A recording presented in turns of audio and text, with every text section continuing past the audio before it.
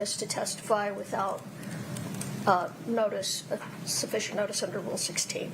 What was the amount of notice in that case? I don't think it said exactly if it was but it was during trial. It said it was during trial that they announced that she was going to testify. Okay. And I don't recall if it was the same day, but the state's had months and months. We've had 8 amended witness lists, and I think to continue to add witnesses during trial is not sufficient under the rule. Help me out, Mr. Bloodworth. What is is it Detective Davis?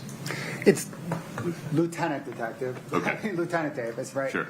He, Your Honor, the state is calling him to authenticate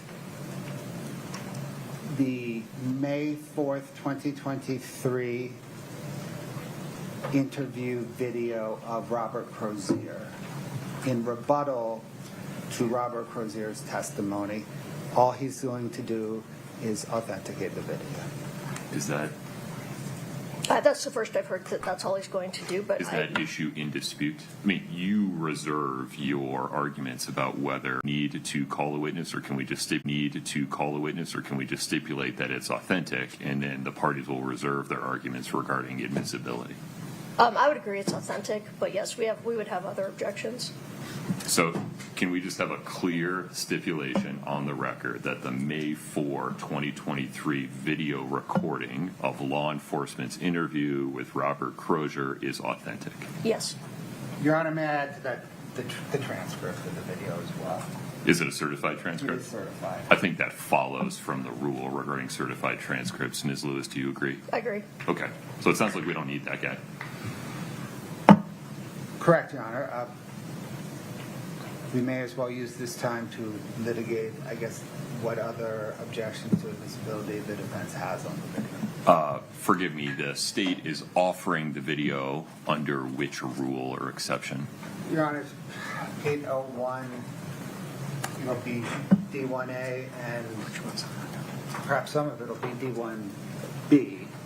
The defense's cross-examination of Mr. Crozier elicited testimony that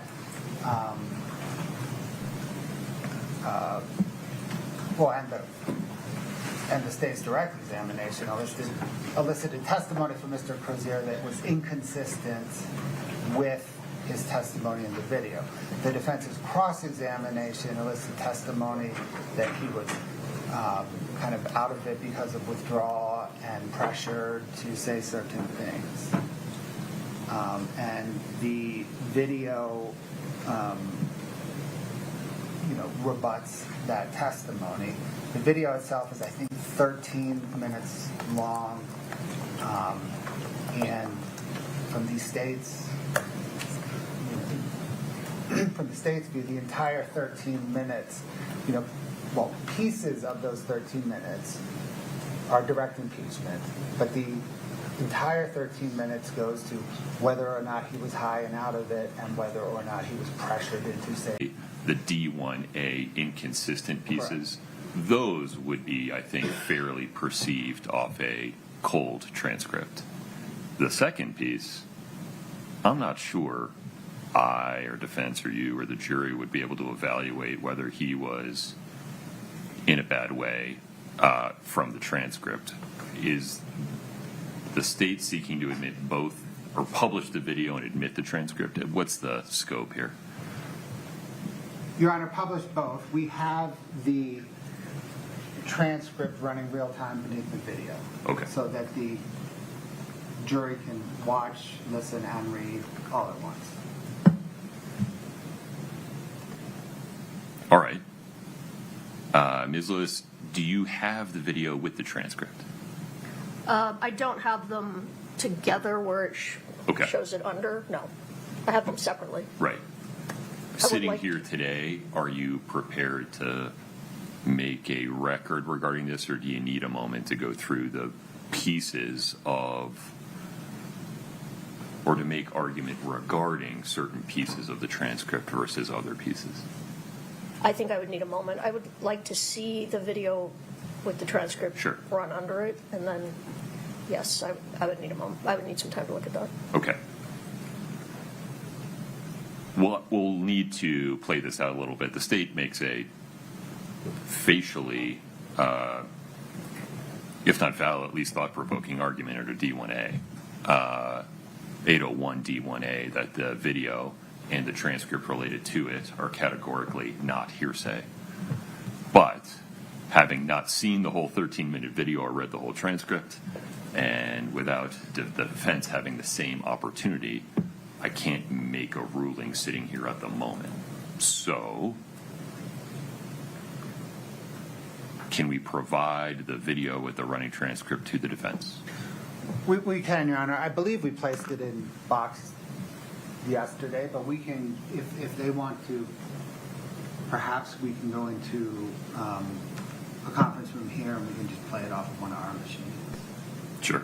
I mean, I would also understand if the defense said, hey, we just need an evening with it to go through it, collect our thoughts, have you make a ruling. Ms. Lewis, what's your request? Depends on what is happening here next. I may be able to watch it now. I don't know where we're headed. That's the thing, Your Honor. Those were our first two. That was our batter in the box and our on-deck batter. Okay. So we are scrambling to get our in-the-hole batter here. No, that's fine. These things happen. We're going to let Mr. Ramos continue to consult with Dr. Christensen. Ms. Lewis, Ms. Nestor, if you would have a conversation with the state about the video with the running transcript, let me know where we end up. All right. Thank you. Okay. Before we take a break for that, Mr. Bloodworth, anything else on the record? No, Your Honor. Thank you. Ms. Lewis? No, Your Honor. All right. Let me know when you're ready for me. Thank you. Court will be in recess.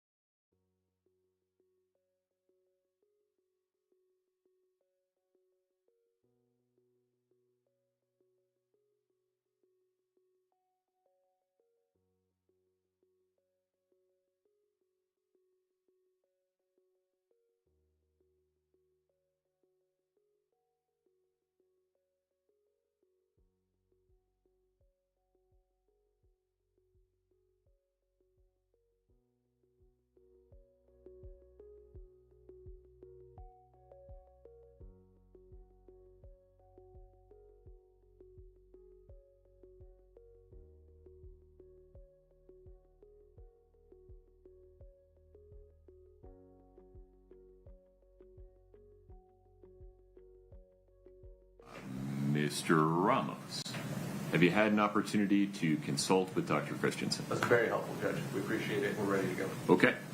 Mr. Burmester, anything before we invite the jury in? No, Your Honor. Counsel, anything before we invite the jury in?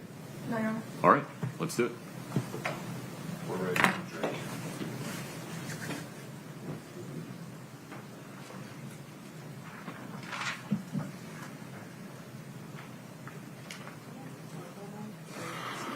I must stay put mostly, yeah.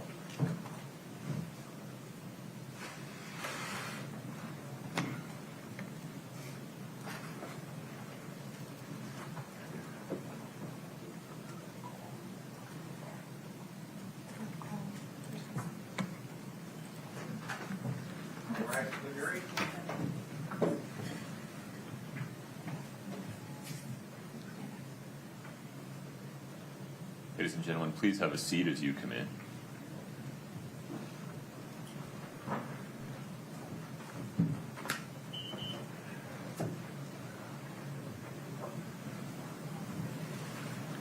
Please have a seat. Good morning. Thank you for your patience. We'll now proceed with additional witnesses in the state's case in chief. Mr. Burmester, the state's next witness, please. Dr. Eric Christensen. Let's invite Dr. Christensen in.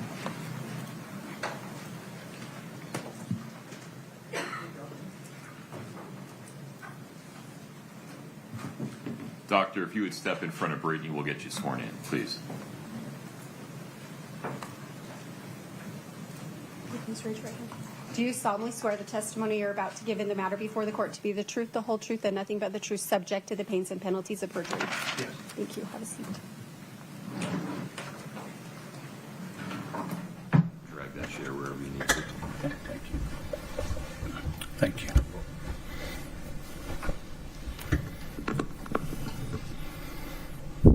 Please proceed. Thank you, Your Honor. Can you please state your full name and spell your last name for the record? Sure. Eric Dean Christensen. Last name Christensen. Sir, are you employed? I'm currently self-employed. You were recently the chief medical examiner for the state of Utah? Yes, I retired in 2024. How long were you the chief medical examiner? I began working as a chief medical examiner in July of 2016. Did you then supervise Dr. Ulmer? I did. Are you familiar with the death investigation for Eric Richins? I am. And how are you familiar with it? I'm familiar with it from discussions with Dr. Ulmer over the time she was evaluating the case, as well as my subsequent review of the medical examiner's file. Did you have an occasion to talk to Kouri Richins? I did. Okay. Have you testified as an expert in forensic pathology before? I have many times. Okay. I would like to first talk to you about cause and manner of death and the statutory requirement for that process. When you have a death investigation, could you please explain how, I guess, what the manner of death choices are and what's the purpose of that, and just Sure. describe that for the jury, Okay. please. So, two of the things that the medical examiner is tasked with doing under statute is determining the cause of death and the manner of death. The manner of death is a box that we check on a death certificate that is essentially a one-word synopsis of the circumstances surrounding that person's death.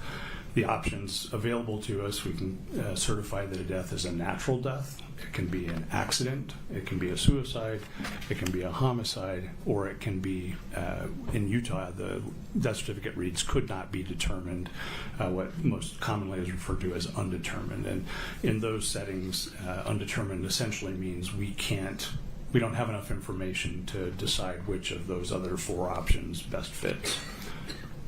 What's the purpose of that whole exercise? Again, it's something that's on the death certificate, and so it's part of the vital statistics function that the medical examiner's office provides. All of the deaths that we investigate and deaths that we certify provide information then back to the state. Sometimes that's public safety, sometimes it's Department of Health. Other people will utilize that death certificate data to evaluate the ways that people are dying within the state and attempt to intervene to minimize those types of deaths. In this particular case, were you stuck between the first four you mentioned, such that you ended up picking undetermined or cannot be determined? Yes, again, and just to be clear, I didn't sign the death certificate, Dr. Ulmer did, but certainly was involved in discussions around that. And the determination, making a determination of undetermined means that we generally can't decide between two. In this case, I would say actually generally most cases where we certify a death as undetermined, it's because in overdose deaths that we certify as undetermined, it's because I don't know enough about the person's own intent. We see it frequently in the setting, for example, of people that may have depression or other mood disorders, and maybe even prior suicide attempts, as well as they may have substance use history that they use to self-medicate their depression and things. And so if someone overdoses on a drug that they're known to abuse, but they also have depression, if they don't leave a note or something else, then I don't really have a means of, telling just from looking at that, did they mean to do this or is it accidental, incident to their normal drug use? That's the most common scenario in which we certify a death as undetermined. In this case in specific, we did not really have any concerns about suicide in this case, but there had been concerns related to our office that perhaps someone had done something to provide this to him and that he didn't just take it himself, but we didn't know. We had no idea how he got the stuff into his system, and so with that, we were left with undetermined. So the choice there would have been, as opposed to accident and suicide, it was accident and homicide. Correct. Okay. Could you describe for the jury the way in which the body processes substances? In particular, I'm looking at opiates and the different ways they can be ingested. Okay, there's a lot in that question. Yeah, sorry. Opiates can be consumed in a lot of ways. Even things, for example, like pills that you might get from your doctor, for hydrocodone or oxycodone, opioid-related medications, those can be just taken by mouth as they're usually prescribed, but it's not uncommon for us to see people take those pills, crush them up, dissolve them in liquid, draw them up into a syringe and inject them. It's also not uncommon for us to see those pills crushed and then heated, and people inhale the vapors from that, primarily as a means of getting the drug into their system more quickly. And there's lots of other reported ways that people use things, but those are probably the most three common ways that we see pills abused. People may directly inject just about any drug that's available in liquid form. Fentanyl certainly is. Fentanyl is also available in patches and lozenges and other forms. And so it can get into the system in a lot of different ways. In terms of what your body does with it, fentanyl in specific is metabolized primarily by your liver. There's what they call a CYP enzyme that is primarily responsible for the metabolism of fentanyl in your liver. That metabolism is felt to be mostly determined by how much blood is flowing through your liver. So the more blood flow you have to the liver, the more rapidly it will be metabolized. There are other ways that sometimes people will metabolize it more slowly, but based on what specific genes they have for metabolism, for that metabolizing enzyme, but mostly it's a function of how much blood is flowing through the liver.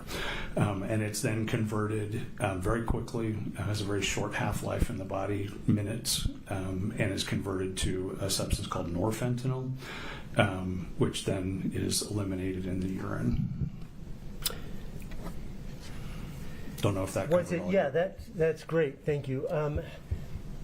Once it gets into the blood, then what's the intoxicating effect? I mean, how does that function? Sure. So fentanyl in the blood distributes throughout the body. It's absorbed either through the mucosa, the lining of the mouth, or directly into veins, whatever. It gets into the bloodstream.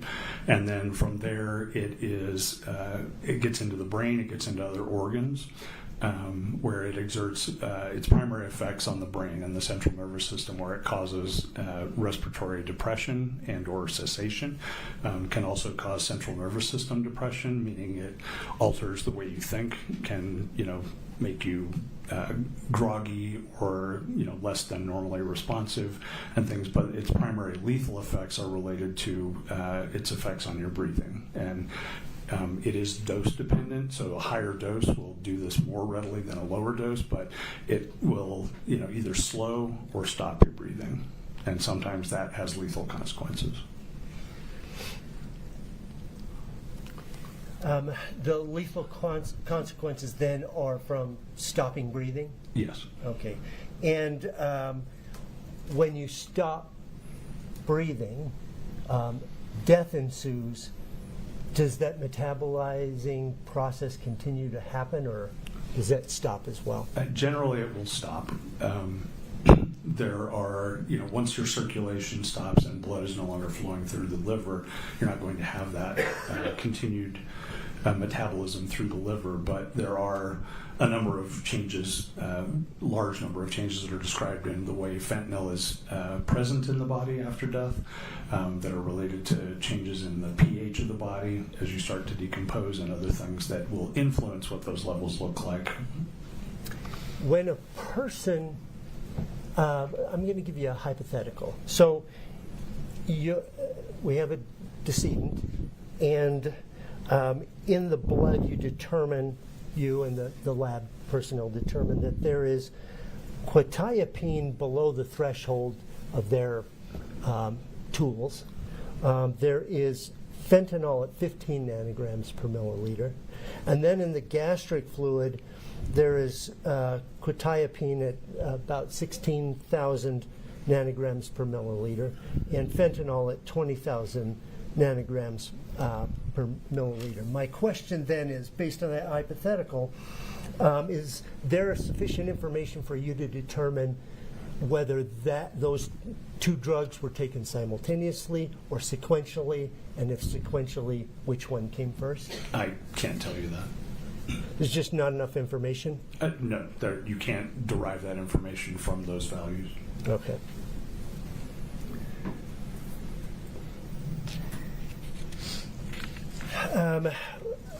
I just wanted to follow up. You said there's drowsiness as a consequence of taking, I assume, opioids of any type.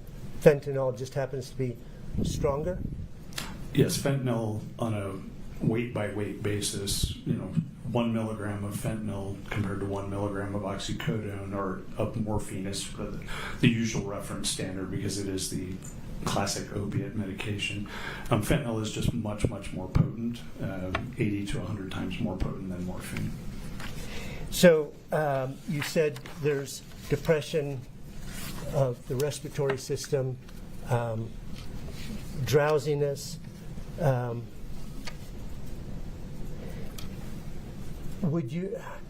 How quickly might one start to metabolize, given the fact that they take some fentanyl and it causes their death? Would they be able to metabolize at least some of it? You would expect so, yes. Okay. I mean, there are a number of overdose deaths reported in the literature where the death occurs so quickly, and these are primarily in the setting of intravenous drug use, that no metabolism is able to be recorded because they just die too quickly. But generally speaking, we see some level of metabolism. Let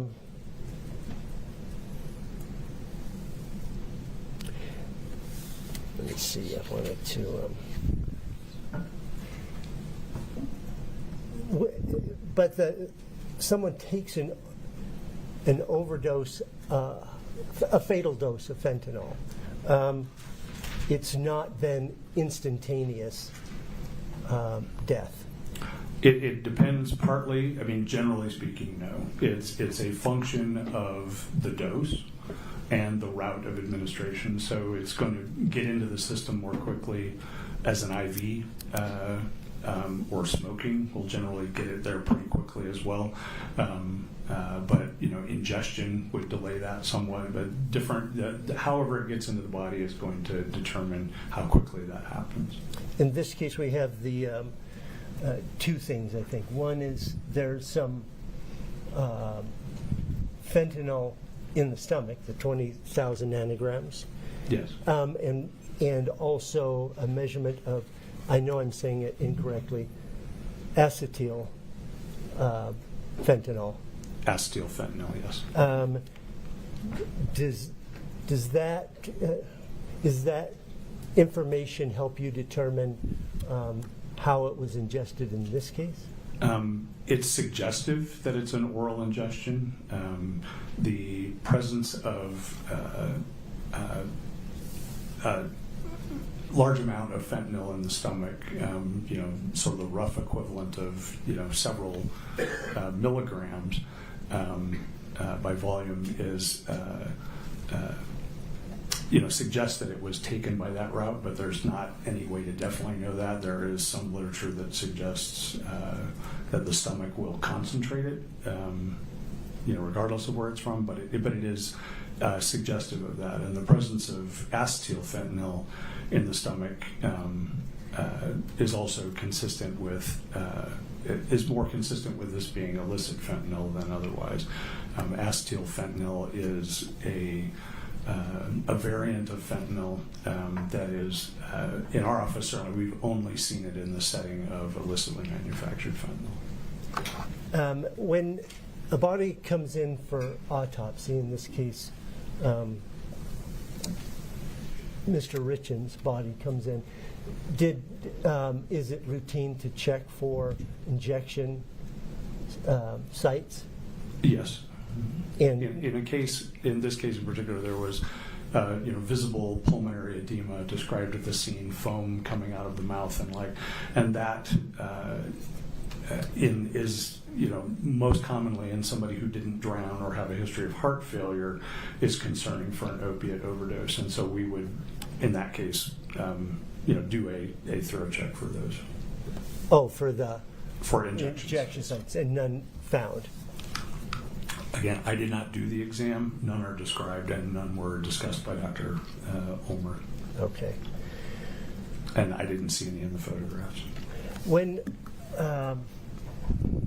you, in cases where you've seen an overdose death, particularly an accidental overdose death where you suspected inhalation, what's the sort of evidence that you would expect to see? I'm not sure what you mean. Inhalation of the substance? Of fentanyl or opiates. Yeah, I mean,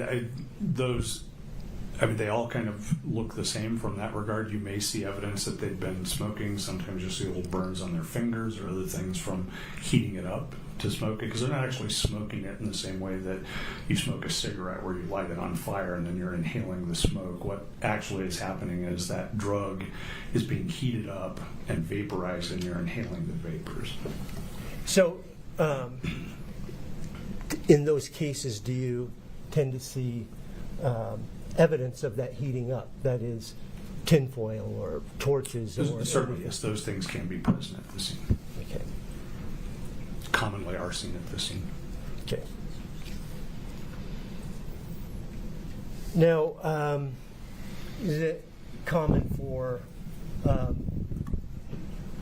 the people who are left behind to call the ME's office to find out what's happening in the case of their deceased person? I wouldn't say it's common, but it's not uncommon. I mean, I spend a lot of time, most days I was in the office speaking with family members. Typically, that would be whoever did the autopsy would be talking to the person who's calling? Yes. Okay. Dr. Ulmer retired in January of 2023? Yeah, technically, her last day of work was the end of December of 22. Okay. And did you receive a call from Kouri Richins then? I did, subsequent to her retirement. And did you return her call? I believe I didn't return her call. I believe she was just put on hold and then connected with me. Okay. Have you had an opportunity to listen to a recording of that phone call? Yes, I'm not sure where it came from either, but yeah. Is it consistent with your recollection of that phone call? I did not have any independent recollection of it until I heard it, but yes, it's me on the phone call. Okay. And have you had a chance to look at the transcript of it? I have. Okay. And is that accurate to your, Yes. when you listen to the Yes, tape? it appears to be.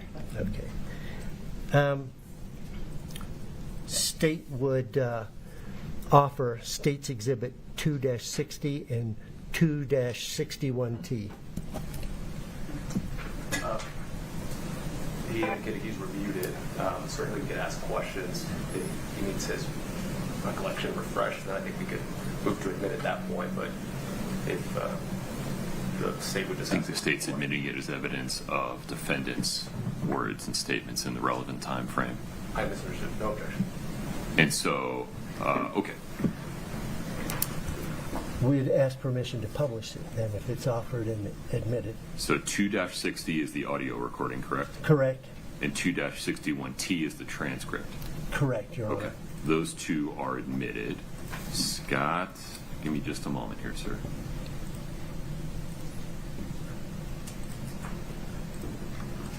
Give that a try.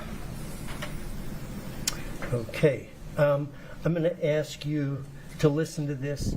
It's about 9 minutes long, and then I will ask you 3 questions regarding it. Okay, thank you. Can we advance it 30 seconds? Right now, okay? Thank you The so first much. 30 seconds is... Okay,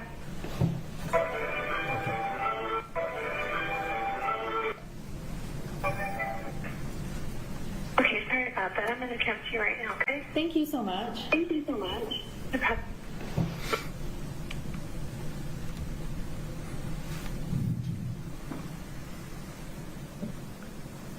I'm not hearing it. Did we lose it, Scott? I think so. All right, no problem. Let's start over. We're getting quicker at this. Scott, if you would disconnect and reconnect on your end, I'll do the same on mine.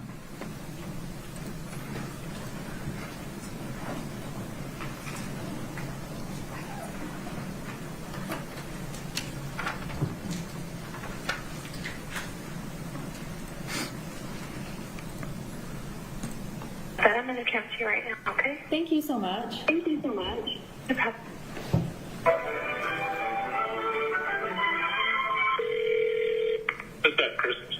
Hey, this is Kouri Richins. Hey, I just have some quick questions for you. I'm just trying to understand the toxicology report, and I promise I won't take up a ton of your time. Oh, you're fine. You're fine. Can you just kind of explain to me, I guess, she was saying that this kind of supplemental report, I guess, was left out of the first autopsy, and so nothing has really changed. Do you have it in front of Right. you? I do. Yeah, I got Okay. the file here.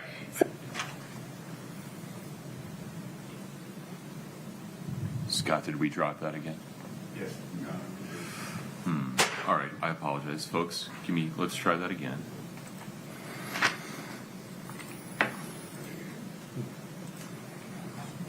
Scott, if you would disconnect from the system, thank you. Then reconnect, please.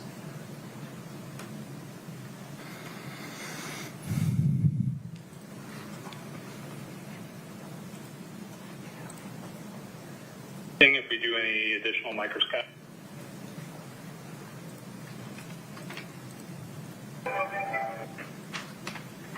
I'm going to come to you right So much. Thank you so much. No problem.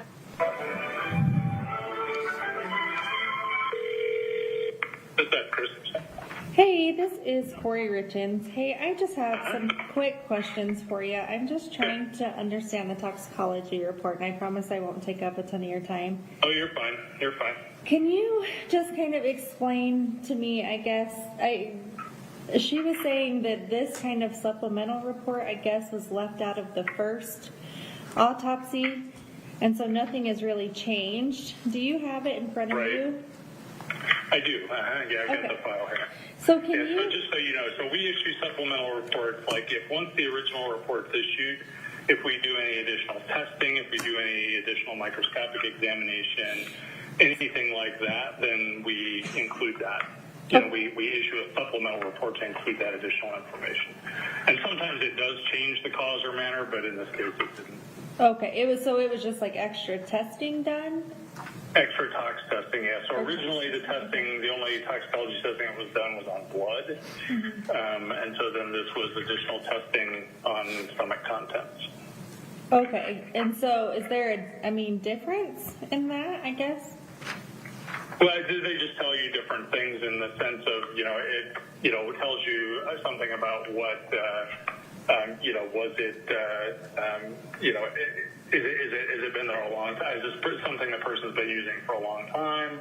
Okay. Is it something they ate? Is it something they, injected? Is it, whatever? And there's different things you can learn by looking at different substances. I mean, we fully expected to find it in the stomach. It's just a question of what was there. So does this tell you, like, if it was like injected, if he ate it, is that what this, can you tell from this report? Not definitively. I mean, it seems like, with what the amount that's there, that it probably was ingested, probably taken by mouth. Okay, and so so the 15 ng, like, is that like a substantial amount? Is that like a trace? That's a lot of fentanyl in the blood, yeah. I mean, that's, people die with half that amount or less in their system. Okay, so that's quite a bit. Yeah. So what's the next one down, the norfentanyl? It's a metabolite of fentanyl. It's what your body changes fentanyl into after you take it. Oh, I gotcha. Okay. And then, sorry, just the third one, the acetyl. I don't know how you say that. Acetyl fentanyl. Oh. Yeah, that's just it's a form of, it's a variant of fentanyl that is usually only present in the setting of illicitly manufactured fentanyl. Illicit manufactured, like a pharmacy? No. A lot of most fentanyl that we see that ends up leading people to die these days is related to fentanyl that's manufactured by drug cartels as opposed to by pharmaceutical companies.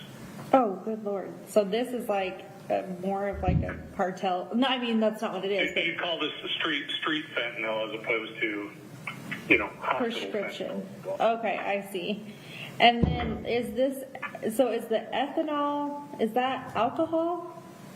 That's alcohol. Mm-hmm. Okay, and is that like the 279? Is that kind of like a substantial amount, or is that like one drink? Is that 5 drinks? You can't tell how much it is, and in this case, since this testing was sent, quite a long time after the original autopsy, most likely that's related to post-mortem change, but it could be stuff that he drank. There's not really a way to sort that out. It could be related to decomposition of the stomach contents, or it could be related to stuff he drank. But either way, in the stomach contents, there's no way to know what that level means in terms of, if that was a blood level, that would be the same as a 0.28, which would be, that person would be pretty substantially intoxicated. But because it's gastric contents, you could in theory pull something out and it would be 100% ethanol, if depending on if they just drank a stomach full of, if they just drank a bunch of Everclear or something else. Mm-hmm. So it doesn't really tell you much about how much they drank or what they drank or anything like that. I gotcha. In the stomach, and it's not present in his blood. So I gotcha. Okay. So it's not present in the blood, just the gastric or whatever. Right. Okay. Yeah. And then just the last one. What is quetiapine? Quetiapine? Quetiapine is an antipsychotic medication. It's called Seroquel. Okay. I gotcha. It's a prescription mental health medication. Mm-hmm. That's prescribed for different things. I got you. Okay. And it has like 16,000? 16,000 nanograms per milliliter. Mm-hmm. Okay. And is that, I mean, quite a bit? Like, can that... Yeah, I mean, that's a big number, but it doesn't really mean that much. You know, a nanogram is a millionth of a gram, and a gram is not very big. So even 16,000 of them is not a huge amount. Okay. Is there like, could those have been mixed, or is that not kind of a... What's that? Could what be mixed? Quetiapine and like the fentanyl? Or is that like a normal, I guess, drug thing? I don't know. Like, it's not. I mean, you know, most of the time, if we see those together, it's because somebody was taking quetiapine as a prescribed medication and they were abusing fentanyl. But you know, there's, you know, do you have any indication he was abusing fentanyl? No, that's why all of this is just like, what the heck is this and going on? So I guess that's why I'm confused just about all of this, honestly. So I don't know. So, I mean, I know it doesn't mean anything now, but just kind of something for me to, you know, try and figure out, I guess. Yeah. Yeah. And then I'm assuming the acetopin, is that like a aspirin or something? Acetaminophen, that's just Tylenol. Yeah. Oh, that's fentanyl too? No, that's Tylenol. Oh, Tylenol. I was like, holy shit. Okay. Yeah. So just like Tylenol, caffeine, and then the naloxone, I'm assuming, is just something that they gave him while he was here? Probably would be my guess. It'd be, you know, somebody that's unresponsive. It's a very common thing for EMS to give people. Okay. Okay, no,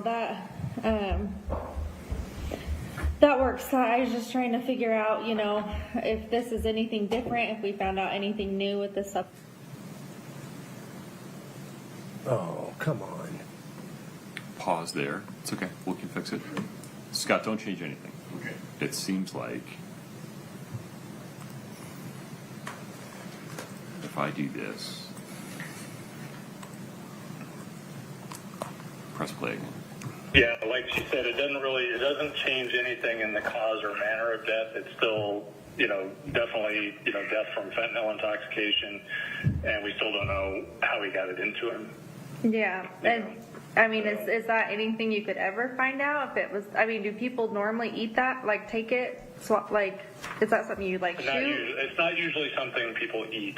Well, that's not even true anymore. So with illicitly manufactured stuff, sometimes people take pills that have that. So yeah, these days you can't really tell. Yeah. All right. Well, I appreciate your time. I do. Thank you very much. And yep. And if you have other questions, don't hesitate to give me a call. Okay. Awesome. What was your name? Dr. Christensen. Oh, Christensen. Okay. Perfect. Thank you so much. I appreciate it. Okay. Okay. Yep, Bye-bye. you're welcome. Yep. I'd like to follow up on a couple things there. You mentioned to her about if the gastric contents were blood, it would be 0.28 Yes. blood alcohol, but it's in fact not in the blood, it's in the gastric, and so there's no way of conveniently figuring out how much it is, much less its source. That's correct. Are you okay? Do you need a glass of water? I've got water. I'm good. Okay. You mentioned in that call, at first you said we typically don't see it eaten, but you can't say that anymore. Could you expound upon that? How, in cases where there's pills, is it common to see them eaten? Okay. A few things about that. So over time, I'd say the last 20 years, we saw a rather dramatic change in the deaths we saw related to fentanyl. Until the early 20-teens, pretty much all fentanyl deaths were related to prescription fentanyl being used incorrectly, most commonly by healthcare providers and other people who would, have access to it and would abuse it. And it was just not a common thing. We just didn't see a lot of deaths related to that. Once patches became available, which were designed, primarily for, treating cancer patients with bad pain and things of that nature, people became creative with how they used those patches as well. Some people would, put on multiple patches, or they would put on patches and a heating pad to sort of drive it into their system more quickly. Seen people that would smoke them, people that would insert them into their rectum, people that would chew them up. Sometimes we find, multiple chewed up patches in the stomach, and certainly other ways have been described as well with patches. But once the illicit drug supply and primarily the heroin supply came to be, either augmented and or replaced by fentanyl, we saw, we saw much less in the way of the prescription abuse and much more of the illicit stuff being used. And some of that was in the form of what was heroin. Most heroin in this area was black tar heroin, which then became ended up having fentanyl within it. So people that had been heroin users would still be using what they thought was heroin, and it would have fentanyl in it, many times mixed with heroin. Eventually, some cases was not mixed at all, but was just straight fentanyl. Counterfeit fentanyl pills, or counterfeit oxycodone pills. Fentanyl in pill form, made to look like it was an oxycodone pill, also became a fairly common thing.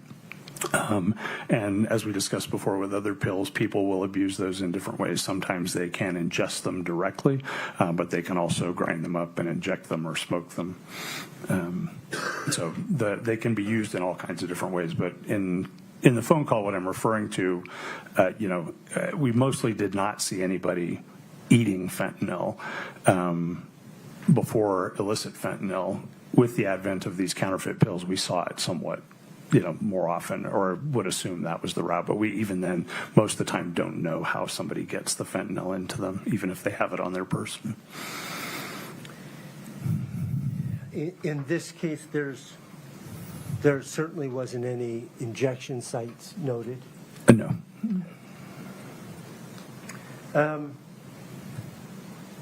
Are there tests, forensic tools, that could aid in the determination of whether one is a chronic or habitual or a naive user?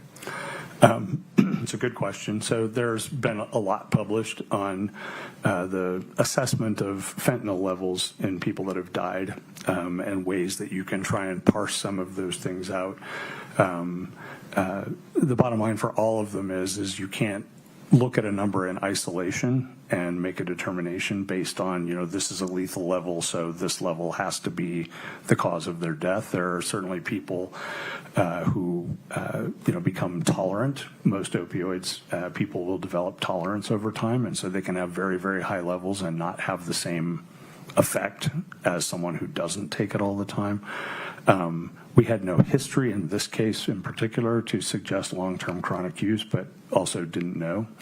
And there are things that could potentially be looked at to try and assess longer-term use. The only published data I've seen around that revolves around comparing the fentanyl to the norfentanyl level, and levels where that ratio is more than 8 are believed to be consistent with an acute intoxication. Ratios of 2.5 or less are consistent with chronic use. In this case, that ratio is about 4.6, so it's right in between, so it doesn't really provide us helpful information either way. Okay. That's the ratio between fentanyl and its metabolite. Correct. As you find it. Yes.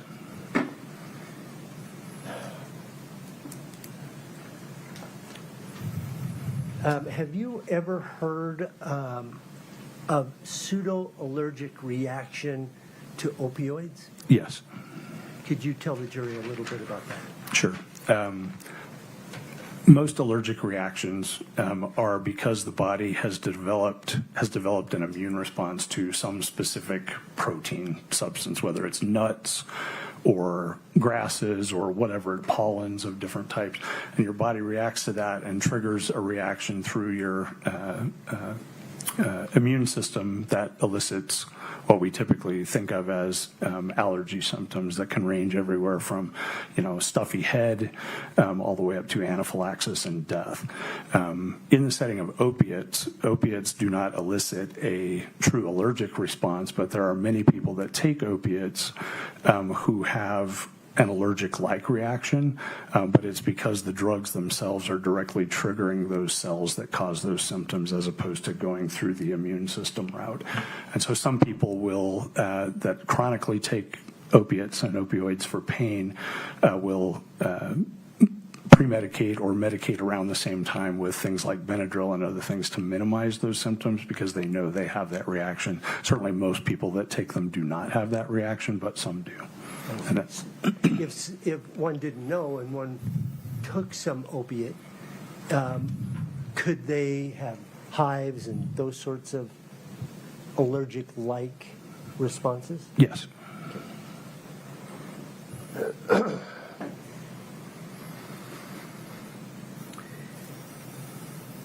Given all the symptoms that you talked about, the lungs, the edema, and the data from NMS labs, do you have any concern about the cause of death in this particular case? No. And the 15 nanograms, as you explained to Kouri Richins, was a lot. Yes, it's well within the range of levels that we see in people that die from fentanyl. Do you remember when that phone call took place? Do I remember what? When that phone call took place? I don't off the top of my head.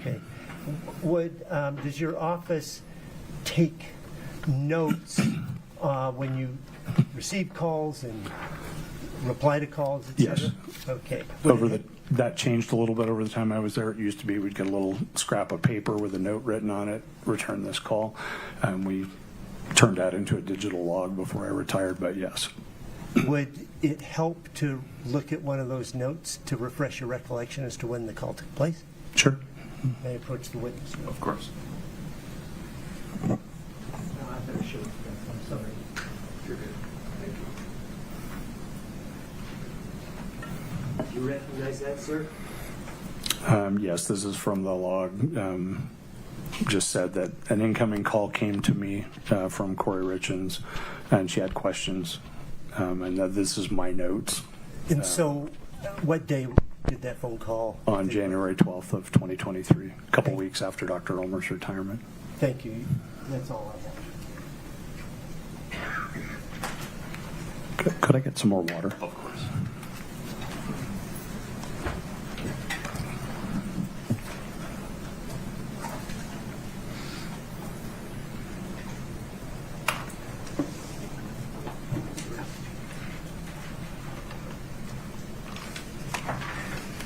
Thank you.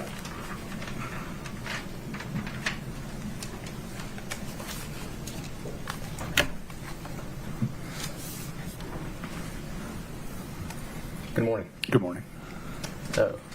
We've spoken before. I'm going to ask you some follow-up questions to Mr. Burmisters. Sure. I'll start off with that final thing that Mr. Burmister showed you. You indicated that you would take calls from different individuals, correct? That's correct. And did you receive other calls in this case from law enforcement? I believe I did, yes. Mm-hmm. Okay. Would it refresh your recollection, or do you recall a call around the same time in this case? I don't recall the timing of it. Okay. I'm going to approach you with the same case notes. And it's that first one. Yes, uh-huh. Okay. And did you in fact receive a call before Ms. Richins? Yes, the day before. And was that law enforcement? It was. And was that also regarding the supplemental report? Yes. Okay. And either your recollection or what's in your notes, do you recall if most of the questions were the same that Ms. Richins asked you on the 12th?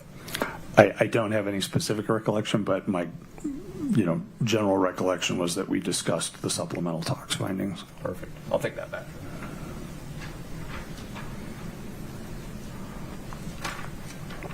Now, the questions that we just heard Ms. Richins ask you, very similar to what we're asking today, correct? Yes.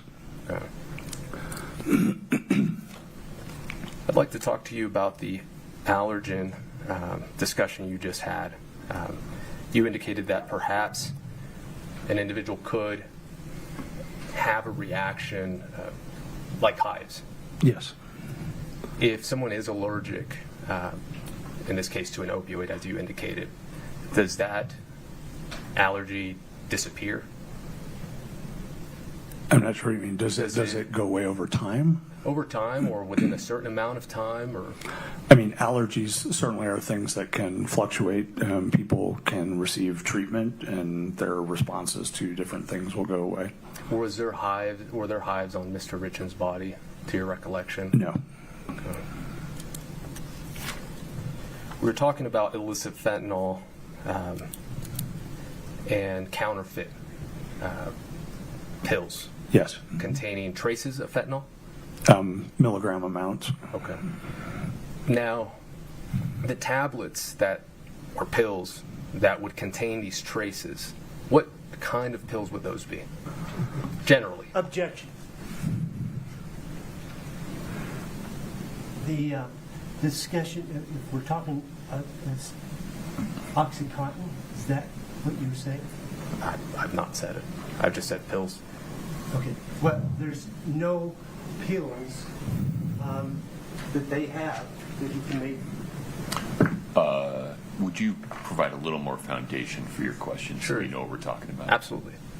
Your testimony just now was that, in your experience, you started to see that fentanyl overdoses were coming in through your office, correct? Correct. And in those overdoses, you gathered information, and because you would see that there was a presence of acetyl, I say that right?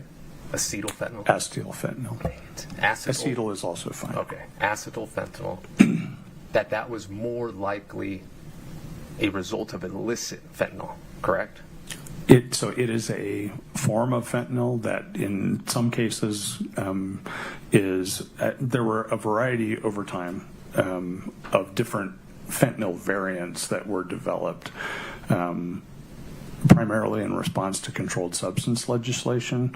If fentanyl is outlawed, then we'll add an acetyl group to that molecule, and then it's no longer controlled. And so we can distribute that as a non-controlled substance.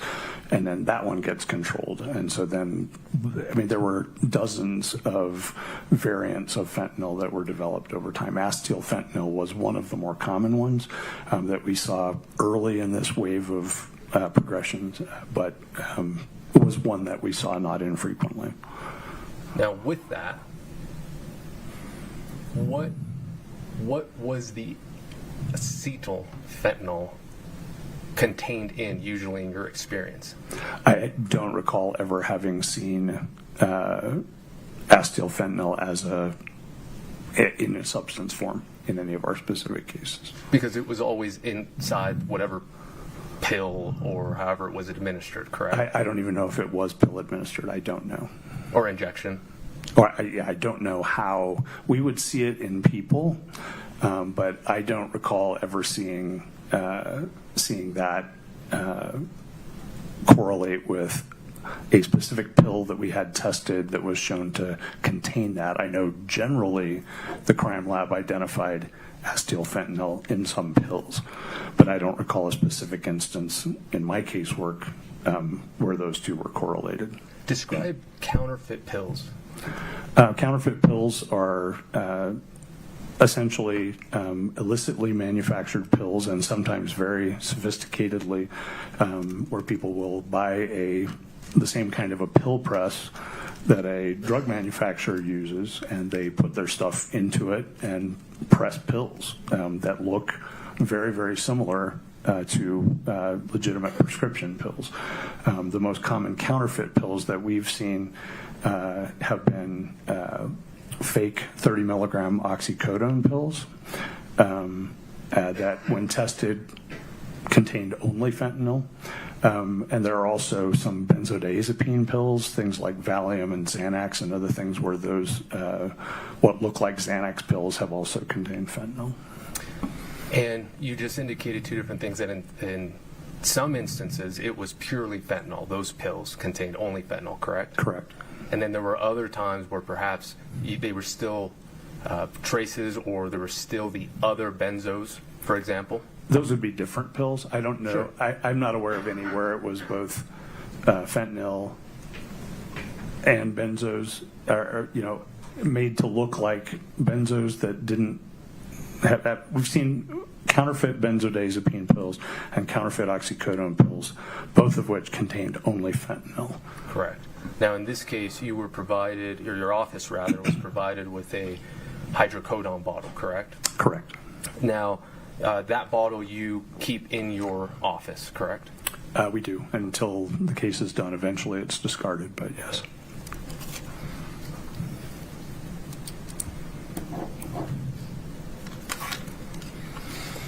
You talked about would it be fair to say that fentanyl, right now you discussed how you would find acetyl fentanyl, and that was one part of it, and then you had to make sure that legislation got that specific one into the books so that it would then become a controlled substance, correct? Yes. And so I imagine that was really fastly evolving.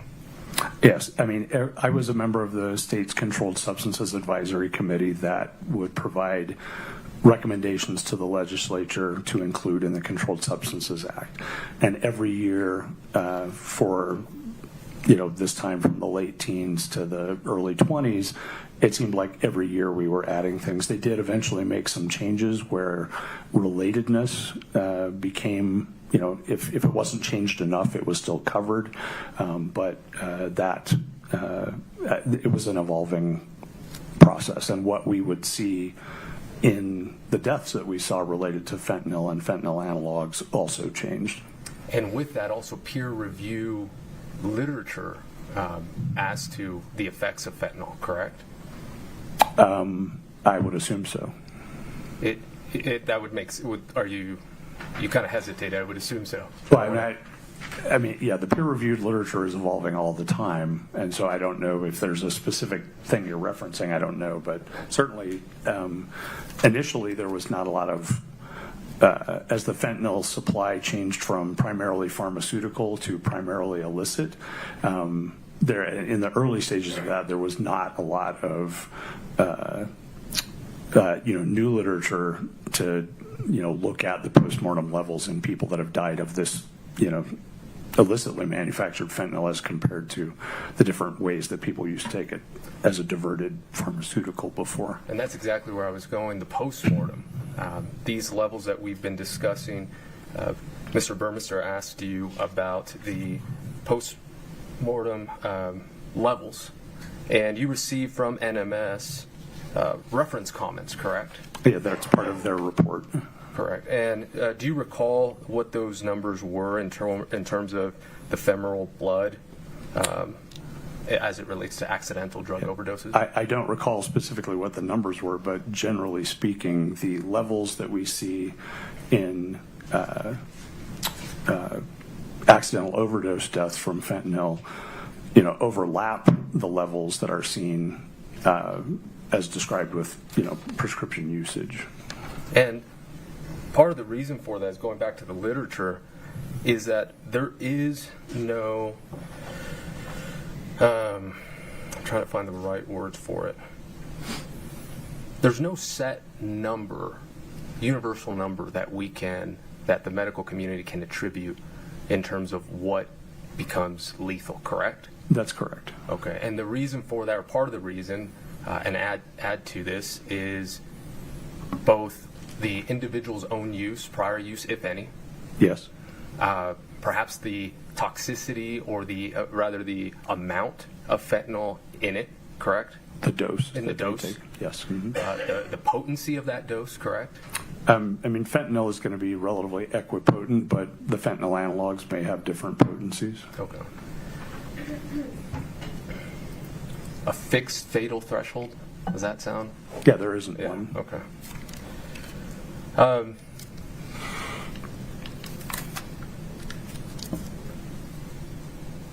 You were discussing the ratio of fentanyl with norfentanyl with Mr. Burmester. Do you recall that? Yes. Mhm. I got lost, to be frank. Not surprising. I'm not always good as explaining as I'd like No, to I think it was just going over my head. But tying it together with the post-mortem literature out there and this ever-evolving world that unfortunately we're dealing with now with fentanyl, is there any literature on how that ratio can be affected that you're aware of? I'm not aware of any specific literature that looks at the ratio of fentanyl to norfentanyl in determining, is it a cause of death? Is it a recent, a one-time use or multiple time use? I'm not aware of any literature that discusses that. There certainly has been some literature added over the years to discuss comparing, for example, the amount of fentanyl seen in the heart to that seen in a peripheral site. We call it like something like from the femoral vein. To try and assess, things, or looking at other, what we would call substrates, other sample types, fluid from the eye, testing the liver, urine, other things of that nature. Let's talk about that. We discussed this when we spoke. You talked about things that you, looking back, you could have done. Yes. Mm-hmm. Could you explain to the jury some of those? Sure. There is, I guess they say hindsight is always 20/20, but you can certainly. There are a number of things that are in the literature now suggesting that you might gain additional information if you test, for example, urine, which is not something that medical examiner's office routinely does in any case, because what's in the urine is simply a reflection of what has gone on before, and what we need to know is what's in the blood, what's in their system circulating at the time they die. So we don't routinely test that. There is some suggestion that that can help you sort out how quickly or not quickly a given death related to fentanyl might have occurred. And then there's been other evaluation of other substances like fluid from the eye, what we call vitreous fluid, as well as liver, and looking at both of those as a means of perhaps augmenting the understanding of what's going on in the blood as well.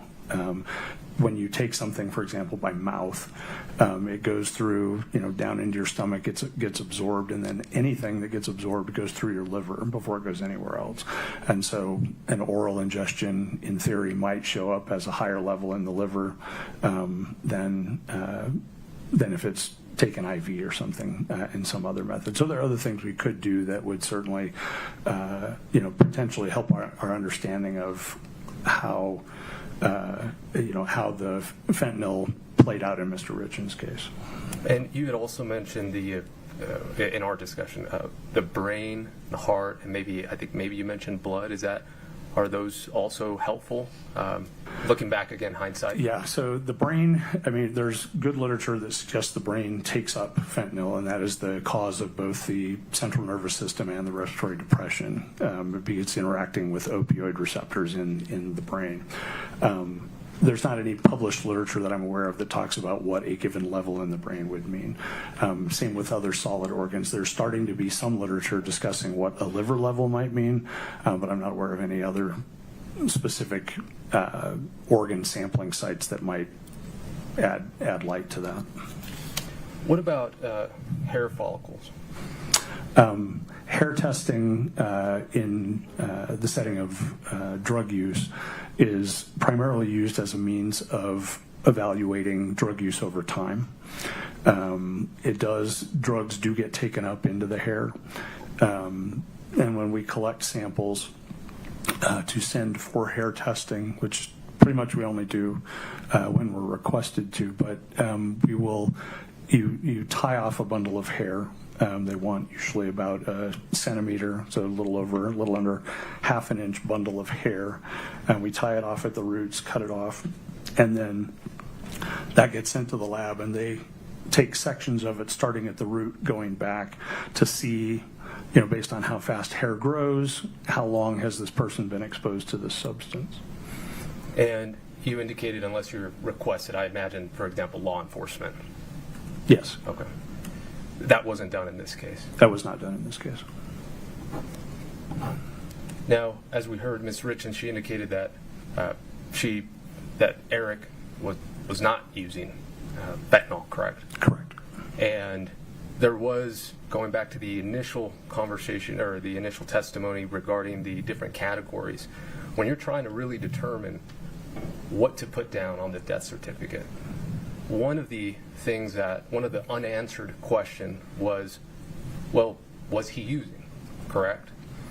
Yeah, that was part of it, certainly. And in our prior discussions, you've indicated that, at times individuals didn't tell family, correct? But that would be not uncommon, yes. Okay.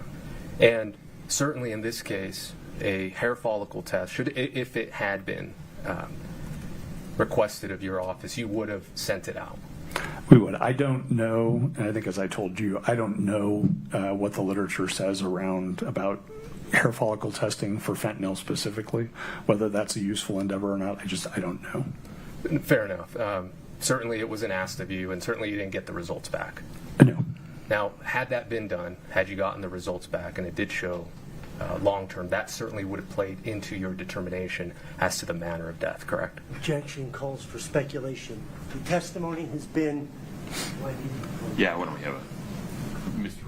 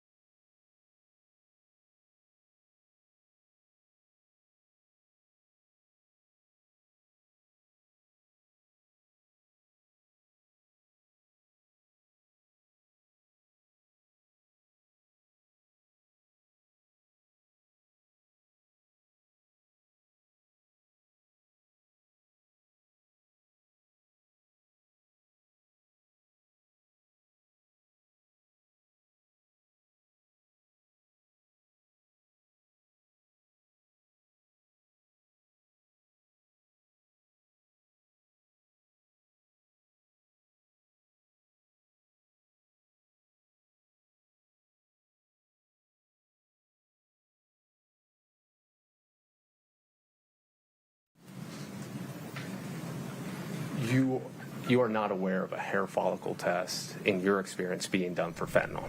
I am not. Okay. You don't know if it can be done? I do not know. Had a hair follicle test just for any drug, including fentanyl, just hair follicle test to be sent out to see if there's any type of drug use whatsoever, your office would have done that, correct? Objection? Overruled. If we were requested to, that's certainly not something we would ever routinely do. Absolutely no, and I'm not implying that. Yes. And to be fair, the reason you wouldn't do that is because your office is tasked with what's at hand, which is what do you have in front of you to determine the manner and cause of death, correct? Correct. Why is this person dead right now? Correct. As opposed to some other time. And in terms of your checklist, the hair follicle just doesn't come in terms of what you do, correct? It can, or it could in theory, but yeah, mostly no. But if it were to be requested of you, you would or could do it.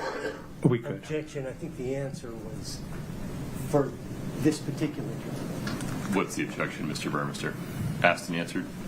Asked and answered, and calls for speculation. Sustained. I'll ask you a different question. So I'm going to go back with all that in mind. If you send out a hair follicle test, is your practice generally, when you receive the results of said hair follicle test, to use those said results in your determination of whether or not to change a manner of death? They would be part of, all the information that we look at to come up with our final cause and manner of death. Perfect. Yes. Thank you for that. There.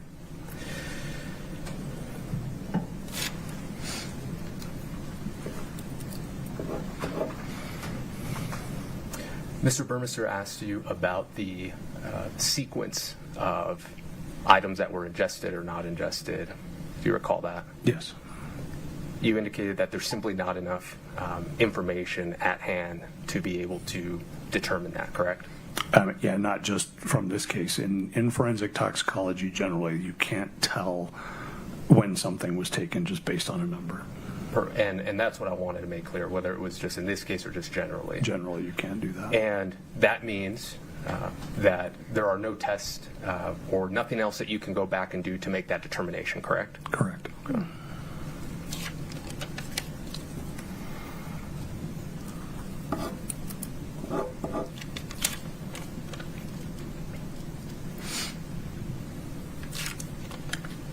Bear with me, I'm almost done.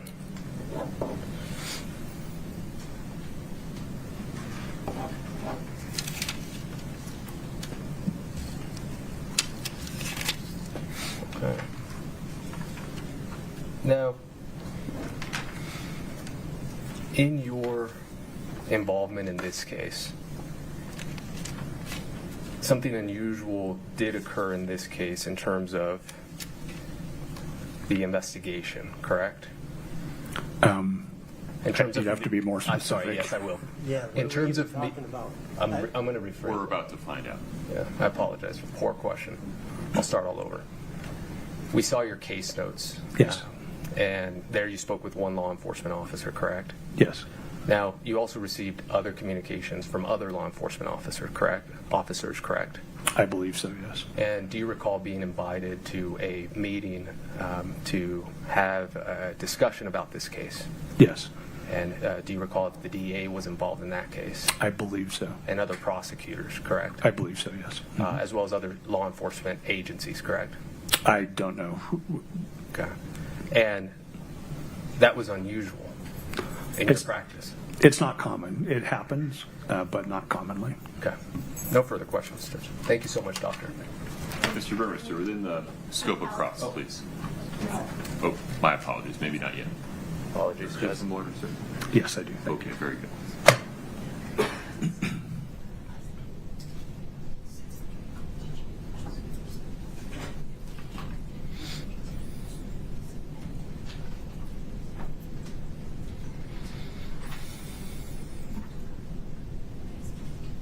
We're good, Judge. Thank you, Doctor. Thank you. Mr. Burmester.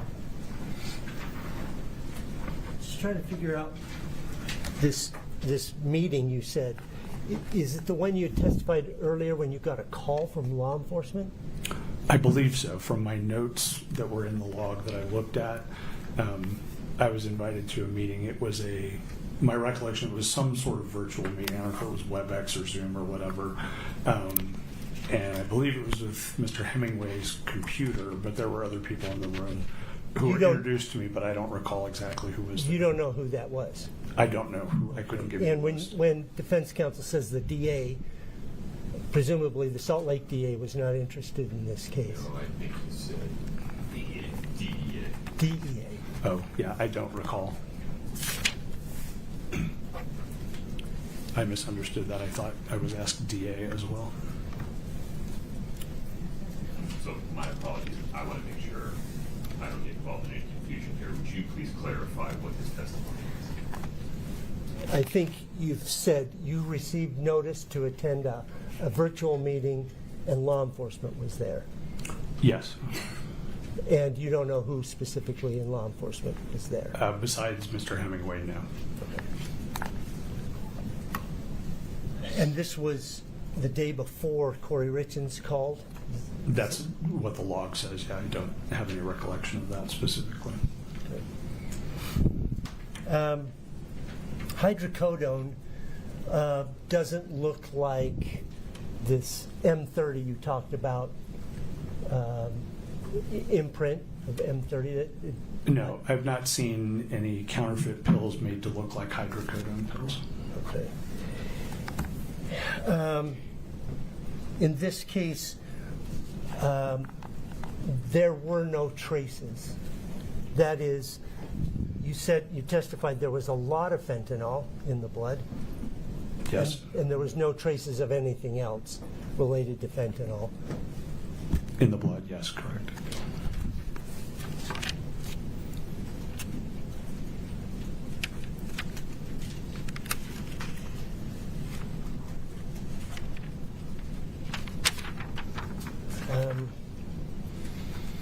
these other things you talked about, urine, vitreous, liver, brain, heart, blood, none of those, based on your understanding of the literature, et cetera, would give you a definitive forensic proof of long-term use or not long-term use? Definitively, no. I have no more questions. Mr. Ramos, anything further for Dr. Christensen? Yes, Judge. 1 second.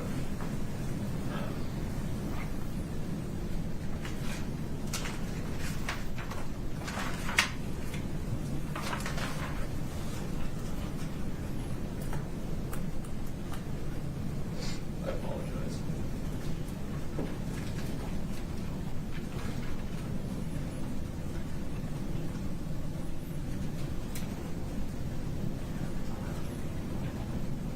We're good. I apologize, Judge. Thank you so much. Thank you, Doctor. Is this witness released, counsel? Yes. Yes. You're free to go, sir. Thank you. Please watch your step.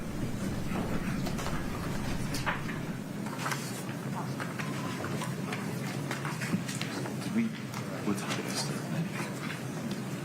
Okay. You want to keep going, counsel, or you want to take a restroom break? Your Honor, may I just confer briefly with Of course. Yes.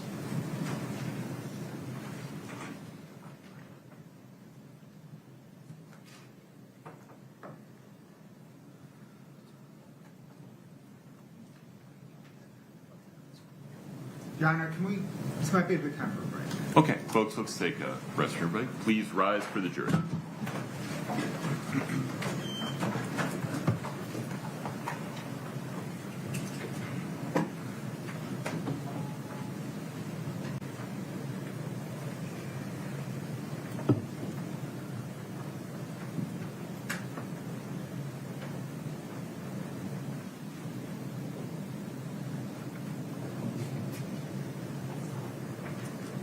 Please have a seat.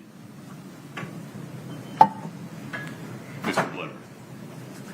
Your Honor, back to the video of the May 4th, 2023 interview. I think, I don't want to speak for him, defense has had a chance to review it, but we'll still have an objection. Ms. Lewis, please. Yes. Your Honor, we still object on 2 grounds. One is still hearsay.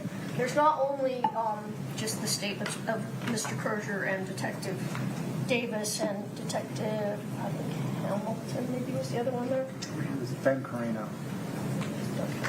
That's okay. That's fine. I'm certain it was Ben Carino. You can think all you want. It was Ben Carino. All right. We doesn't have matter. law enforcement side, and then we have the Mr. Crozier side. Right, but then we also have law enforcement making statements to Mr. Crozier, statements from Nicole Cummings and Carmen Lauber. So there's those hearsay statements in there also. And the other thing is, it says that it can be admissible under 801D when the person is subject to cross-examination. I know Mr. Crozier was subject to cross-examination, but he's no longer subject to cross-examination. It seems as if this video should have been introduced prior, because then we would have had the opportunity to show him portions of the video and cross-examine him on the video. That opportunity is now lost. Why? Well, he's been released from his subpoena. We don't know if he's been out talking about the case. I suppose. Well, you could ask him about that, but he's not unavailable. Well, that's correct. We could subpoena him and bring it back in. That's true. And I just want to make sure I understand the procedural history here. Defense had the video, right? Yes. To the extent it had wanted to cross-examine him regarding the video when he was on the stand, you had the opportunity, and there may have been good reasons to not do it at the time. Well, the main reason was he had no memory of it, so that made it difficult. Well, that's exactly the condition that triggers 801D1A. Well, 801D1A is if there is inconsistencies in it. Or has forgotten. Yeah, I'll take your word for it. I don't have it in front of me. I mean, I think that is the basis to have a discussion regarding admission of the video, his side of it, right? Under 801D1A is that he was testified numerous times under oath in open court that he couldn't remember the interview, even to the extent of saying, that piece of transcript does not refresh my recollection. Correct. So I can instruct the jury to not consider anything other than Mr. Crozier's statements for the truth of the matter, that they can only consider the law enforcement half for context, as to provide context for why Mr. Crozier is responding. Other than that, any other hearsay concerns? No, no other concerns. Any other concerns? No. You had two reasons, you said. Yeah, I gave them the hearsay of the other people And, okay. the subject to cross-examination All right. on the video. Okay. Mr. Bloodworth, anything further on that? No, Your Honor. How would you propose we do this, Mr. Bloodworth? Play the video with the scrolling transcript for the jury nowish? Yes, Your Honor. Maybe in 5 minutes-ish. Sure. State drank a lot of coffee. No, you and I both. Let me make a ruling here and see if either side needs clarification. Yes. Mr. Bloodworth, as I understand it, the state seeks to admit and publish to the jury a 13-ish minute audio-visual recording of Mr. Crozier's interview with law enforcement in May of 2023. The recording is accompanied by the transcript that plays below the video in real time. Is that correct? That is correct, Your Honor, and it is labeled 8-64, D as in dog. Okay.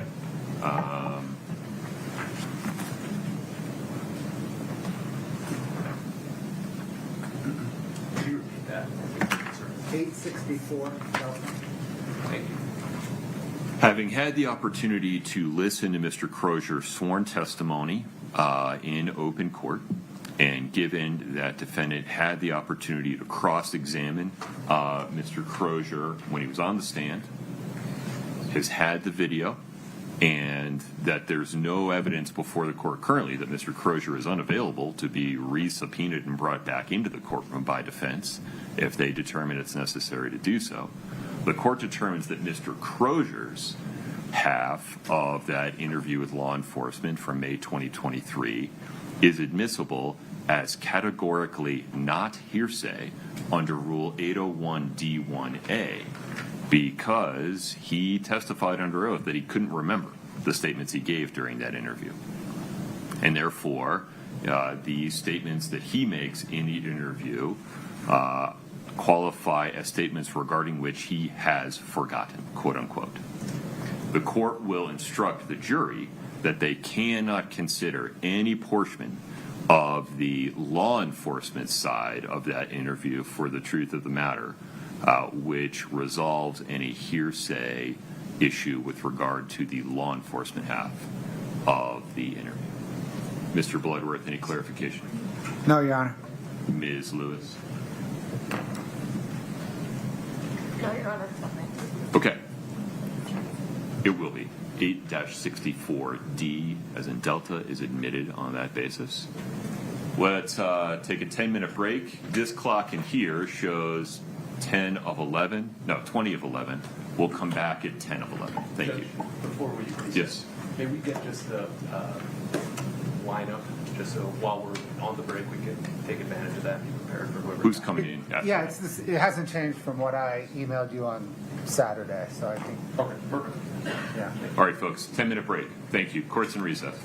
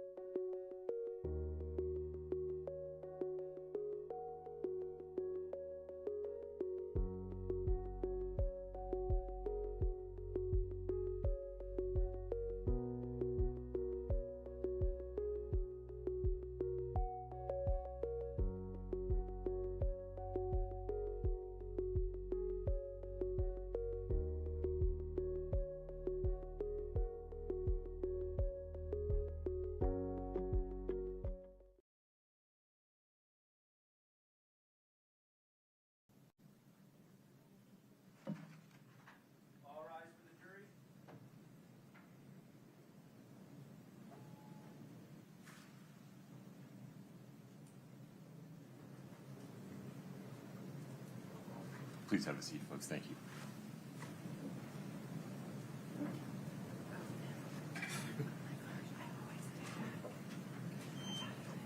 All right, have a seat. We're on the record. Mr. Bloodworth, I understand, will be admitting State's Exhibit 8-64D, a recording of a May 2023 interview with Robert Crozier. Is that correct? That is correct, Your Honor. The state moves to admit and publish 8-64D. Ms. Lewis, any other objection other than the one I've already ruled on? No, nothing further. Okay. State's 8-64D is admitted. We'll get that queued up now.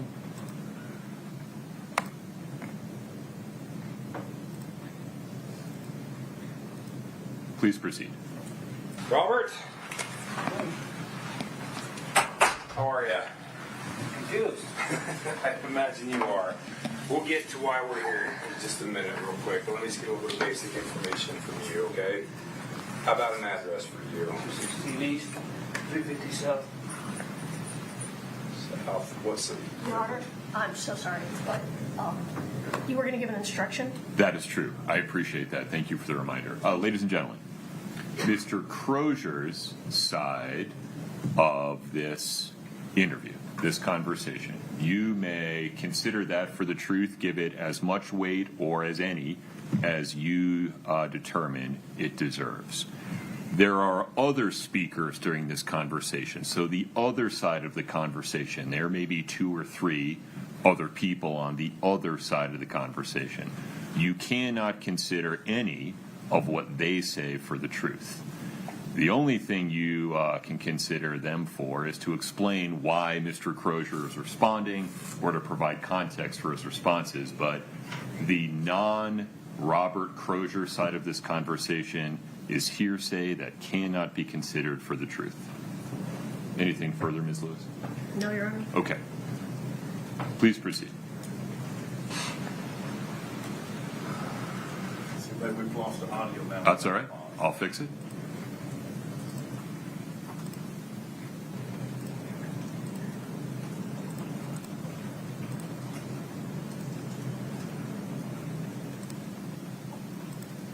Scott, please give it a try.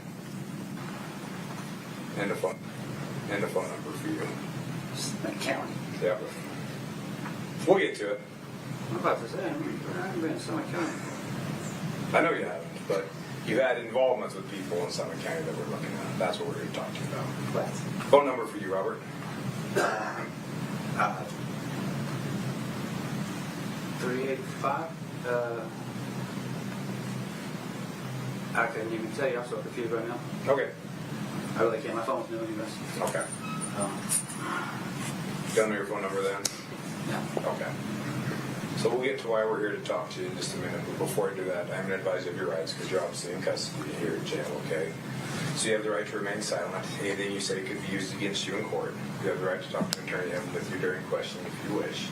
If you can't afford to hire an attorney, one will be appointed for you before questioning. If you decide to answer questions now without having a lawyer here, you can stop questioning anytime until you've spoken to a lawyer. You understand those rights I've explained to you? Sure. Having those rights in mind, you want to talk to us today? I mean, talking now. Okay. So we're here to talk to you about a transaction that you made a little over a year ago with a female named Carmen Lauber that Nicole put you in touch with. You met her at a Maverick and Draper on 2 separate occasions in February of last year, so a little over a year ago. Okay. It's not Ringing a bell at all? not ringing any specific bells. Okay. Well, let me give you a little more information then. So we've talked to Carmen, we've talked to Nicole. We talked to Nicole yesterday, got her phone and downloaded everything we needed off of her phone. You sold Carmen blues on 2 separate occasions there at the Draper Maverick. As a result, somebody died from that transaction. So we're not interested in jamming you up or anything like that. We're simply here for information. But we know that you sold those, and we can prove that through cell phone records and that kind of stuff. But right now, your information for us is more valuable than you being charged federally with selling fentanyl that results in death. Like, now you're in on some drug stuff. Do you know anything about the federal rules with fentanyl and 30s? And I don't know anything. I know I've got a distribution of, I caught with 30 of them in December. And the M30s? Yeah. Okay. So tell us what you know. Like I said, right now your information is more valuable, but at this point we can prove, we know that you met with Carmen that Draper Maverick on 2 separate occasions, sold her fentanyl. That fentanyl is then used in a death case, basically. So we've tracked it back to this point, but we're not interested in jamming you up. We're here to try and corroborate information. Validate. I know what Carmen and Nicole have both already told us. So you're in the position right now of either telling us what you know about it and basically not hurting anybody because Carmen and Nicole have both already talked to us and tracked it here, and you're verifying information we have. Or if you don't want to talk to us, that's fine. We will pursue it federally because we know that you sold them the fentanyl that resulted in a death. So that's kind of where we're at. And I'm not trying to bullshit you. I'm just kind of laying it out exactly how it is right now. So, I know who Nicole is. Okay. About a year ago. February 5th and 25th is when Carmen messaged Nicole. Nicole gave her your information. Okay. Then you guys set up 2 transactions at the Maverick and Draper. Okay. Of last year? Yes. So not this previous February, a year before that. It's been a bit. Yeah. And to be honest with you, Bowen, sell quite a bit of this. Sell very good. I'm not trying to be a douchebag or nothing, so it's hard to remember that much time passed. And do you have a number that she bought from me? Was it a quantity? She said between 20 and 30 pills both times. Okay.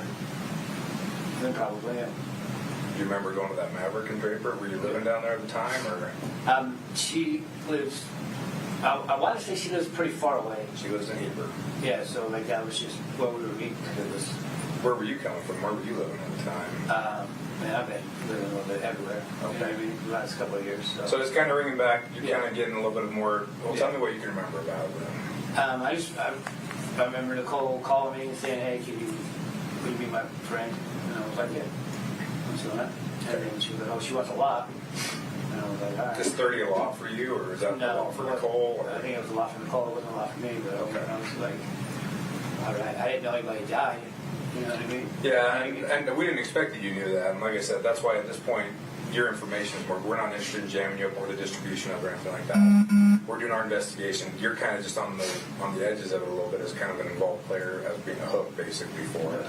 We're not interested in jamming you up or anything like that, but we are interested in the information you have you provide to us that validates what people have already told us. Okay, as far as I know, I met her just the 2 times. I think I talked to her a couple more times after, but just to see, you know what I mean? Hey, you know, because somebody's spending, you know what I mean? You know, $500-600 Is that what 30 would run about $500 or $600? Yeah, something like that. Yeah. Okay. And did you hit her up afterwards to see if she wanted more, or did she hit you up afterwards? I think I asked her one other time, and then she just didn't. She's like, "Hey, you looking for any more?" or something. Yeah, something like that. And she just didn't respond to me. You know what I mean? Do you remember how you contacted her? Was it through text messaging, messenger?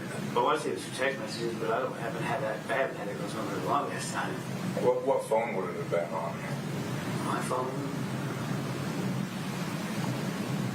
Fuck. Maybe a 333-6156 number. Do you still have that phone? No. Okay. The phone you have now is a newer one then? Yeah. Okay. Have you contacted that Carmen at all? That phone or anything? Do you know where that old phone would have been that would have had those text messages on it? No, I lost that phone a while ago.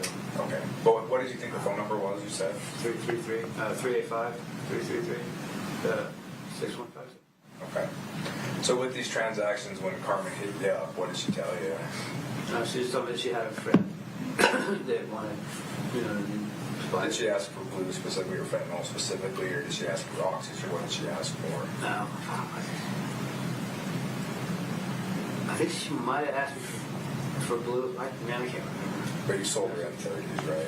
Yeah, I told her she knew what she was buying. Okay, so it wasn't like she's asking for oxys or something like that, and she got the M30s. Right, no. Okay. So she knew that there was fentanyl in those pills. Absolutely. Okay. Do you remember where you got those those pills from? I don't specifically. Okay. What else can you tell us about that? That's all we're here to talk to you about was that transaction, those two transactions, I guess, a little over a year ago. We don't care about anything else, but what else can you remember about those? She was with the older guy. Do you remember what kind of car they showed up in? No. Well, I said one time it was like a truck. Like a white truck or something. Okay. When you say she was with an older guy, do you remember about ballpark how old he would have been? I don't know, like 50s, probably 60s. You thought maybe one time in a truck, but you couldn't remember the other one? No, so they were in a car the other time. I don't remember what car. Okay. Like the first time she was in the truck, though, for sure. When you guys were to show up at the Maverick, where would you go? Would you go around back of the Maverick or just right there at Just the right in office? front. Yeah. Just a quick hand-to-hand. Yeah, just, hey, how you doing? You know what I mean? And you just said about $600 or so is what you charge for those. Something like that. Okay. Do you remember? So I think she would have ordered more the second time. Do you remember the quantity? I don't remember the exact. But you remember being there twice. Yeah. Okay. I really remember meeting her twice because you guys told me that twice. I would have said it once. But do you remember now that it kind of Yeah. jogged your memory? Yeah. Okay. Do you think of anything else about those meetings with her or anything? No, those were the only two times I talked to her. Okay. How do you know Nicole? There was a dude named Cam. I was staying with him, Roy, for a while. And she stayed there for a little while, and then she took off, and then Cam said, fucking right on, and we all take him up on one or anything. So, Okay. So Nicole just hit you up and said, hey, would you want to meet with my friend?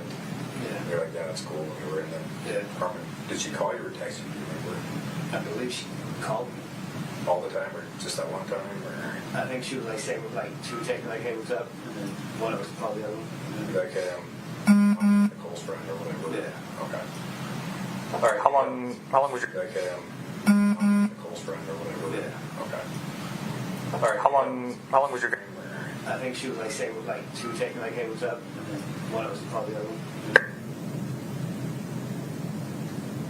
Whoop. Would you press pause? We'll fix that. Yeah. My apologies.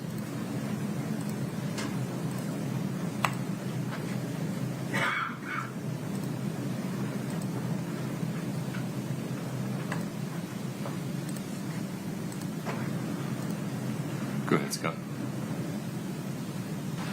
Out there, or drug court or some shit, wherever she was living. She was on, she was either on AP&P or on drug court or something. I don't remember, and she had to hurry. It was always in a hurry. Like, she was like, okay, well, I'm leaving here now, so I can meet you like halfway. Can you meet me halfway? I'm like, yeah, I can do that. And halfway was that Maverick there? Yeah. Draper? Yeah. Okay. You said one time she came with an older guy. Do you remember if that was the first time or the second time? I believe it was the second time. First time, do you remember if she showed up with anybody? I don't know. Okay. Okay, I think those are all the questions we had for you. If we have any more follow-up questions, you want to talk to us again as we kind of progress with this a little bit further? Yeah. Okay. Well, I appreciate you talking to us, Robert. Like I said, we're not here to jam you up over anything. We're just here to try and get some information and see what you I'm not got. gonna fucking one day wake up with some fucking manslaughter charges. No. We're not going to pursue that. Like I said, if you didn't want to help us out or anything, we kind of have this view right now that the people we're interviewing, we've got enough information and we're just trying to verify it. You're kind of either helping us out or you're not. And if you're not, you might, honestly. But all you've done right now, so we've already talked, Carmen's already talked, and Nicole's already talked. So you're not telling us anything we didn't know. You're not protecting anybody by not talking to us. All you'd be doing is basically rolling the dice with your future if you didn't want to talk to us. Because when the deaths are involved, the prosecutors do get a little spun up over it. And with fentanyl in the federal system, if you don't know this, if you get caught dealing fentanyl that results in a death, you could potentially face federal charges. It doesn't matter if you intended to cause the death or anything else like that. They're cracking down on it. So I don't know how long you're in for with. I know you're on possession with intent stuff, but if you are still dealing, don't be dealing with that shit anymore because the feds are coming down hard on it, and it's only a matter of time, especially with how nasty that shit is. And both of them bitches gave you my name. I was like, oh, no, Ferrari. Well, we'd already verified it through phone records. We already knew who they got it from. It wasn't like they told us anything we didn't know either. Yeah. We've been able to find everything we need through digital evidence and all the contacts, all the messages on Facebook, all that stuff. Yeah, we knew all of that before we made contact with anybody. Yeah. So it wasn't like they were diming you out or anything. Yeah, but I don't think me and Carmen even we're friends on Facebook. We actually were the ones that brought up your name to Nicole because we already knew that Nicole had put you in touch with Carmen, and we already knew all of that information. Oh, okay. So we're just trying to verify stories is all we're trying to do at this point. Okay. So, do you have any questions for us or anything like that? Other than this isn't going to backdoor me here? No. No? All right. We're not here to jam you up or anything like that. We don't give a shit about what's going on down here or anything like that. Okay. I was just going to ask you, do any of your people ever tell you what if they're going to use it for themselves, if they're going to try to sell it to anybody else? What their intents are? Everybody that I deal with does it themselves. You know what I mean? Like I do it myself, they do it themselves. You know what I mean? Okay. So it's... Did Carmen ever mention anything about hooking it up for somebody else or anything like that? No, like I said, like she was just... Like I met her twice, bro. You know what I mean? Yeah, and I figured it was a long shot twice. You met her a year ago. I knew it was going to be a bit of a stretch for you to remember, but anything else you can think of or anything else you can remember? No. Okay. As you think about it, if you do think of something, let one of the COs know or one of the investigators here at the jail know. Yeah. They'll reach back out to us if you think of anything else you want to talk to us about or anything like that, okay? Any other questions or anything like that for us? That's it. Okay. Thanks. Okay, go ahead. All right. We'll go grab the CO and let them know you're ready. Okay.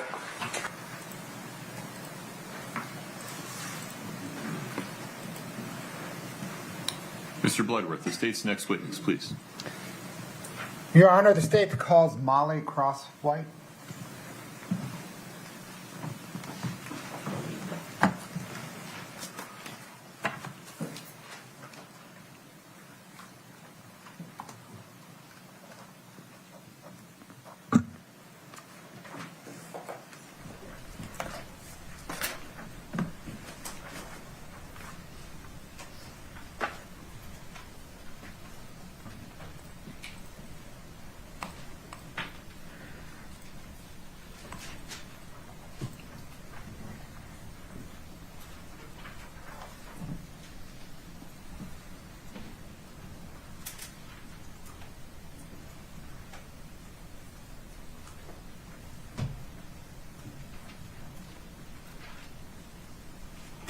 Miss, if you would step in front of Brittany, we'll get you sworn in, please.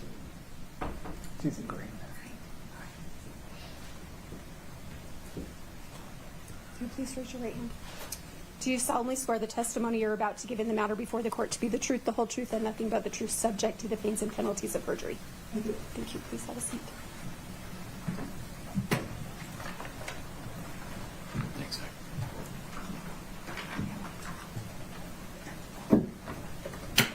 Please proceed. Thank you, Your Honor. Good morning, ma'am. What, ma'am, is your name? My name is Molly Crosswhite. And is the last name spelled Crosswhite? Yes. Do you know who Kouri Richins is?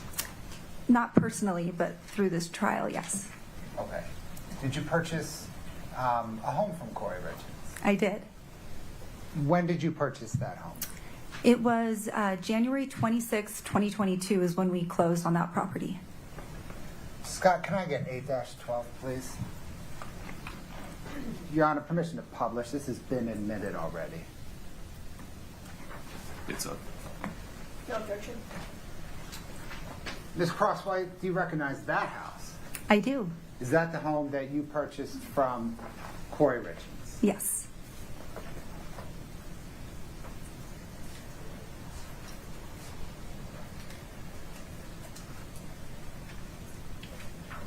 Did you ever move into that home? No. Did you rent that home? I did. When did your renters occupy that home? They moved into the property March 30th of that year. Their lease began March 1st, but they did not move here till the 30th. You said you closed on that home, I'm sorry, the 26th or 27th? I think it was January 26th. January 26th, 2022. Yes. And was that home occupied between the date of the closing and the end of March when your renters moved in? It was not.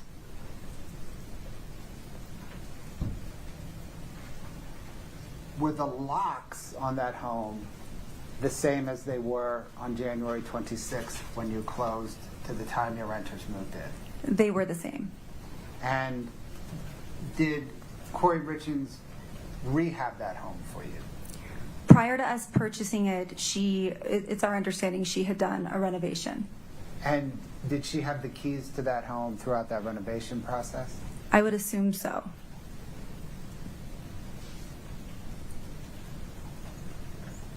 Am I right then, as far as you know, that home was unoccupied between January the 26th, 2022, and the end of March 2022? That's correct.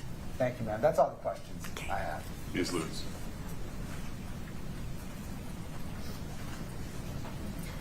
Good morning. Good morning. So, excuse me, can I grab some water?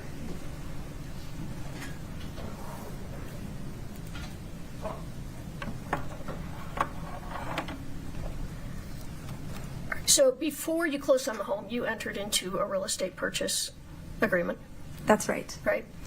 And can you pull up Defense Exhibit 1024, Katie? Thanks, Alex.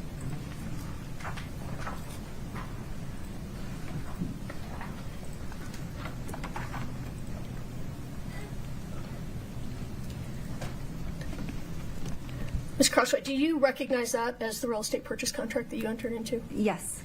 And do you know the date that you entered into that? Looks like it was January 14th, 2022.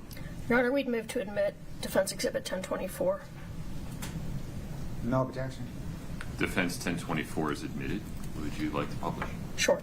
Okay. And then, Ms. Crosswhite, you closed on the home January 26th, was your testimony. Yes. Between January 14th and January 26th, did you do a walkthrough of the home? Yes. And what was in the home at the time that you did the walkthrough?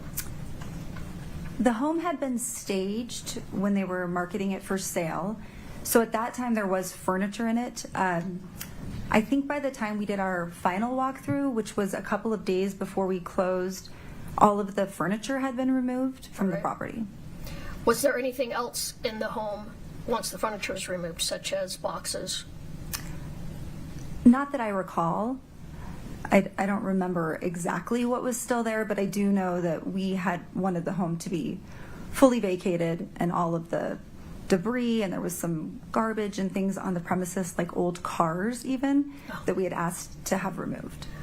So do you recall if there were any boxes or cups or any items left in the closet of the home? I don't remember. Had there been, would you have asked that that be removed when you did the walkthrough a couple of days before closing? I think that if it was something significant that we would really notice as a bunch of garbage or something that was going to be troublesome for us to remove from the property, we would have asked for it to be removed. Like a small item like a cup, I can't say would have stood out. All right, that's fair. Now, you said the renters, their lease began March 1st. They didn't move in until the end of March. But was there work being done on the home during the time you closed and the time the renters moved in? There was.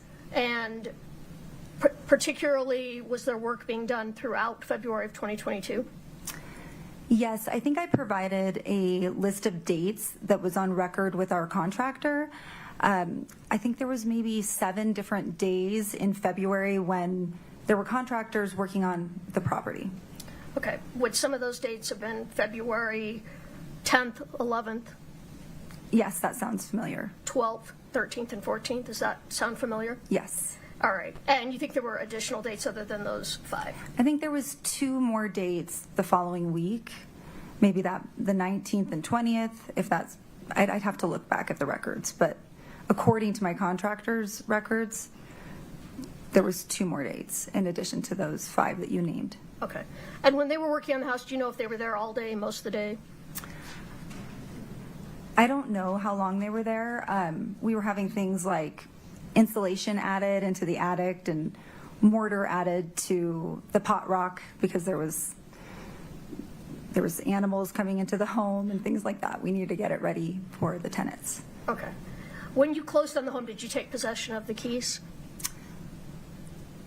I think that the key that was provided for us to access the home when we toured the property and made our offer remained at the property. I can't remember if it was hidden underneath, like somewhere at the front door. And we left that same key there for our contractors to use while they were working on the property. All right. Did they keep the home locked? I don't know. Did you ask that they kept the home locked? I would expect for them to. I mean, that's the point of a key. Right. And the key wasn't in a visible spot, true? No. I remember us having it hidden somewhere near the front door, maybe under a pot or under where anybody would think to hide a key. Probably not a great place to hide a key. And it was your expectation the home would be locked throughout that time? Yes. Is that fair? All right. After you closed on the home, did you have any further conversations with Ms. Richins? No, I never had any conversations with her directly. She was represented by another real estate agent. Did you have conversations after you closed on the home with that agent? I doubt it. I can't remember, but I would be surprised if I did. Would you have been, would you have told them the work that was going on in the home and who was in and out of the home? Would they have been aware of that?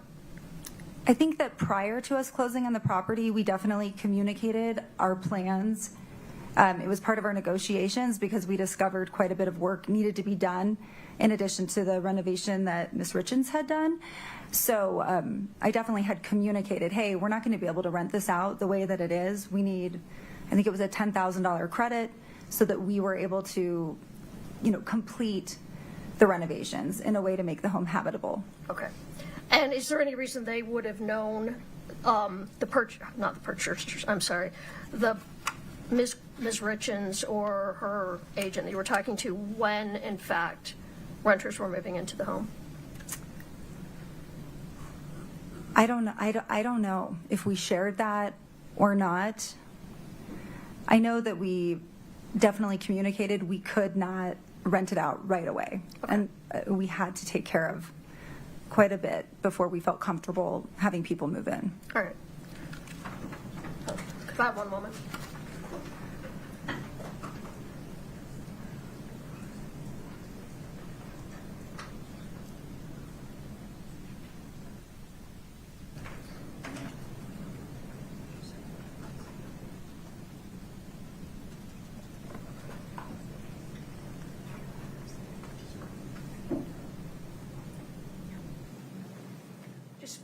One or two. Do you recall Ms. Crossway being interviewed by Mr. Bertram, in this case, the defense investigator? Yes. And do you recall telling him that when you took possession of the house, there was nothing in the house at that time? Yes. All right. And do you recall telling him at that time that you actually turned the key over to the contractors? I don't remember. I never met the contractors on site, so I'm sure I did communicate to them where the key could be found on the property. All right. Nothing further. No, Your Honor. You may step down. Is this witness released, counsel? Yes, Your Honor. Yes. Okay, you're free to go. Thank you. Mr. Bloodworth. Oh, Ms. Shervanek. Wow, I shouldn't make assumptions. I apologize. Allison Wright, Your Honor. Let's do it.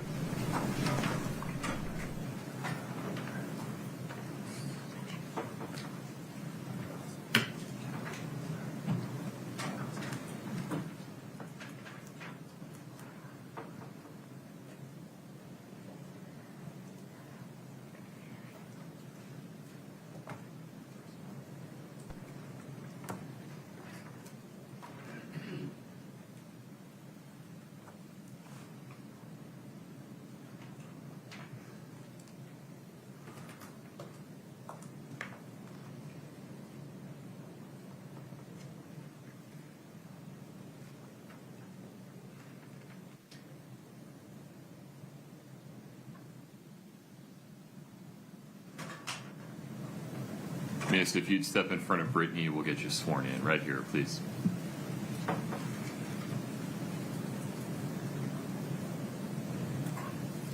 Do you solemnly swear the testimony you're about to give in the matter before the court to be the truth, the whole truth, and nothing but the truth, subject to the pains and penalties of perjury? Thank you. Please have a seat. 8:40.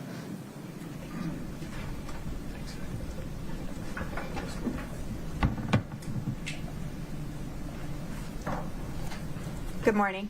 Good morning. If you could please state your name and spell your last name. Allison Wright, W-R-I-G-H-T. Ma'am, where do you work? C&E Stonemasonry. How long have you worked there? Since established in 2010. Did you know Eric Richins? Yes. How did you know him? I first met him in junior high. He was a friend of my sister's. They were both in high school. He spent time at our house, and eventually we ended up in high school at the same time. And is your husband was his business partner? Is that Yes. correct? Did you know Kouri Richins? Yes. How did you know Kouri Richins? When I met her when she was dating Eric. I want to talk with you about a couple of handwriting items before I ask you a few other questions.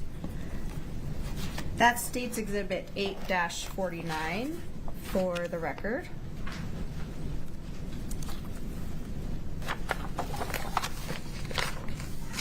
Sorry, I've got too many things on my podium here.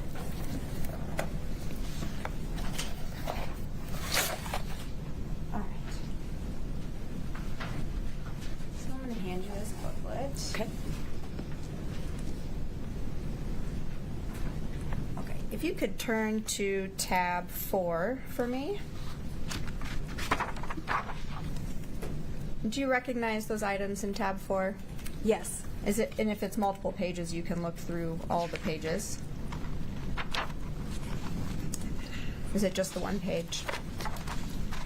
There's multiple pages. Okay, and the first page is the one that you recognize, is that right? Correct. And go ahead and turn to tab 12 for me. Okay.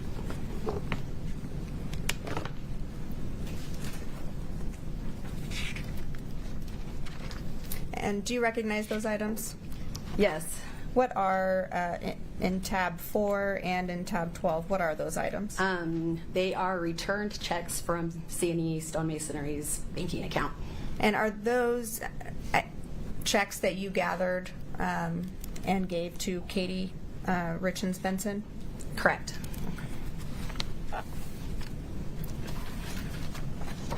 And you gathered those from C&E's accounting books and things like that, their bank records? Correct. The check on tab 4 was collected on an online banking, and the other ones were printed checks from our files. What do you do for C&E? Admin and bookkeeping. Okay. So I want to switch gears. I want to turn your attention to February of 2019. Do you recall that time frame? Yes. Was there a time in February of 2019 that you took a vacation with Eric Richins and Kouri Richins and your families? Yes. No, just the adults. Just the adults. Okay, no kids were there. And do you remember a conversation during that trip with Kouri Richins that stood out to you? Yes. Go ahead and describe for the jury what you remember about that conversation. On our vacation, Kouri and I ended up alone for a moment, and just talking about our families, life, kids. Your Honor, objection. Can we approach? Yes.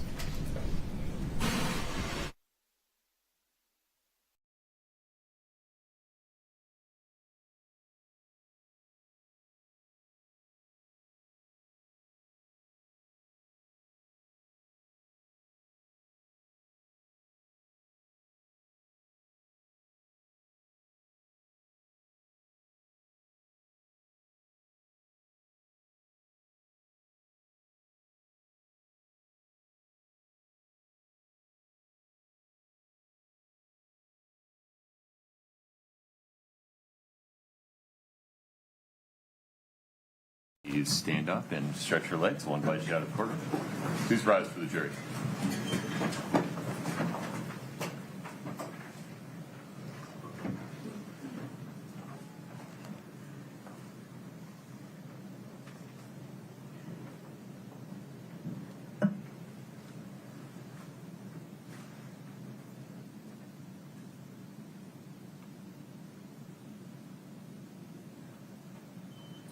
Please have a seat.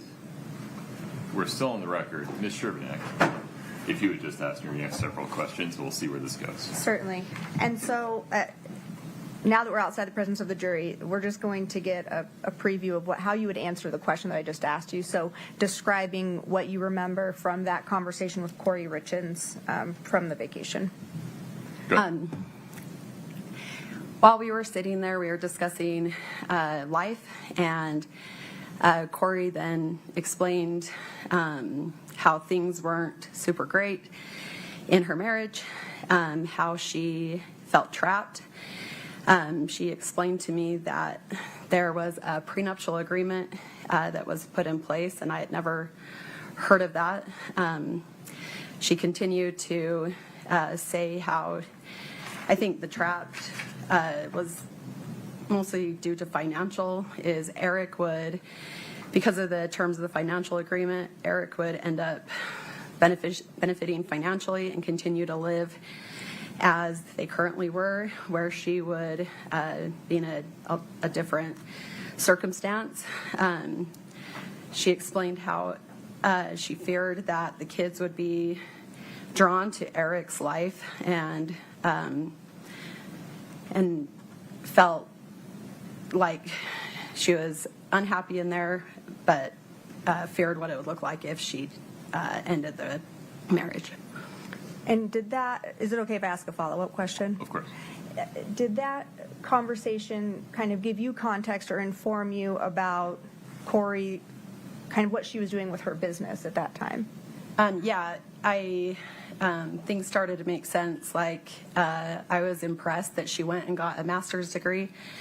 Kouri's motivated, hardworking. I always admired that. And she was very motivated, it felt like, to become financially independent.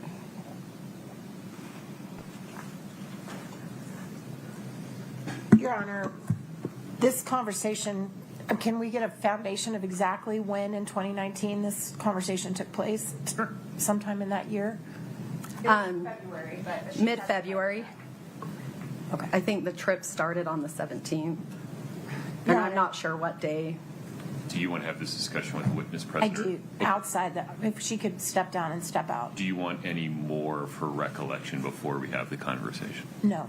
Okay. Do you mind just waiting out in the lobby for us for a Yes. minute? Thank you.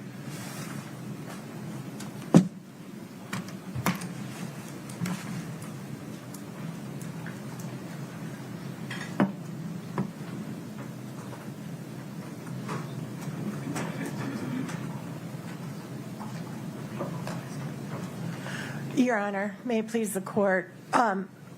According to Mrs. Wright, this conversation took place in February of 2019, 3 years prior, more than 3 years prior to Mr. Richins' death.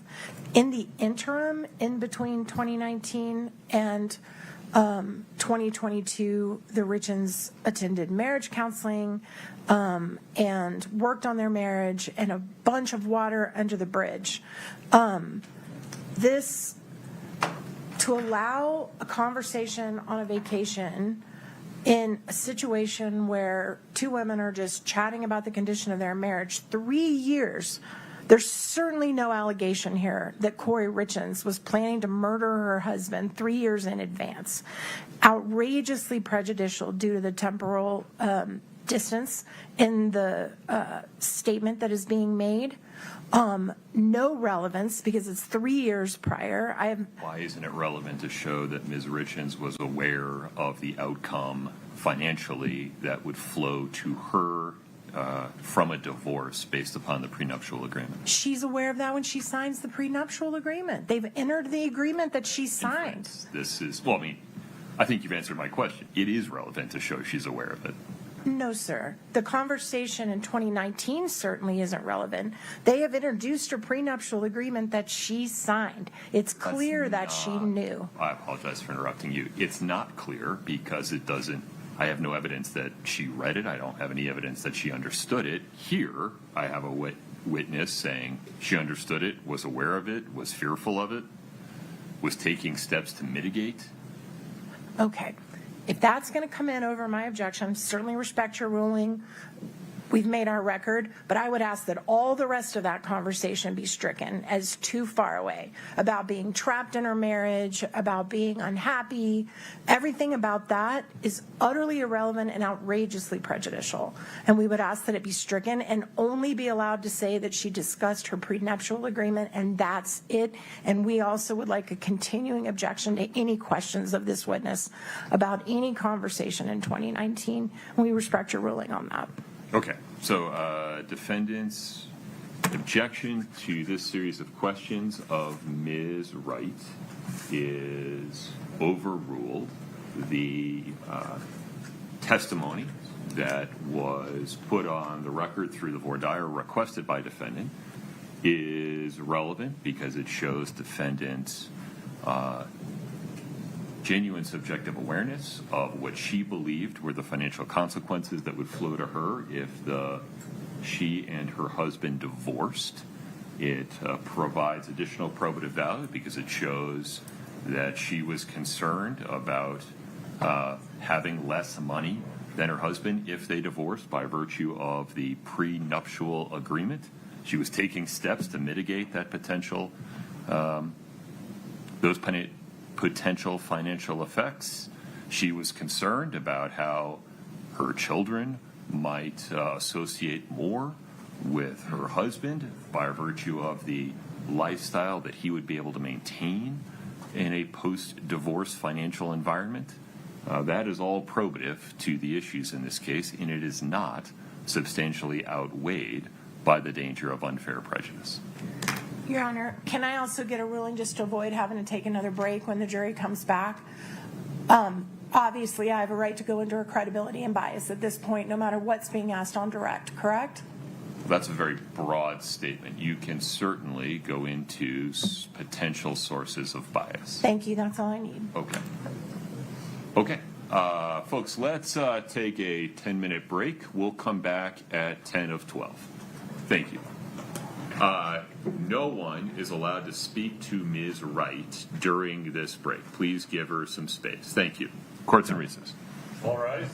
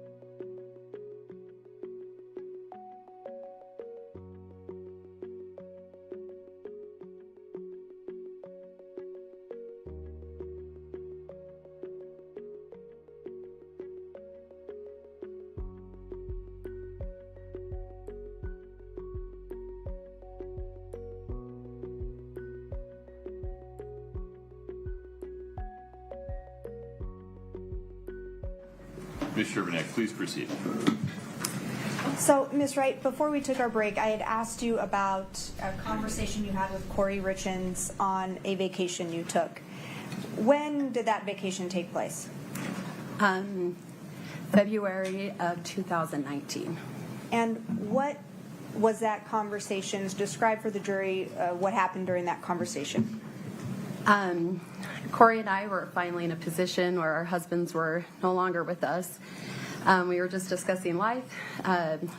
We both have kids, our marriages, and Kouri opened up and shared that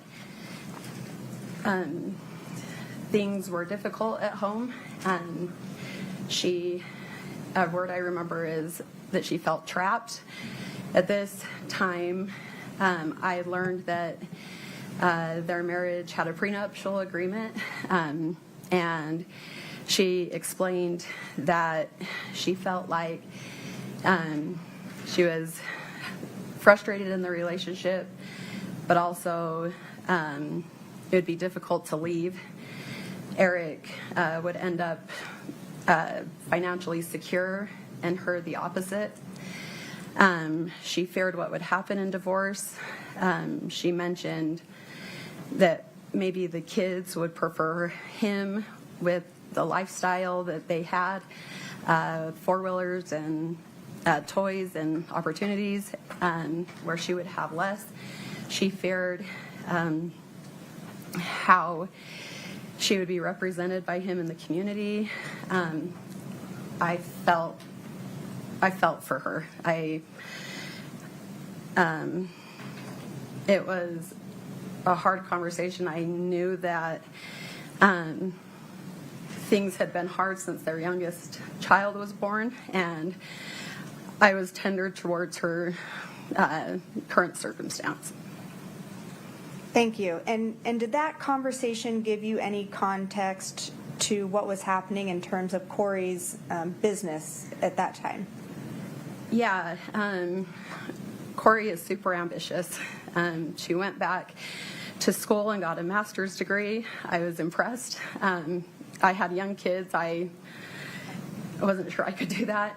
She then went and got a real estate license and was trying to build that business.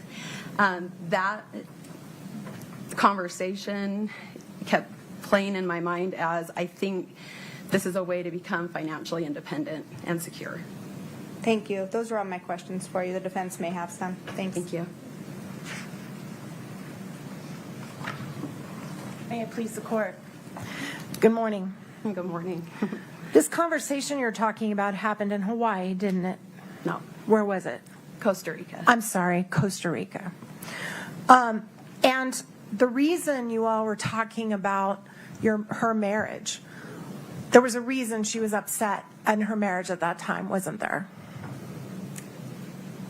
Not that I know. Think hard. Reason she was upset. What I understood from the conversation is things were frustrating at home. And that's because she believed he was having an affair with a coworker. Is that right? Overruled. Is that right? She and I never discussed her thinking about an affair. Is that the context of the conversation you were having that day, that she believed he was having an affair with a coworker, and that's why she was upset with her marriage and talking about divorce? I don't recall that. Were you aware of it at that time, that there was an affair going on between Eric and a coworker?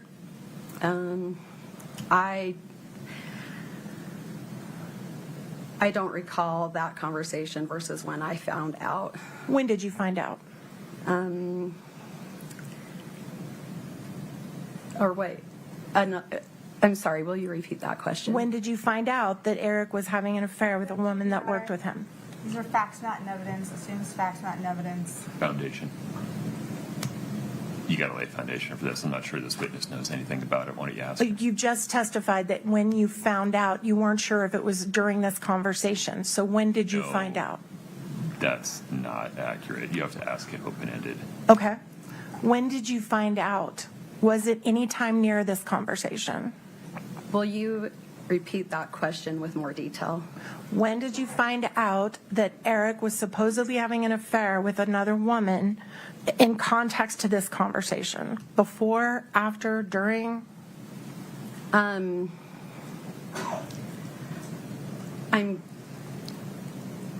having a difficult time understanding because helped me understand affair. Because, like, I think there was a friendship with a lady, but I don't know exactly what was going on. Understood. That's fair. So let me rephrase it.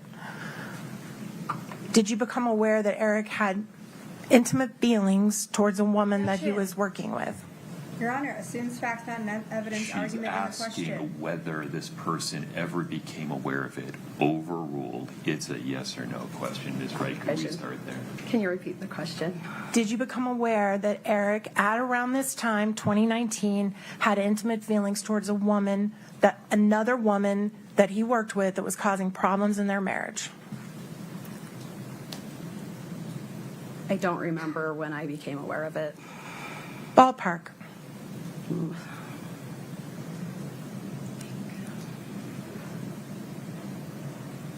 I'm sorry.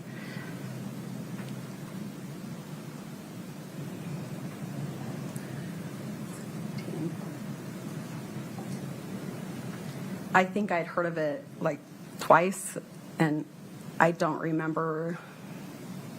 I'm sorry, I don't remember. When you were having this conversation with Kouri, did you know at that time? I don't believe I did.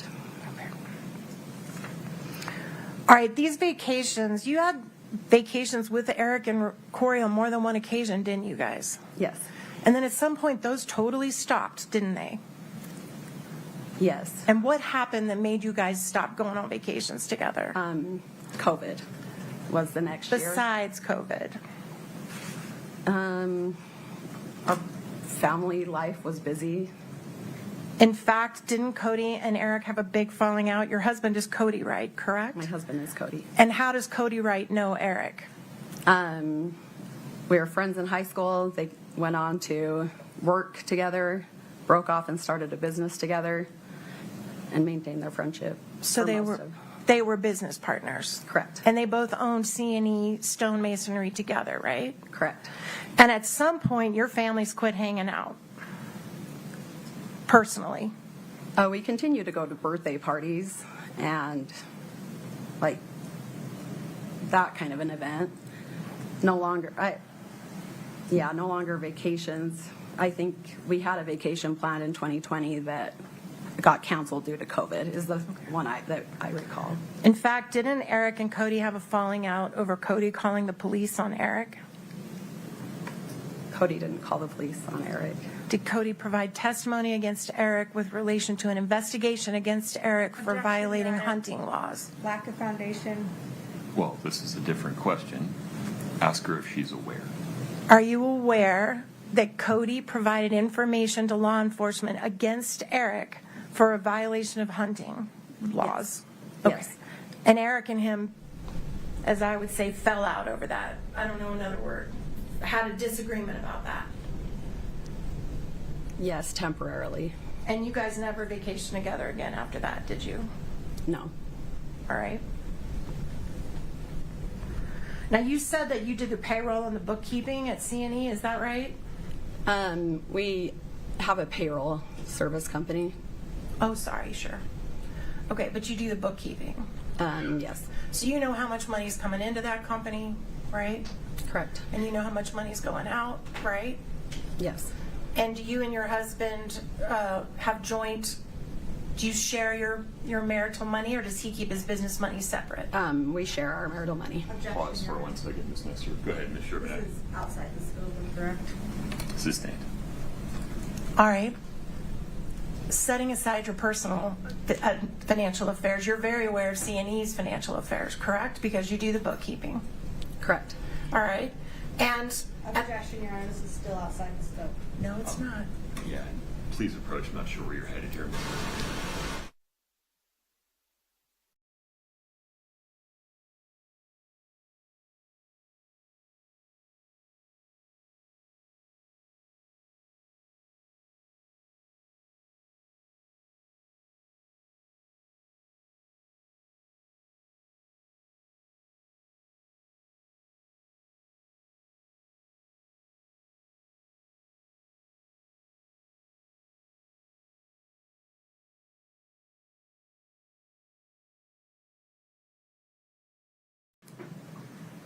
Your next question, please, Ms. Nestor.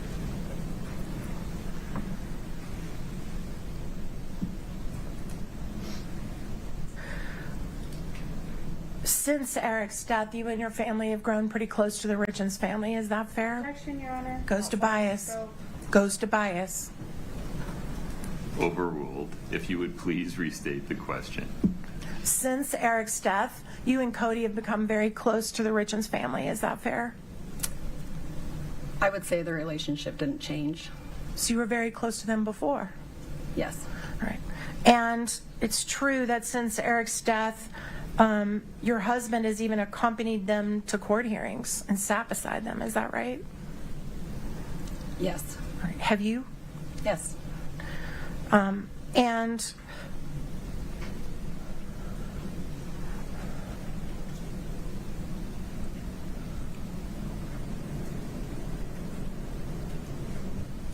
I think everything else is going to be when we recall. Ma'am, we're going to recall you later. We would ask that you're not released from your subpoena, and the judge will instruct you about that. That's all we have at this time, Your Honor. Okay. Anything within the scope of cross, Ms. Shermack? If I could just have a minute. Of course.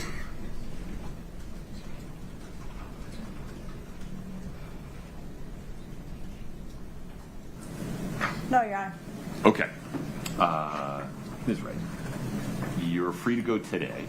You're still subject to the subpoena that you were served with. You may be called back. Between now and then, please do not speak to anybody about your testimony, including your husband. Okay? And please don't watch any coverage of this case. Don't read, listen, watch anything about it. Do you agree to do those things? Yes. Very good. You're free to go. Thank you for your time. Thank you. Good time for a lunch break, counsel? Or do we have another short witness you want to get on and off? Your Honor, we can break. I understand there's some legal issues to address too, so. Understood. Okay. Any objection to a lunch break, No, sir. counsel? All right. No, sir. Please rise for the jury.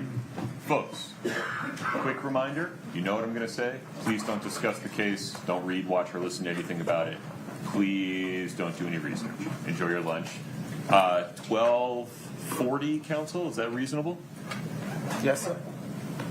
Yes, sir. Okay, 12:40. Thank you.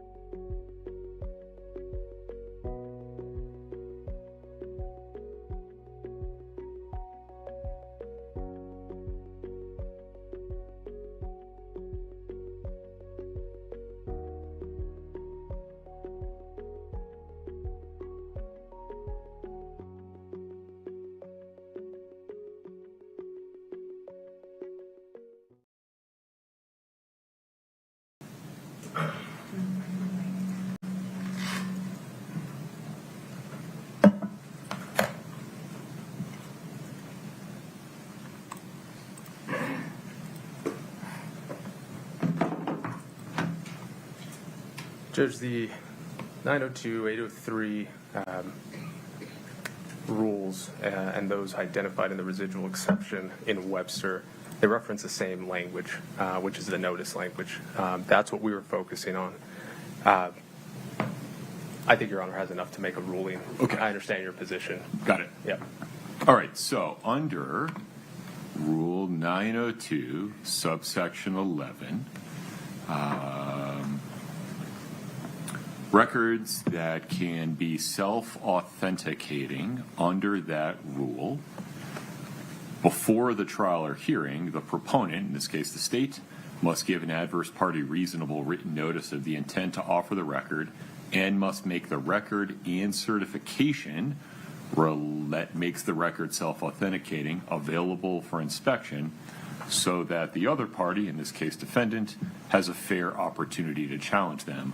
All of those things have occurred. The call detail records and the certifications under Rule 902 that are included with them from the mobile service providers have been made available to defendant for inspection through the discovery process, and by virtue of the fact that those records have been part of or at least the portions of those records that the state seeks to publish to the jury have been part of the state's exhibit list, the state has given the adverse party reasonable written notice of the intent to offer the record. The court finds that defendant has had a fair opportunity to challenge those records. Any objection to the admission of that call detail record information under 902.11 is respectfully overruled. Anything further, Mr. Ramos? No, Judge. There will be through Mr. Kouri some testimony regarding the .png files or the GIFs. I would, at that point, probably ask to why hear the witness, assuming they're going to be asked to be introduced to evidence. So I just let the court know now and miss sure of that. Which file type was that? They're like GIFs. They're those GIFs that were presented during the Oh, the pathways that link to those? Correct. Got it. Okay. Can I ask just a general question, just to avoid, because I think it's going to come up. So it's my understanding that the extractions have now been put into evidence, correct? The phone, yeah, not the physical documents, but of the extraction, but the testimony about who extracted or downloaded the phones. Yes. And we've put the phones in, but we have not put in the actual.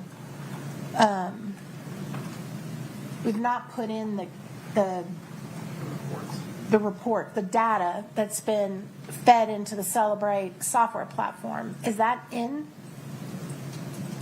The raw data is not readable. I know. The raw data is in through the phone, but is the Celebrate data that has been extracted by Ingtao, was that put in?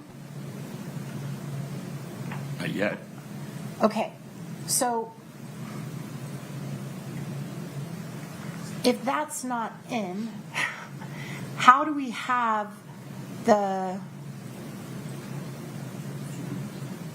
from Costradimos, how can he put in the demonstratives that are based on that? Because it's just basically it just makes it into a picture, but it's the data from what's not in yet. So you have witnesses talking about the physical device containing electronically stored information was secured. Correct. You have testimony creating a chain of custody to the people that downloaded it through a two-step process. Right. The gray key, right, forensically mirrors that phone. And then Cellbrite is how, among other people, I imagine Mr. Katradimos would say, I was able to read and process and parse out, quote unquote, that information.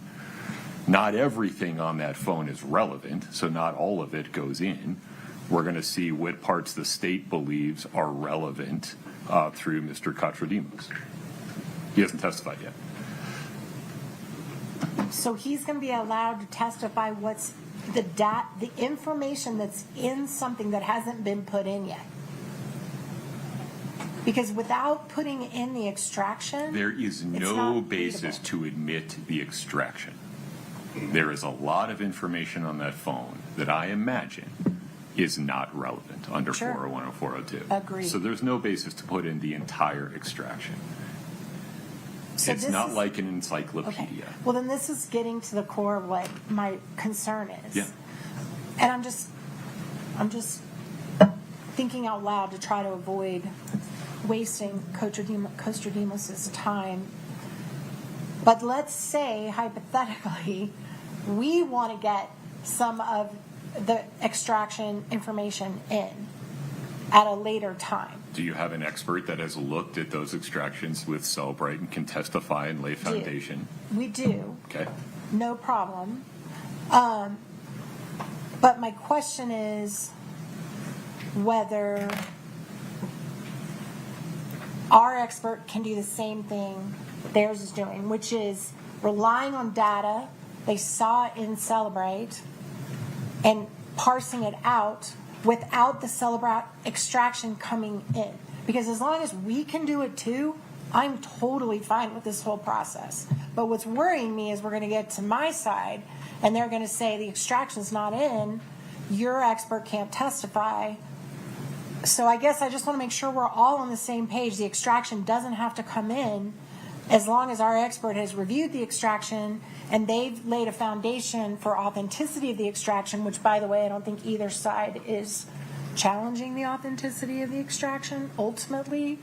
But the same thing's going to apply when our side gets up and our guy says, this is what I pulled out of Cellbrite.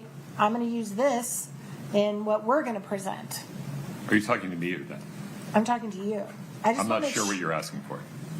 I'm asking if we need to have a hearing now about whether the extraction has to be admitted for all this to come in, or if the extraction doesn't have to be admitted, there's no problems. The only reason we've talked, as I understand it, about the extraction process at all is to lay foundation for the expert testimony of people like Mr. Katradimos. Perfect. So you will not require for Kostradimos to testify about the data that he read from the extraction. You are not going to require the extraction to be admitted into evidence. Because if that applies, then that applies to us too, and we're fine with that. As long as your expert is an expert and doesn't say or do something else objectionable, I don't know who your expert is or what they're going to say, so I need to be a little bit circumspect here. But the fact that a copy of the extraction from Gray Key on a portable hard drive has not been admitted as an exhibit is not an impediment to this kind of expert testimony. That is exactly what I needed to know. Because if it is, we need to have a hearing on it. And if it's not, then there's no problem. But I just want to make super clear that we're all on the same page, that it doesn't have to come in for us to pull things out of it and admit it. Yeah, I think we need to keep in mind the life cycle of these things. There's information gathering, there's chain of custody and information preservation, and then there's what's admissible and how it comes in. Sure.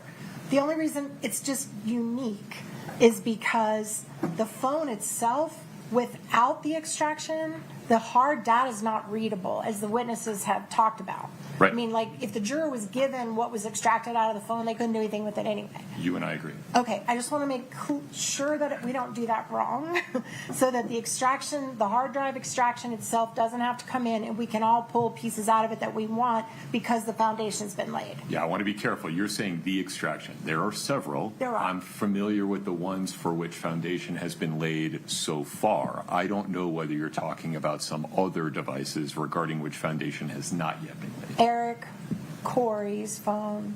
This is, again, I feel like you're talking to the state, not me. No. I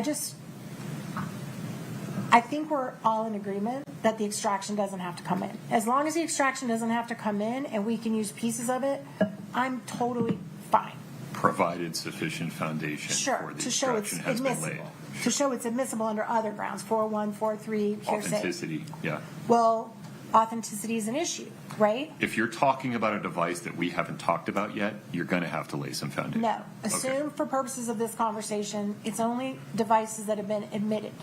So for the purposes of this conversation and putting aside other 702 related objections that the state may make when your expert witness is testifying, what's good for the goose is good for the gander with respect to the extractions. Perfect. Perfect. That's all I needed. Thank you very much for taking the time. I do think that's really complicated and strange because of the way that the extraction is a different data set than the actual guts of the phone, which is unreadable. So that's why I just wanted to clarify that. So thank you very much. Okay. I forgot how that began. Oh, the juror issue. We got to talk about the juror issue. We can switch to that. Anything else regarding Mr. Katradimos before he takes the stand? Ms. Shervanek? Nothing from the state, Judge. Mr. Ramos? Nothing to think. Okay. The juror note. Go ahead, Ms. Lewis. Your Honor, we do have some concerns about the note that came out from the juror. First off, I believe that had we had this information during jury selection, this juror would have been weeded out in the process because they had a business transaction with the witness. So now we have someone on the jury who I believe, based on our parameters, wouldn't have even made it to the final pool. So that's concerning. The other concern is we don't know anything about the interaction with Ms. Ms. Cross-White, positive, negative. I did have to push back a little.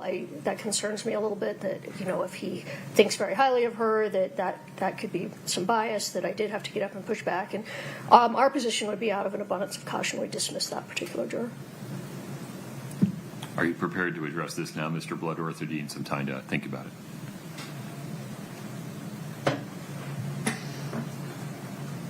Your Honor, we can address this now. I want to be transparent. I'm not going to rule in this moment. I will need to just take a look at what legal standards, if any, there are regarding this. But if there's anything you want to put on the record now. Can I just add, I'm sorry, Brad. It is our understanding that Ms. Crosswhite went by a different name, so I'm not implying this juror intentionally withheld information. He may have known her by a different name. Understood. Go ahead, Mr. Bloodworth. Your Honor, I don't know that the jury note provides the court with sufficient information to make a determination at this point.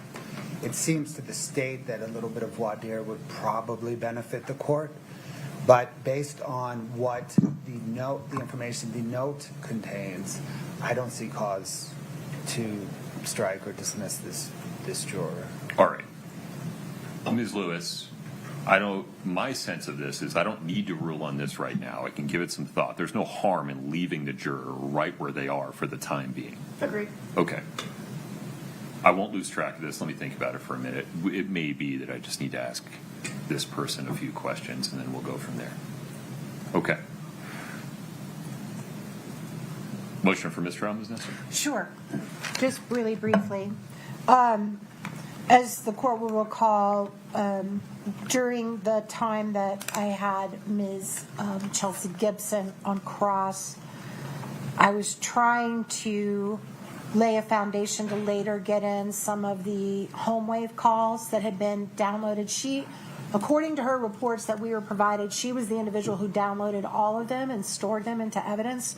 And I believed that I had to at least lay a foundation of authenticity if I later wanted to admit those calls. So I was trying to do that. I was trying to do it very carefully. I warned her to please copy my language. I looked right at her. I used very specific language, and her response was, "You mean the jail calls?" I understand things like this happen in trial, but the case law that's relevant, I believe, it implicates Ms. Richins' Sixth Amendment right to a fair trial. It affects the presumption of innocence because if the jury is aware that she's been incarcerated, there's been case law that says that can impact your presumption of innocence. There is a pretty recent case in Utah, State versus Bernejo, B-E-R, NEJO. The site is 476 P 3rd 148, which acknowledges that evidence of custody status can carry the risk of prejudice. I will absolutely concede all the case law gives you so much discretion in this area because every circumstance is different, every situation is different. They really, really do rely on the trial court judge to make a call in the moment. Now we have this situation through no fault of mine where the jury now knows that at least for some period of time my client was in jail and communicating with family, and she did use the phrase calls with an S to indicate there were multiple calls, although she didn't say how many or for how long, and I concede that. So we would, and also the case of State versus Atkin, ATKIN, 135 P 3rd 894. Again, there's a quote, it may be prejudicial in certain cases. Full disclosure, both of these cases, the court did not find sufficient prejudice to overturn the call the court made in the moment. I think actually Bernejo may have been not, that they weren't, they were challenging whether the lawyer was ineffective, I think, for failing to make a mistrial objection. If I'm not mistaken, I think that was Bernejo. So I'm not even sure the judge made a call on that case, but I do believe on Atkin they did. So based on the authority, the recognition that it can bring prejudice, based on the fact that this case did happen so long ago, so the jury would put 2 and 2 together and realize my client's been in jail the whole time, possibly. It's an inference that could be made. We did move for mistrial. I will state for the record, the court did provide a special instruction, limiting instruction, warning the jury not to consider that.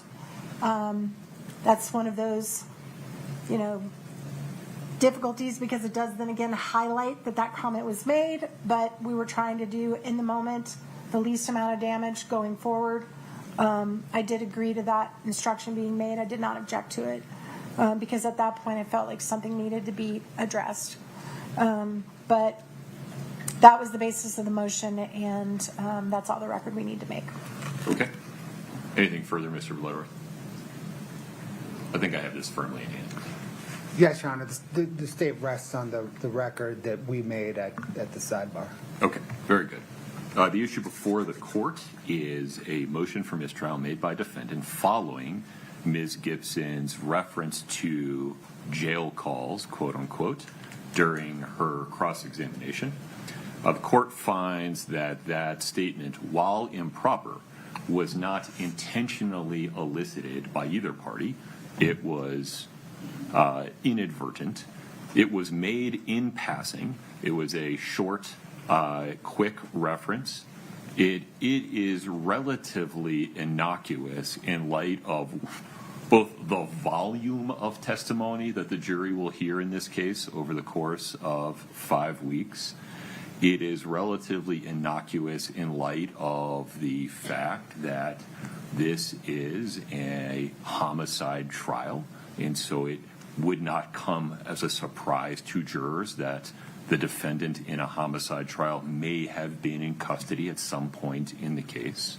And moreover, the court gave a curative instruction that specifically instructed the jury not to consider that comment and not to speculate about whether defendant was or is in custody at any time in this case. Based upon those findings, the court finds that a mistrial is not required. Defendant's motion is respectfully denied.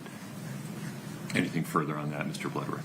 No, Your Honor. Ms. Nestor? No, Your Honor. Okay. Ms. Shervinack, anything else before we invite the jury in? No, Judge. Ms. Lewis? Ms. Nestor? Okay. We're ready for the jury.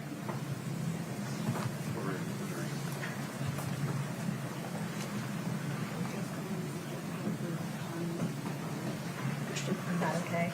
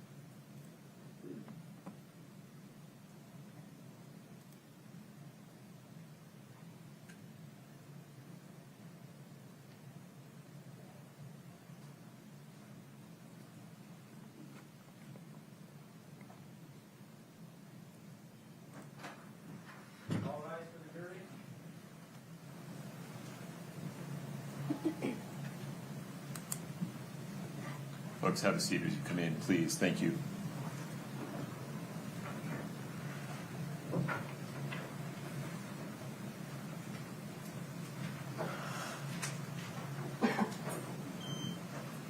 Please have a seat. Ms. Shervanack, the state's next witness, please. Detective Jeff O'Driscoll, please. Detective, let's get you sworn in.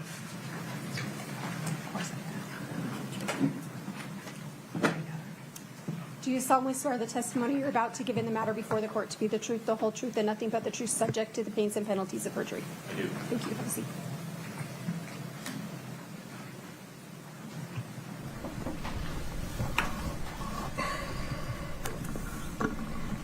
If you could state your name and spell your last name, please. Detective Jeff O'Driscoll, O''DRISCOLL. Where do you work? Summit County Sheriff's Office. How long have you worked there? 10 years. What's your assignment with the sheriff's office? I am a detective in the Major Crimes Investigation Unit.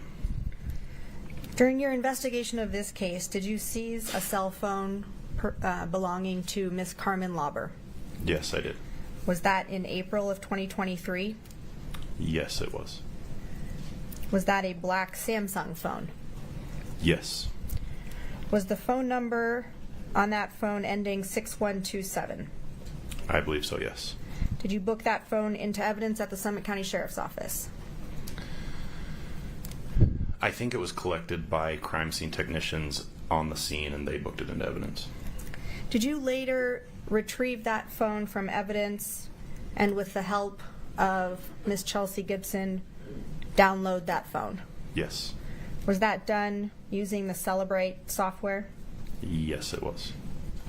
Those are all my questions for you.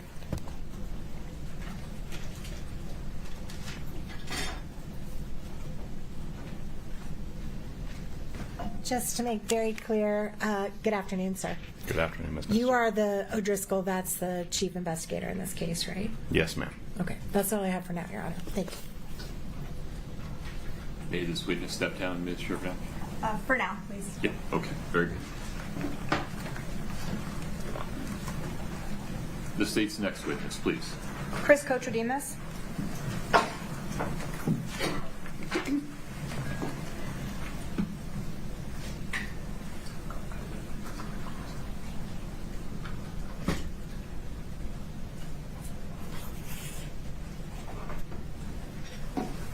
Sir, if you step in front of Brittany, we'll get you sworn in.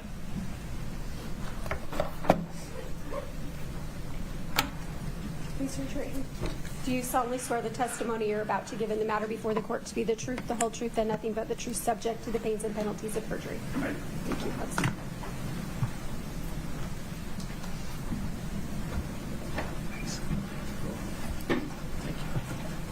Please proceed. Sir, if you could state your name and spell your last name, please. Sure, it's Chris Kotridemus, Kotrodimos. Let's go through your employment background. Where are you currently working? I currently own my own business. I own a company called M20 Solutions. What's that company? We do investigations, training, and consulting for prosecutors, defense teams, and law enforcement. Is part of that business focused on digital forensics? Yes. Prior to that, where did you work? I worked in law enforcement. I started my career in North Carolina with the Raleigh Police Department. I worked there until 2003. I took a position with the Salt Lake City Police Department, where I worked there until 2017. My last 5 years at Salt Lake City were spent in the homicide unit. In 2017, I took a position with the Salt Lake County District Attorney's Office as an investigator in the homicide unit and worked there for just shy of 6 years until my retirement in 2022. And that's when you started your own business? Yes.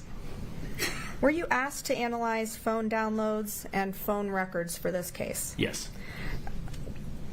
Were you asked to do that process, look at the phone downloads and the phone records for 3 phones belonging to Kouri Richins? Yes. 1 phone belonging to Eric Richins? Yes. Phone belonging to Carmen Lauber? Yes.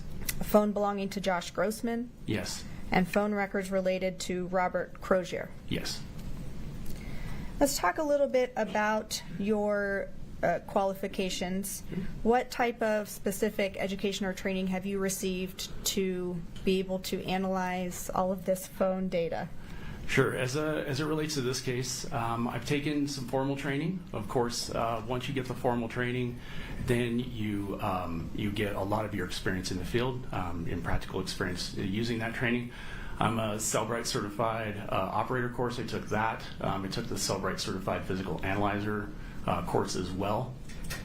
And then from the call detail records standpoint, I am certified and took a course in, it's called TRAX. It's owned by LexisNexis. It's a location and data analysis program for call detail records and geolocation. Have you testified before as an expert in digital forensics? Yes. How many times? At least a dozen times in major cases. And have you testified for prosecution and defense in those cases? Yes. How many phones have you done analysis for in your time doing this work? Phones, hundreds, and I'm call detail records. I'm probably over 1,000.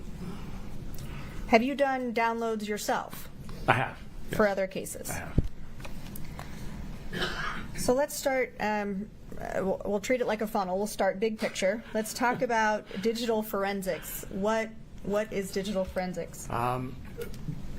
The best and easiest way to describe it is the analysis of electronic devices. As it relates to this case, and my specialty is mostly phones and some computers. So let's talk about specialties within digital forensics. What is, you mentioned that you're certified Cellbrite analyzer user Yes. or certified Yes. in that program. What is Cellbrite? Cellbrite, they have several products, but generally what they do is they provide extraction tools to extract data from devices, and then they also provide analysis tools so that you can analyze then those readable files. You mentioned call detail records. Is there an acronym we refer to those in shorthand? Yes, CDR. What is a CDR? So a call detail record or a CDR is exactly what it sounds like, pretty much. Okay, it's a record from your carrier, from your cell carrier, like Verizon or AT&T, and what it is it is a record of all your call details. So your incoming and outgoing calls, texts, data sessions, things of that nature. You mentioned location analysis. How do you perform something like location analysis using cell phone data or CDR data? Yeah, so you can map both, but prevalence is call detail records. So law enforcement can obtain call detail records that include location data with them, and location data is essentially the carrier reports and maintains a record during their normal course of business, which towers you're using, where that tower is located, and what antenna or sector of the tower that you're utilizing for that communication. When you're analyzing phone data, what are the two main sources of that information? Oh, so like for phone data, like in general? Yeah, when you analyzed phones for this case, what were the two main sources of the data? So the phones themselves, which is the content of the device, and then the call detail records, which are the communication records associated with those devices. So when we're talking about call detail records, I think most people understand the phone contents. That comes from the actual device, correct? Correct. And the call detail records, you said they were stored by the carrier. Is that correct? Correct. And the call detail records, would those be located on anyone's device, or are those solely maintained by AT&T, Verizon, T-Mobile? Yeah, the records themselves are maintained by the carrier. And what is contained in a call detail record? There's a lot of information in there. There is typically a timestamp, so there's a date and a time that the communication occurred. amongst whom the communication took place, between which numbers the communication took place. So, which phone numbers, whether it's incoming or outgoing, the duration if it's a phone call, and then of course the tower information, the tower location information. Would a CDR record contain, for example, it would say a text is incoming or outgoing? Would any of the content of those messages be in the call detail record? No, not in a call detail record. How do you start, or how do you analyze the contents of a phone? What do you use to do that? So in this case, I used Cellbrite Physical Analyzer. And how do you use Cellbrite Physical Analyzer? What does that provide you to allow you to analyze the contents? So Cellbrite Physical Analyzer is a software package, and what it does is it allows you to analyze readable files from the extraction. So the phone is downloaded, a readable file is created, you load that readable file into Analyzer, and then you can analyze those results. How often are there other programs besides Cellbrite that can perform that function? Yes. Is Cellbrite the most commonly used one? Yes. Why is that? It's very popular because it's got a very user-friendly interface. It's widely known. It's widely regarded. Analysts and people that do extractions and downloads have learned that they can rely on the results of those.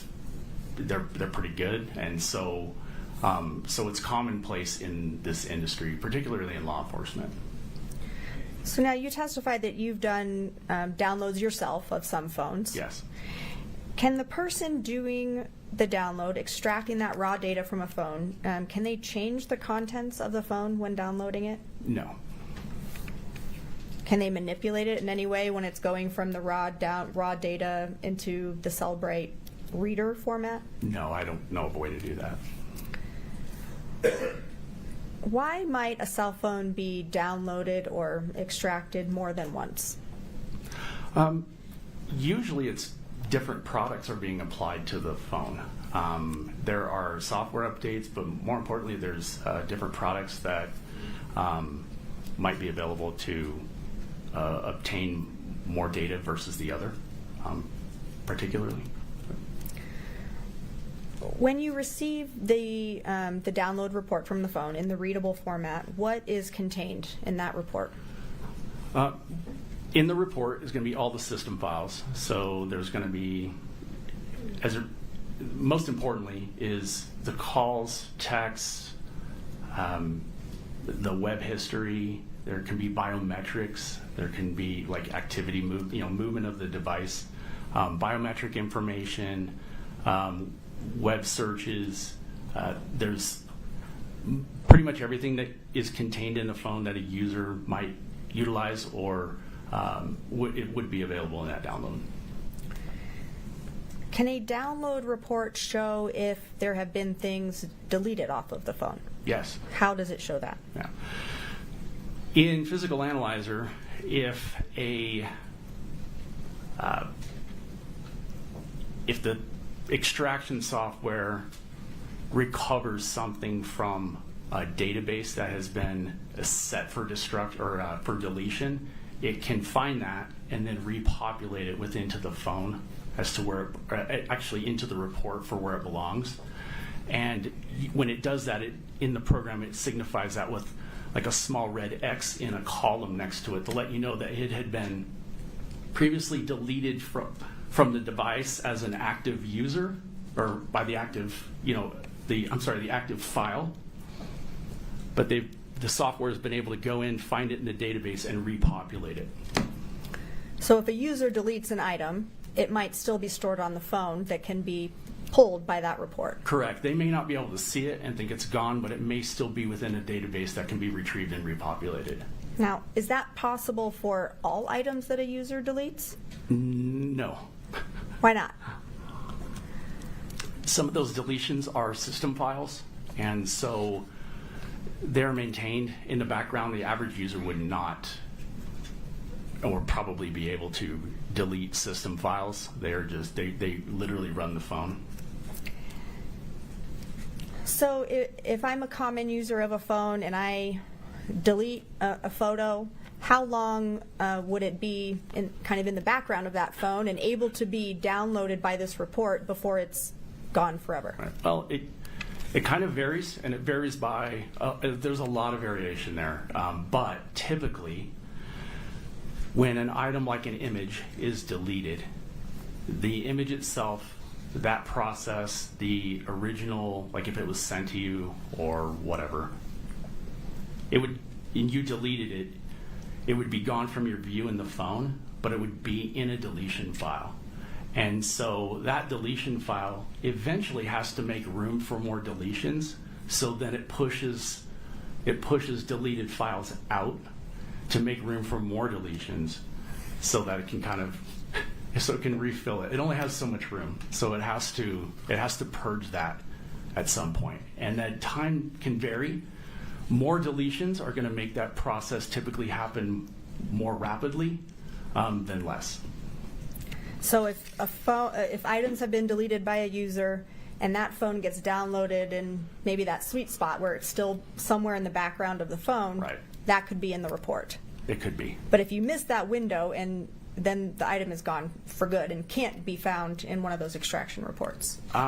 Pretty much. Once it's deleted from the system file, it's a process called a vacuum. Once it's vacuumed out and those files are reduced, it's essentially, you're probably not going to find it.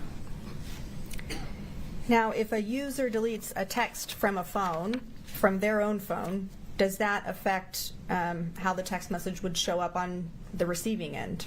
No.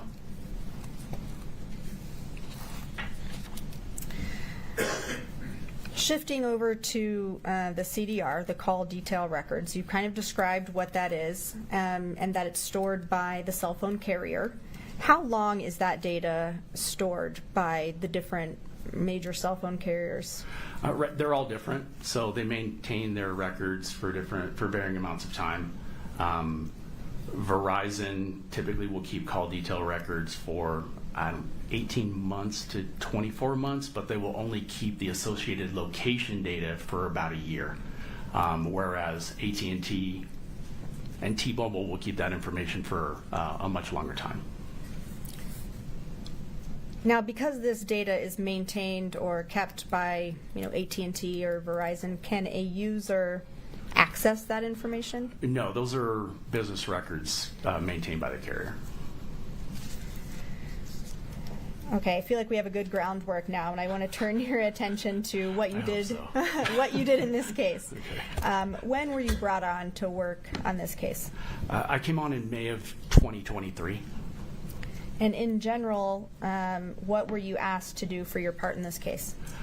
Analyze phone downloads and analyze call detail records for pertinent information related to the case. And so you analyzed phone downloads for this case, and you talked about the process for doing that. Did you perform any of the downloads for the phones, in this case, yourself? The downloads, no. And in viewing the download reports for the phones you analyzed, did you learn who the phone belonged to? Yes. How do you do that? Well, besides the record or file being designated as belonging to that person, when you open the physical analyzer report, it gives details about the phone number, the IMEI number for the phone, and whatnot, and that can be matched to the user, whomever was using it at the relevant time. As you analyzed phones for this case, did you generally become familiar with the people involved? Yes. Did you become familiar with what they look like? Yes. How did you become familiar with what these people look like? Law enforcement shared that information with me, but in most instances, when I looked into the phone downloads, there are pictures of those people inside those phones doing various things, hanging out with family or contact photos, that type of thing. I first want to turn your attention to Eric Richins' phone. Did you do an analysis of Eric Richins' phone? Yes. And was that a phone with the number 801-792-9317? Yes. Did you receive a download report from the Summit County Sheriff's Office for that phone? Yes. And was that download performed by Changi Entau and Marcos Garicachia? I believe so. When you reviewed the report for Eric Richins' phone, did you find any evidence of mass deletions on his phone? In Eric's phone, mass deletions, no. How would you be able to tell if somebody had made batch or mass deletions from their phone? Usually, if it's not evident in the actual phone download, whereas you can actually see the software has reported that those items were found as deleted and recovered. Outside of that, you would compare it to other types of evidence, such as like the call detail records. So how would you be able to tell if there were deletions when comparing the phone to the call detail records? It's basic. You just take the call detail record and you look and you see who that person was communicating with through their call detail record, and then you would be able to verify if those communications were maintained in the call logs on the phone themselves. So if I called you 5 times today, it would show in my call detail record, but if you downloaded my phone, it would also show in my call log that I called you 5 times today and what time of day and how long our phone calls were. Did you review text message conversations from Eric Richins' phone? Yes. And in addition, did you review device activity data? Yes. You mentioned biometric data. What type of biometric data can you recover from a phone or review? Right. It's kind of hand in hand with the activity report that you just mentioned. When a device moves or a connected device moves, it reports that movement to the device, and it's found in that activity sensor report portion of the download. Did you look at Eric Richins' phones for evidence of THC gummy use? Yes. And did you find text messages between Eric Richins and Kouri Richins as it related to THC gummy use? Yes. Was that 3 conversations? It was. Okay. Was that 1 conversation in November of 2021? Yes. And 2 conversations in January of 2022? Yes. Scott, if we could show the witness 2-118D.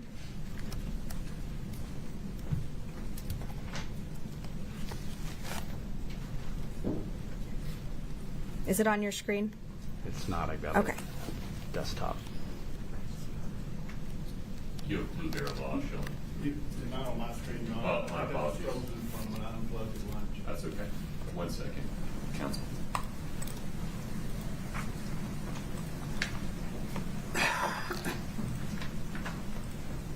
Is this the conversation you referenced from November of 2021?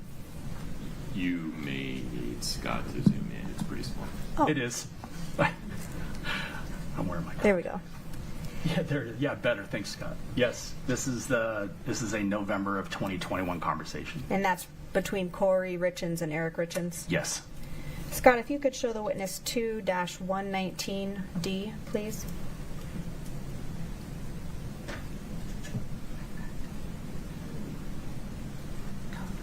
Is this a conversation between Eric Richins and Kouri Richins in January of 2022? It is. Thank you. And Scott, if you could show the witness 2-124D.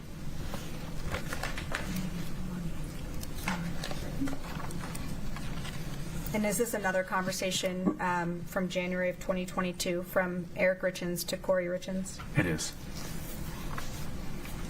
Did you also analyze Eric Richins' phone for information about illicit drug use?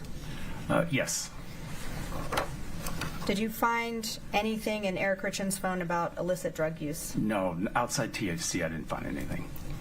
Any communications on Eric Richins' phone about buying drugs? No. Now I want to talk about Kouri Richins' phones. Did you analyze 3 phones that belonged to Kouri Richins for this case? I did, yes. Scott, if you could put up 3-37D, please. Do you recognize this? I do. What is it?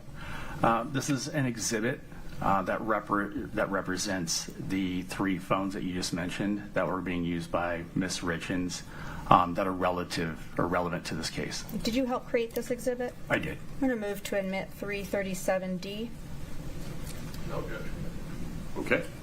States 3-37D is admitted. And publish, please. Done.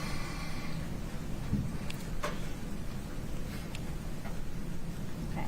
I have a pink pointer that I'm going to try to use. All right.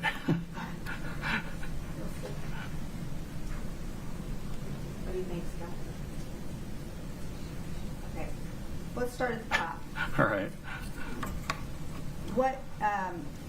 What phone is at the top of this exhibit? Okay, so the phone at the top of the exhibit on the left-hand side is Miss Richins' white iPhone, and the 2 numbers that are there, next to the 1 and the 2, those represent the phone numbers that were being used on that device during the time of September 2020 to April of 2022. What do those dates represent? That's the duration of the time that phone was being utilized.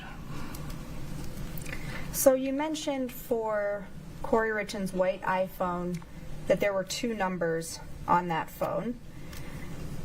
What number were you able to determine was maybe the primary or most used number for that phone? Right, so the number ending in 1987 is going to be the primary number. That is the carrier subscriber number through Verizon that phone was utilizing. And then the 1152 number is a VoIP number that was being used on that device as well. So you said VoIP number, but tell the jury, how do you get 2 phone numbers on 1 phone? You just use an app. Okay. How is, in this case, the number 1152, how is that different than what you called the subscriber number, the 1987? How is it different? Right, so that number, a VoIP number, it uses the internet to make calls, make and receive calls, make and receive texts. You can use that number like you would your normal carrier number. The difference is it uses data, and so it typically doesn't show up on your call detail records when you use it. Did you view a download from Kouri Richins' white iPhone? I did. And that came from the Summit County Sheriff's Office? It did. And that download was performed by Cheney Engtao and another download by Marcos Gary Cuchilla? I believe so, yes. Did that download contain text messages, call logs, web searches, things like that? Yes. In addition to that, were you also able to view what we were calling activity data or device sensor data for that phone? Yes. When you did the analysis for that white iPhone, was there evidence of deletions? Yes. Was there evidence of text message deletions? Yes. Evidence of call log deletions? Yes. Describe what time frame you were able to recognize those deletions happening. The time frame essentially for that device is mid-March. So specifically as it relates to some of the other items I looked at related to this case, we're looking basically January 1st through middle of March 2022. What was missing from that phone for January 2022, February 2022, and March 2022? Hundreds of text messages at least. They were also missing most of the web history artifacts in that device. Call histories as well? Call logs, etc. So turning your attention to the middle phone here, what are the dates for the use of that phone? April 14th, 2022 to May 8th, 2023. Now I noticed that silver iPhone has the same number as the white iPhone. How did that occur? So this is a new device that Ms. Richins began using on April 14th, and she basically just had her old number assigned to this new device. Were you able to view a download for this phone? Yes. And that was performed by the Summit County Sheriff's Office? Yes. Now, comparing Kouri's silver iPhone that she began using in April of 2022 compared to the prior phone, the one that she was using leading up to that point, were there patterns of deletions in this phone similar to the white iPhone? There were some deletions noted, but not in the same manner as the previous phone, no. What do you mean not in the same manner? Meaning there were not big chunks of hundreds of texts missing from the device that I noted, compared to the new phone did not have that type of deletion in it. So now let's talk about the third phone on this exhibit. It says Kouri Richins' blue iPhone. Did you also view an extraction for this phone? I did. Or I guess extraction and download. I'm using them interchangeably. Is that so okay? Do I. That's fine. They're the same thing. Yeah. And that download came from the Summit County Sheriff's Office? Yes. Now, similar questions about the blue iPhone. It seems that the date ranges for that are the same as the silver iPhone. Is that correct? Correct. So, based on your analysis, Kouri Richins was using the blue iPhone and the silver iPhone at the same time? Correct. Same question for the blue iPhone. Were there mass deletions on the blue iPhone when comparing it to what you looked at for the white iPhone? No.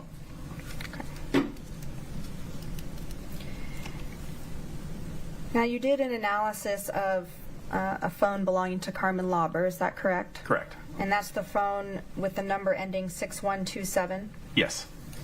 Did you analyze CDR data for Carmen Lauber's phone? I did. And did you view an extraction or a download for that phone? Yes. And that came from the Summit County Sheriff's Office? Yes. On Carmen Lauber's phone, were you able to tell if there were deletions on that phone? Yes. What were you able to note about items being deleted? Essentially in the same manner as with Ms. Richins' original phone.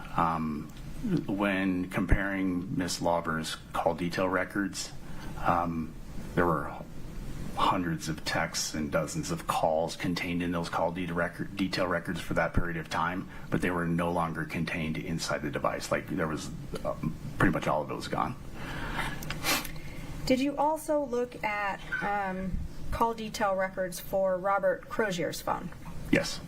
And was that for a phone with a number ending 0540? Yes.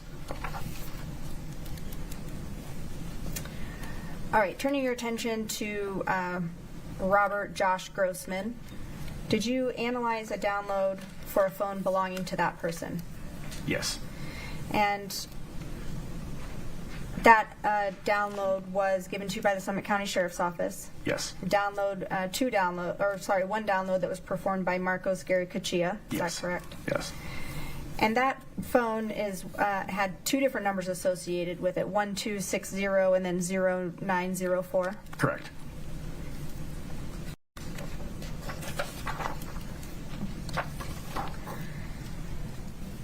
When looking at all of these different phone downloads, did you analyze communications between Eric Richins and Kouri Richins? Yes. Scott, if you could show Mr. Kotradimas Exhibit 2-3D, please. Just zoom in a little bit so he can recognize it. Is this a message between Kouri Richins and Eric Richins from December of 2020? Yes, it is. Scott, if you could show the witness Exhibit 2-5D.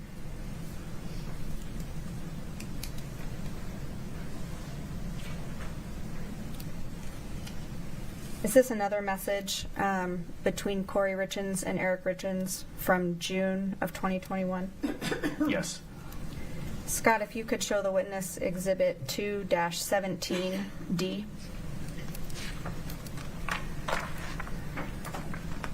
Is this a text message between Eric Richins and Kouri Richins in January of 2022? Yes. Yes, it is.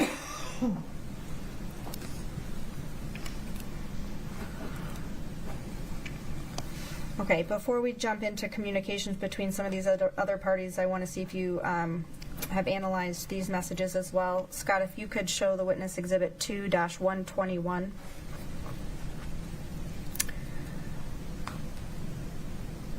Do you recognize this message as a text message thread that you analyzed from Kouri Richins' phone from December of 2022? Yes. Scott, if you could show the witness 2-112.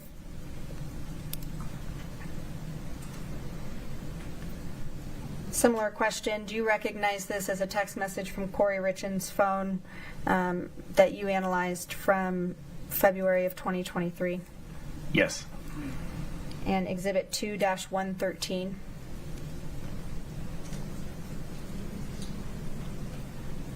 Do you recognize this message as a text thread with Kouri Richins from March of 2023?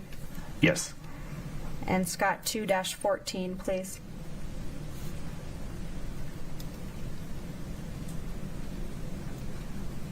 Do you recognize this as a message from Kouri Richins' phone from March of 2023? Yes. Okay. Thank you, Scott.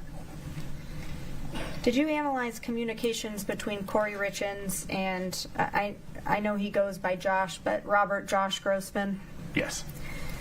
Did they communicate as far back as 2020? They did, yes. And through October of 2022? Yes. What were the typical volume of calls and texts between Kouri Richins and Josh Grossman? Particularly from November of 21, which was essentially when the 1152 number showed up on his phone, daily, with a few exceptions.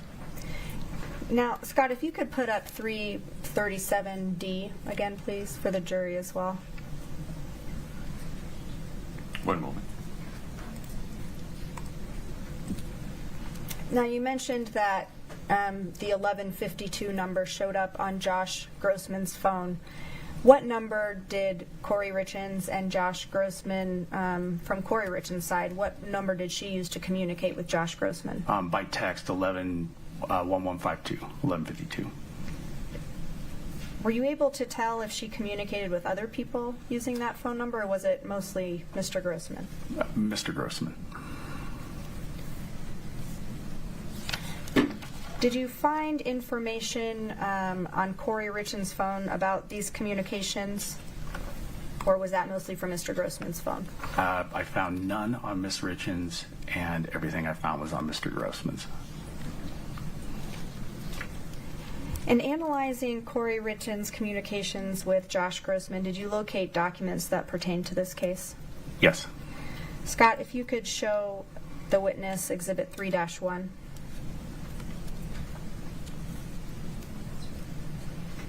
And then if you could, I believe there's a second page, if you could show the subsequent pages.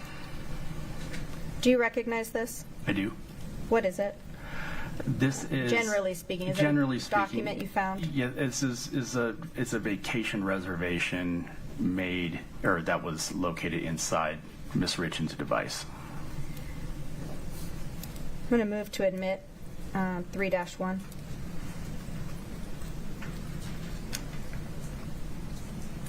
Can you zoom out for a second, Scott? Go back to page 1 for me. It's a 2-page document, is that right? I don't know if there's a third page. There's a third page that's the... Fourth. Okay. 4 pages. 4. Mr. Roman. Objection to authenticity as well as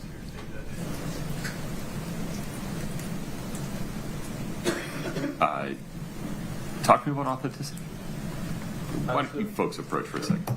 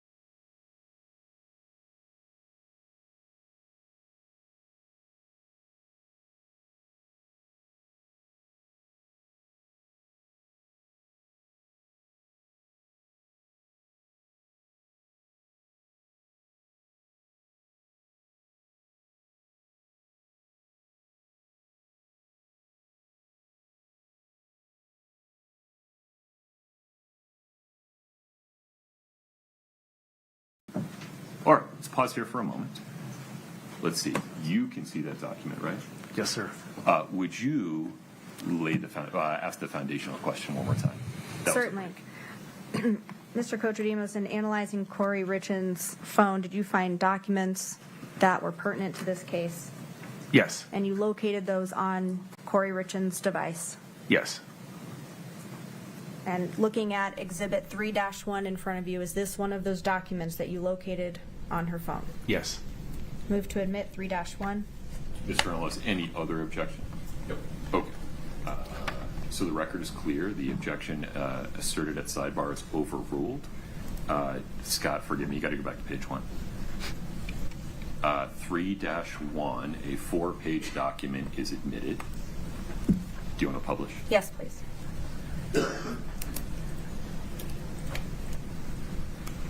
And Scott, if we could zoom in on.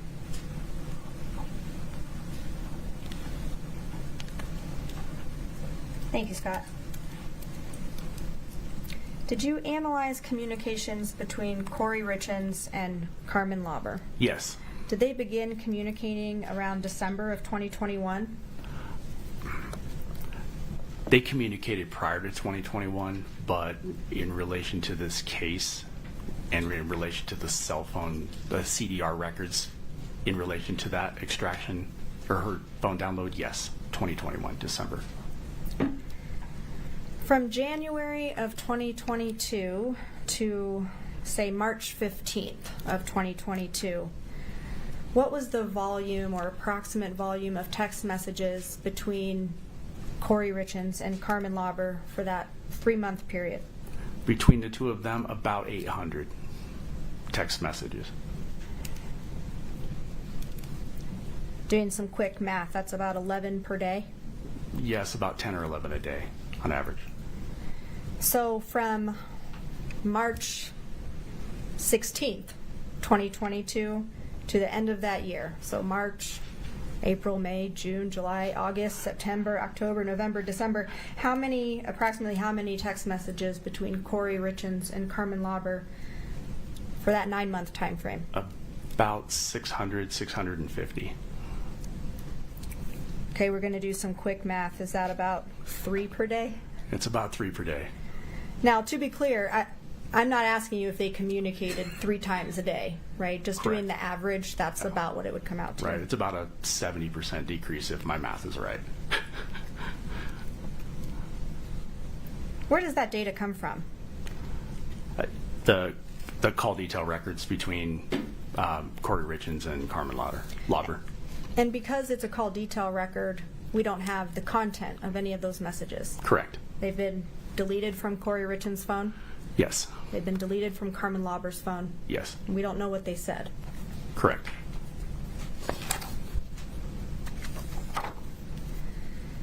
I want to turn your attention to February 11th, 2022.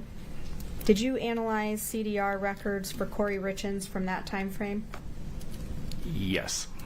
If you could look at Exhibit 3-6, please. Do you recognize this? I do. Is this a call detail record for Kouri Richins' phone? Yes. Is this one of those documents that you reviewed in your analysis for this case? Yes. Move to admit 3-6. States 3-6 is admitted. If we could please publish that document. Okay, we've been talking about call detail records. Is this a call detail record? Yes, this is the billing version of it, but yes, this is a call detail record. Why does it say Eric Richins at the top? He's the subscriber, the Verizon subscriber, so it has his name on it. Now, when we're looking at the phone number at the top, this clicker is not liking me, but I wanted to point it out. It says 1987, and that's the number that belonged to Kouri Richins, correct? Yes. So when we're looking at each of these individual calls on this particular document, how do you know if it's an incoming or outgoing call? On destination, so there's, what is that, about 7 columns over where it says destination.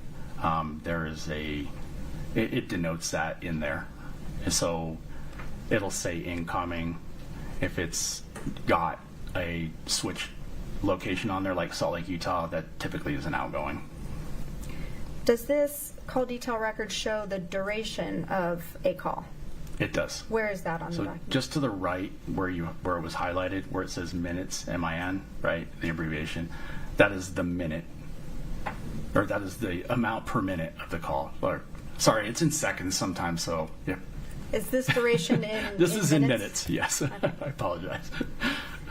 Did Kouri Richins make phone calls on February 11th, 2022 at 11:27, 12:36, and 12:39? Yes, I think it was 12:27, but yes. I might have said the wrong minute. It's okay, yeah. Did you determine who these calls were made to? I did. How did you do that? I Googled the numbers. Okay, and who do those numbers come back to? Those are IRS numbers. So on those 3 occasions, Kouri Richins was calling the IRS. Correct. Still talking about, thank you, Scott, for that. Still talking about February 11th of 2022. Did you analyze communications or CDR records for Kouri Richins and Carmen Lauber from that day? Yes, And did they communicate that day? they did. And do you know that from the CDR data? Yes. For February 11th, 2022, do you have location data related to Carmen Lauber's cell tower use on that day? Yes, from her device, yes. And did that come from the call detail records? Yes. Scott, if you could show the witness exhibit 3-8D, sorry, 38D. If you could zoom out just a little bit so that we can see the whole. We can. It's that screen. Oh, it's my screen. I see. Everyone else can see the whole thing. Okay. Do you recognize this? I do. Did you help create this? I did. And did you do that using the CDR data we've been talking about? Correct. I provided the call detail information to the graphic designer that created this exhibit. Does exhibit 3-8D accurately depict the raw data that you analyzed? Yes. Move to admit 3-8D. States 3-8 Delta is admitted. If we could please publish. So what are we looking at here? Describe for the jury, and if it's easier for you to step down, you can. But what's at the top? You know what? Yeah, maybe I will step down actually. Because I have this clicker, but maybe it will Gotcha. work better for you. It's You can try to use this. It's just a little. I tapped it over. That does not work. Glad it wasn't just Mr. you. Contradimus, would you tap that mic, see if it's working? Yeah, okay. Thank you, sir. yeah. Okay. Okay, So go ahead and describe what we're looking at here. right. Well, what we're looking at is a representation of the call detail records that Ms. Shervinick mentioned. What you have on the right-hand side is going to be the text communications between Ms. Richins and Ms. Lauber for February 11th, 2022. There's just a photo so you know whose device we're referring to. A photo of Ms. Richins, a photo of Ms. Lauber. The blue bubble with the 3 dots indicates that this is a text message, and then the arrow is going to depict which direction that calls. So, for instance, the very first one at 3:22:44 is an outgoing message from Ms. Richins to Ms. Lauber at that time. And so these are on the right-hand side. These are going to come up so that you can see when they when the two communicated, the volume of the communication, and then also the direction. Okay. On the left-hand side is a representation of essentially the Davis County and Salt Lake County Valley areas, and you're going to see locations pop up on these on this map as we move through the record chronologically. What those, for instance, there you go. Thanks, Scott. So this is a tower location. It's pointing to the location of the tower. That's important, not the device, but the tower. of that Miss Lauber device is utilizing at 4:11 p.m., for instance. Okay, Mr. Crozier's record was also populated into this as well, and at the same time at 4:11 p.m., Mr. Crozier is pointing towards a tower location in the Davis County area. So you know which tower their devices are using. On the left-hand side, these are going to move. And what that depicts is the movement of the device as they reacquire different towers. Okay? And then on the right-hand side, as we go through the slides, it's going to start populating. So Scott, you can start populating. So at 4:11, this represents a phone or a communication between Miss Lauber and Mr. Crozier, and this is their respective locations. You can see on the right-hand side through the 4 o'clock and the 5 o'clock hour, beginning in the 5 o'clock hour, Miss Richins and Miss Lauber continue to communicate via text. At 5:05, Miss Lauber is still in the Heber Valley area, and that picture that you just saw was a photo from that time frame that was recovered from Miss Lauber's cell phone device. All right, so you can see at 5:05, Miss Lauber is now, her device is now hitting on a tower in the Provo Canyon area, out near the reservoir, and Mr. Crozier's device is using a tower at 5:20 p.m. up in the Davis County area. And on the right-hand side, you're going to see Miss Richins and Miss Lauber continue to communicate with one another. And Miss Lauber's device is traveling down Provo Canyon and into the Utah County area. That device is now heading into roughly the Utah County area. It's utilizing towers in those locations. And eventually it's going to move north. And you can see Mr. Crozier's device has now jumped significantly. I want to explain this to you, the jury, because this is important. Mr. Crozier's carrier is T-Mobile. Okay, so his carrier does not provide location data for these records for text. It's only calls. So the only time Mr. Crozier's location is going to appear to change is when his device is utilizing a tower for a call. Miss Lauber's was more detailed. This isn't all of every single pinpoint of every single tower, because every single text she made utilized a tower. But for the sake of not cluttering this up with a bunch of repeats on top of each other, you can assume that from the previous point to the next point, she was utilizing the tower before it. So she was utilizing the tower near the reservoir for several texts, and then now she's using this one in the Utah County area. All right, Scott. Yep, so Mr. Crozier's device is now moved a little bit farther south and utilizing a tower there.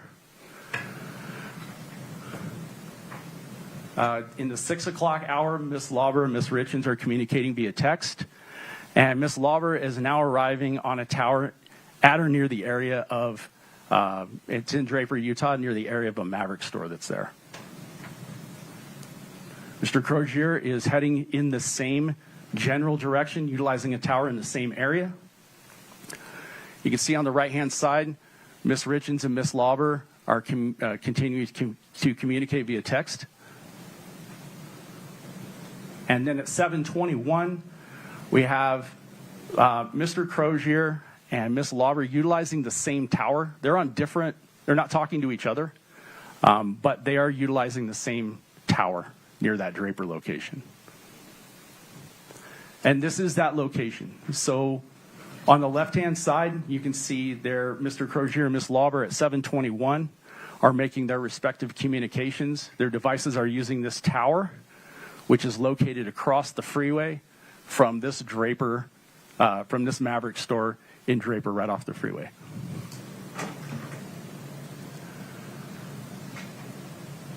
Miss Lauber and Miss Richins continue to communicate into the 7 o'clock hour.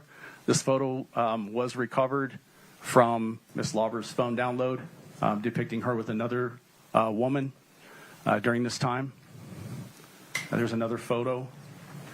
And by 8:20, Miss Lauber's device is now moving south and utilizing towers south of that Draper location. And by 8:47, Mr. Crozier has made or received a phone call, because we know that's The only records denote towers, and he's moving back north towards the Davis County area. And then Ms. Lauber by 856 is utilizing a tower in the Heber Valley area. Ms. Lauber remains in the Heber Valley area, and then on the right-hand side, sorry, Scott, but if you can go back one slide, Ms. Richins and Ms. Lauber continue to communicate into the 9 o'clock hour via text. So from 3:42 to 9:02, the defendant, Ms. Lauber, communicated 34 times via text. During the same time, Mr. Lauber or Ms. Lauber and Mr. Crozier communicated 50 times via text and 6 times via voice call.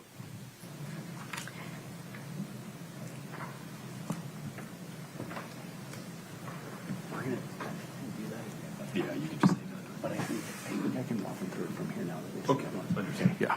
Did you also look at communications from February 11th, 2022 between Carmen Lauber and Robert Crozier? Yes. Did they communicate on that day? Yes. And is that information from the call detail records? Yes. Scott, if you could show the witness Exhibit 3-33D. Do you recognize this? I do. Similar to the last exhibit, something that you helped to create? Yes. And using the call detail records that you were just describing? Yes. Does Exhibit 3-33D accurately depict the raw data that you viewed in this case? Yes. Move to admit 3-33D. Your Honor, no objection. If the following testimony is going to be similar to the last one, perhaps we can have some questions. I think we all understand where they're traveling and what it means now, just to move things along. 3-33D is admitted. Would you like to publish? Yes, please.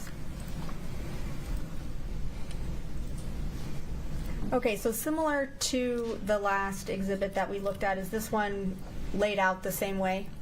It is, yes. And the last exhibit was depicting communications between Carmen Lauber and Kouri Richins, and this one is between Carmen Lauber and Robert Crozier. Is that correct? Correct. Otherwise, the different indicators, the bubbles, the arrows, those things remain the same as the previous exhibit? Yes. The map that we're looking at, the area of the Salt Lake Valley remains the same? Yes. And then similarly, as we see the different pictures of the people moving, that is the cell phone towers that their device is utilizing at those different times? Correct. Scott, if we could move through this exhibit, and Mr. Kotridimus, if there's anything that you want to note regarding the communications between Robert Crozier and Carmen Lauber. Right. I think if we just, for the sake of time, like Mr. Ramos just said, we can just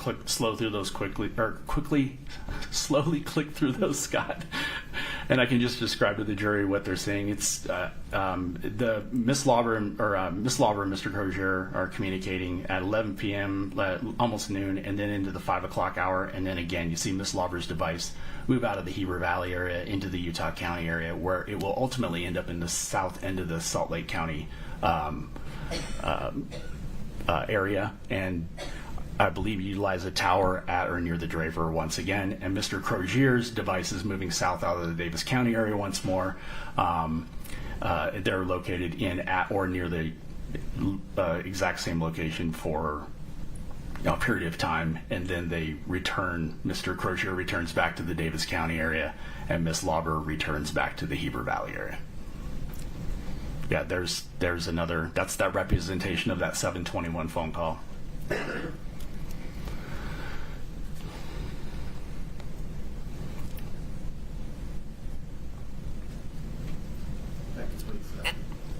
Thank you, Scott. I want to turn your attention to February 14th of 2022. If we could put up Exhibit 3-6, that one's already been admitted. Do you want to show it again? Yes, please publish it to the jury. 1 moment. And Scott, if we could expand on the phone call at 8:53 a.m. So, from these records, did Kouri Richins make an outgoing phone call on February 14th at 8:53 a.m.? Yes.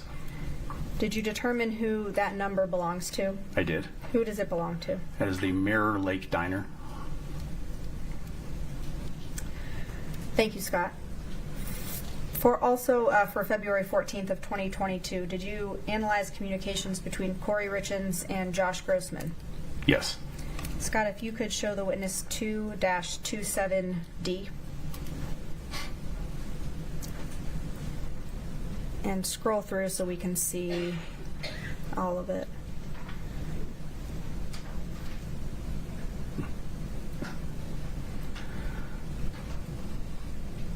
Do you recognize this? I do. Did you help to create this, or did you create this? I created this one. And does Exhibit 2-27D accurately depict the raw data that you analyzed for this case? Yes. I'll move to admit 2-27D. Sorry, Judge, I just can't see it from over here.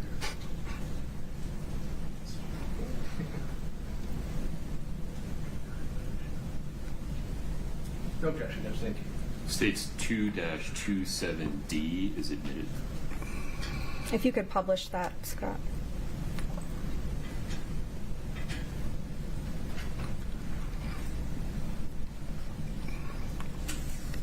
And if you could scroll through the pages, and then I'll ask Mr. Kotradimus about the last page.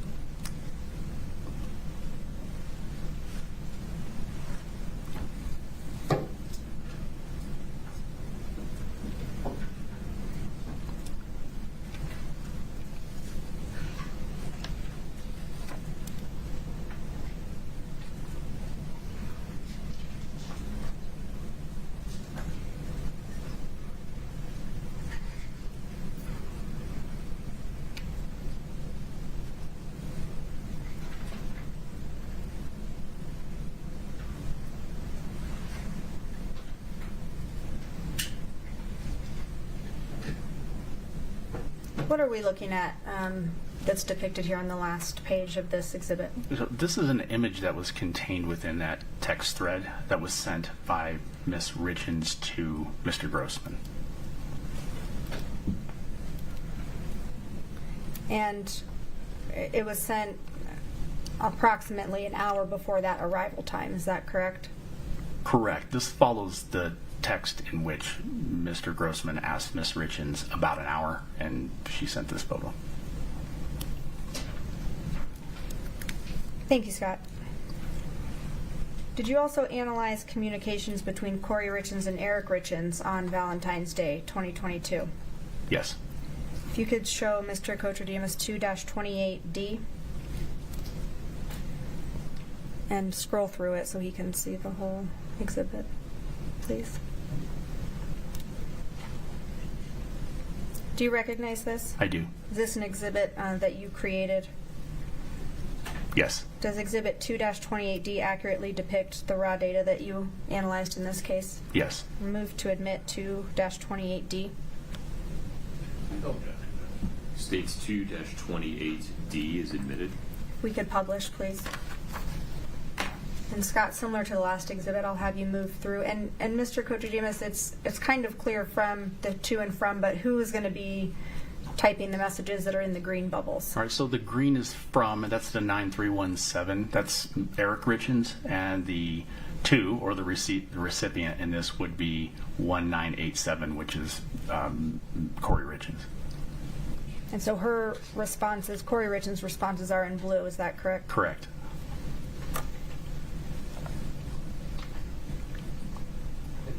If I may, perhaps for purposes of these messages coming in, if your honor could give the instructions that you've done in the past as to the figure say as to Mr. Richins. Maybe we can just do it once. We all know that it applies to all of them. So, fair reminder.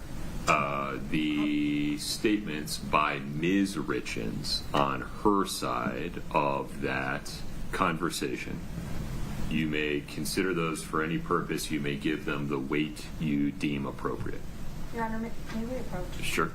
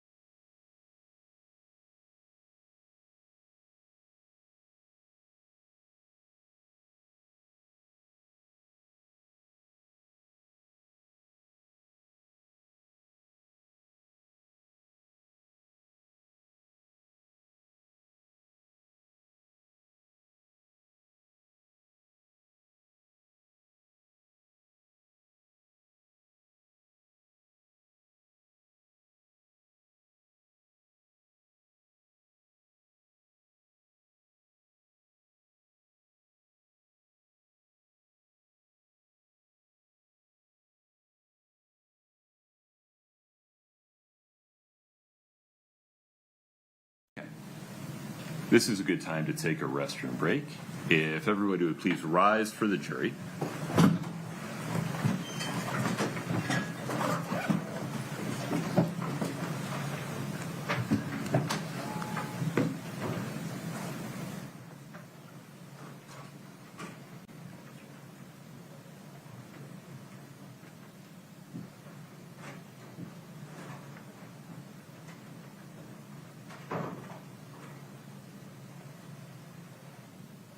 Have a seat, folks. Thank you.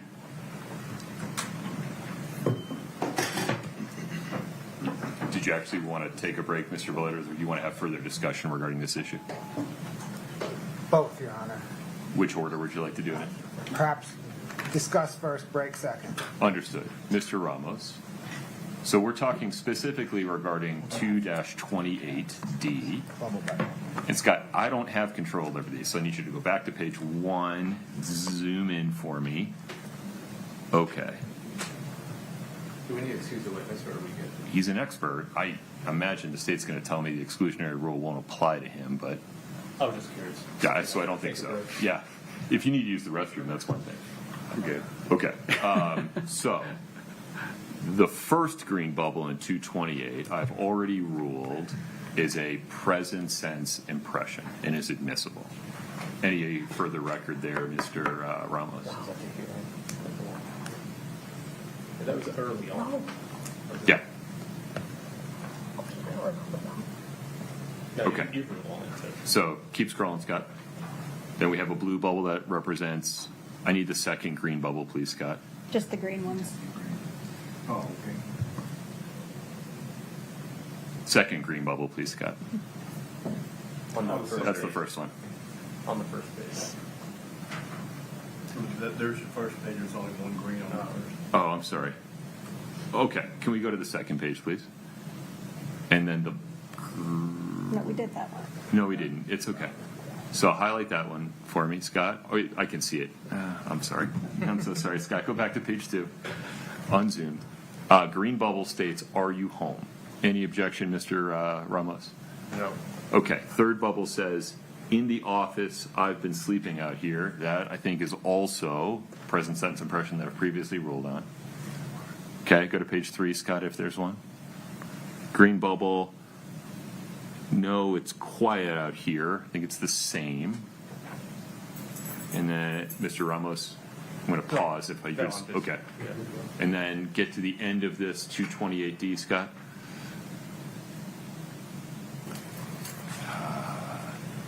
This is a total of 7 pages. This is just, Oh, I'm sorry. One page at a time. I just need to analyze each green bubble.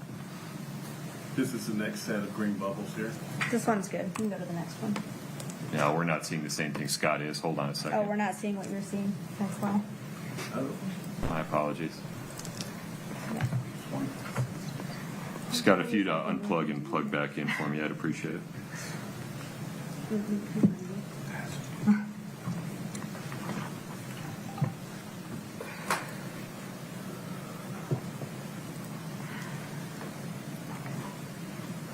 I think we're on page 4. Page 4, Your Honor, didn't have Just- the green just bubble. blue. Understood. Let's go to page 5. Okay, wish you were here. And then a question mark. Mr. Ramos, any objection? No. Okay, go to page 6. Thanks for answering. Any objection? No. Okay, page 7. I can't read it. It's got a. Sorry, can you? Thank you, sir. We are headed in there. Food is on the front seat of my truck. Any objection, Mr. Ramos? No. Okay, so with respect to 228D, there are no hearsay issues.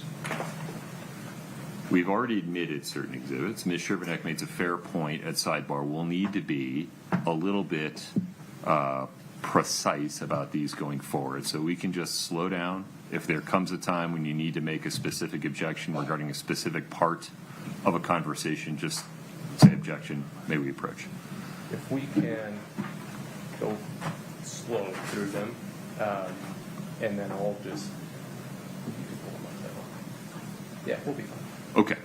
Anything further on that, Ms. Sherbanek?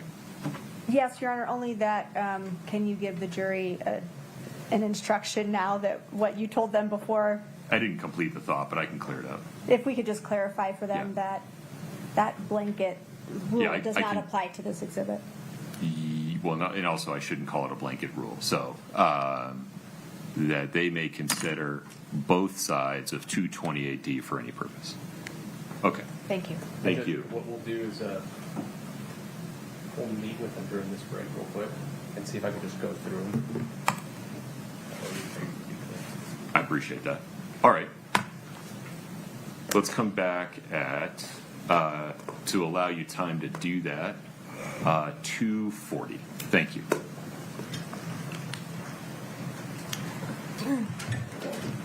Court's in recess.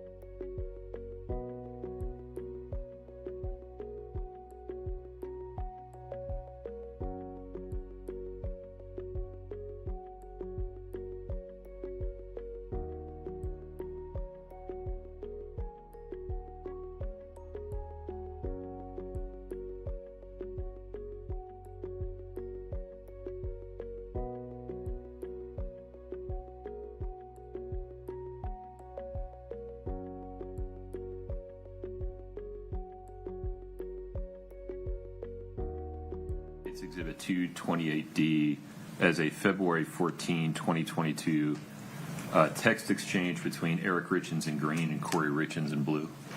No, Judge. And Okay. there was only one other message, and we're good with it. Okay, very good. Anything before we invite the jury in, Ms. Shervnak? No, Your Honor, you'll give them a clarifying instruction about, okay. I intend to fall on my sword on that one. All right, we're ready for the jury. We're ready for the jury.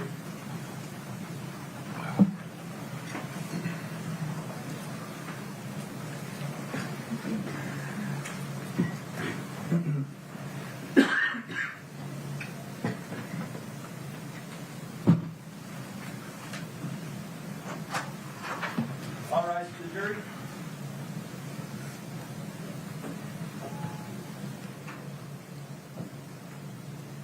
Folks, feel free to have a seat as you come in, please.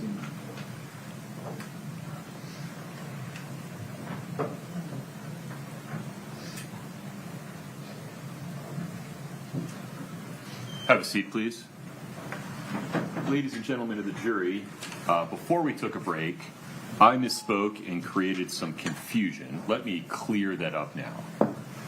State's Exhibit 2-28D, as in Delta, is a February 14, 2022 text exchange between Eric Richins, as depicted in the green bubbles, and Kouri Richins, as depicted in the blue bubbles. The jury may consider either and both sides of that conversation for any purpose. You may give either and both sides any weight you think they deserve. Ms. Shervnak, take it from there. Thank you, Judge.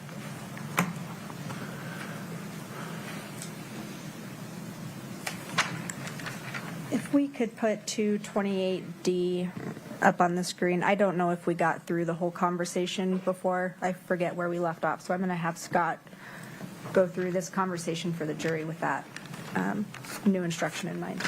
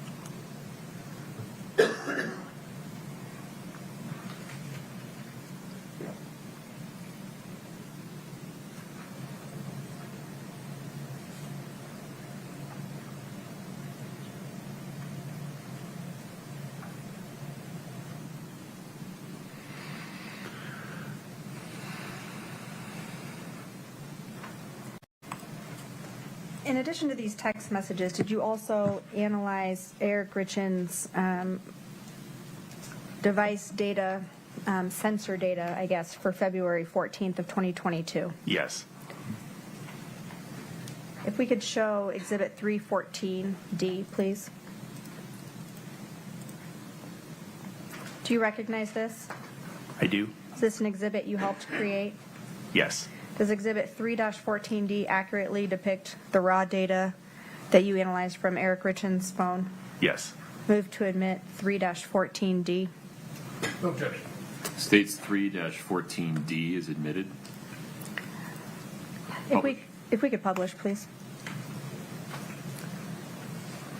When you analyzed the movement data from Eric Richins' phone on Valentine's Day 2022, we're looking at a graph here. What does this graph depict? The graph depicts travel, so in distance in blue, and in energy exertion basically in green, and the in frequency hour to hour on February 14th, 2022. Was there a gap in Eric Richins' movement and the other data that you just referenced during the middle of that day? Yes. Is that denoted here in the blown up portion? What do we see? It is. There's a data set on the left-hand side for flights climbed, distance traveled, and steps. Depicting. So this is a portion. Well, actually, this is the 12 o'clock hour. And then on the right-hand side, there is device activity for depicting steps and distance traveled at 1:32. And so from this data, we can tell that from approximately 12:05 to 1:32, there was no movement data recorded on Eric Richins' phone. Correct. Did you analyze his phone for similar types of movement on other days? Yes. And did you compare the data from Valentine's Day to those other days? I did. Was it unusual for Eric Richins to have an 87-minute gap in his activity in the middle of a workday? It wasn't typical, no. Thank you, Scott. I want to turn your attention to February 26th of 2022. Did you analyze communications between Kouri Richins and Carmen Lauber on that day? Yes. Scott, if we could show Mr. Kotradimus 3-16D. Do you recognize this? I do. Did you help create this? I did. Is this using the CDR data that you analyzed for this date? Yes, this is essentially the same type of exhibit that was created for February 11th. Does Exhibit 3-16D accurately depict the raw data that you viewed for February 26th? It does. Move to admit 3-16D, please. No objection. States 3-16D is admitted. And publish to the jury, please. So we saw an exhibit like this before for Yes. February 11th. Yes, we did. Are we looking at information now pertaining to February 26th? We are on this. This exhibit is text communication between Ms. Richins and Ms. Lauber on that day. And similar map of the same area? Yes. Arrows denoting who sent the message? Yes. The times they were sent and received and direction, yes. Now, these pictures are kind of small, but similar to the last exhibit from February 11th, Ms. Richins is denoted with the red background. Is that correct? Correct. She's on the left side there. And Ms. Lauber is denoted with the green background? Correct. And then we also see Robert Crozier on these exhibits, and he's in the yellow background. Is that correct? Yes, he will come up. There he is. He'll come up on the map there on the left-hand side. And again, Scott, if we could move through this exhibit, and Mr. Kotradimus, if you could describe what we're seeing as we go through this Sure. process for February 26th. Sure. On the right-hand side, similar to the other day, there was text communications between Ms. Richins and Ms. Lauber through the 2 o'clock hour. It picked back up in the 5 p.m. hour. And at some point during the 5 p.m. hour, Ms. Lauber's device started utilizing towers in those same locations from the previous day. Provo Canyon, Utah County area, traveling north until it finally stopped in the area of the southern end of Salt Lake County. Same thing with Mr. Crozier's device, beginning once again in Davis County and moving south and utilizing towers along the way. So Ms. Lauber is now on the left-hand side. You can see by 7 p.m. or so, she is utilizing towers back in Provo Canyon, heading back to the Heber Valley area where she ultimately ends up. Mr. Crozier has returned back into the general area of the Davis County area by 8 p.m. And then you saw all the communications between Ms. Richins and Ms. Lauber, 71 texts between 2:25 p.m. and 10:33 p.m. that day. And Mr. Crozier and Ms. Lauber, 65 texts and 3 phone calls.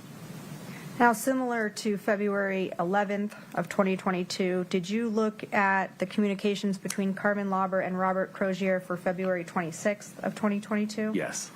If we could show Mr. Kocher-Demas 3-34D, please. Excuse me. Do you recognize this? I do. Is this an exhibit that you helped create? It is. And does 3-34D accurately depict the raw data that you analyzed for that date, February 26th? It does. Move to admit 3-34D Okay. States 3-34D is admitted. and publish to the jury, please. Okay. We've seen one of these before.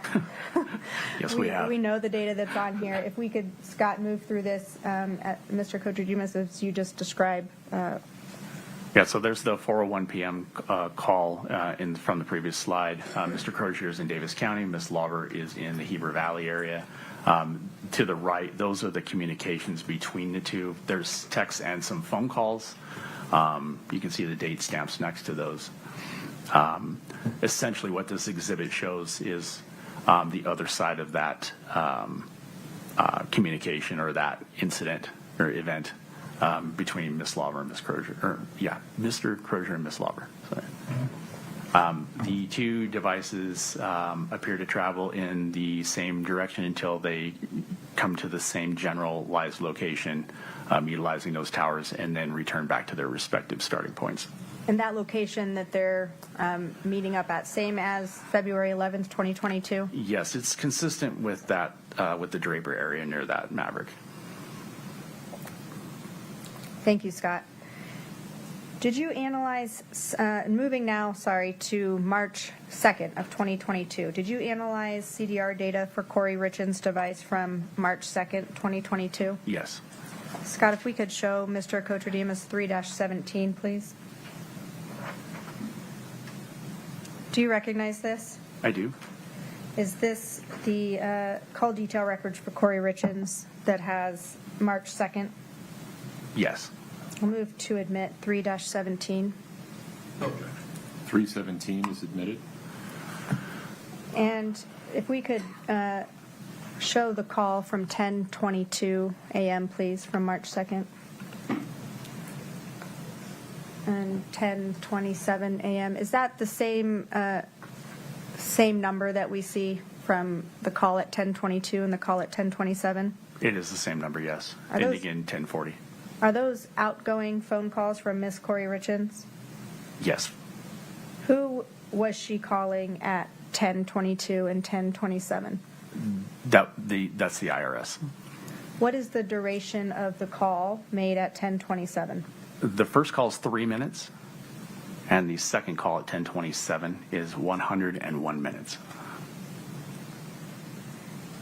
Still talking about March 2nd of 2022, did you look at communications between Kouri Richins and Eric Richins on that date? Yes. If you could show the witness 2-37D. Do you recognize this? I do. And is this an exhibit that you created? Yes. Is this a text message thread between Eric Richins and Kouri Richins? Yes. We will talk about the content of this exhibit at a later time. I just wanted to lay out the information that you're aware of what it is and where it came from. Okay. I now want to turn your attention to March 9th of 2022. Same questions as February 11th and February 26th. Did you look at communications between Kouri Richins and Carmen Lauber for March 9th of 2022? Yes. We could show Mr. Kocher-Demas 3-35D. Do you recognize this? I do. Is this an exhibit that you helped create It is. using the CDR data that you just talked about? Correct.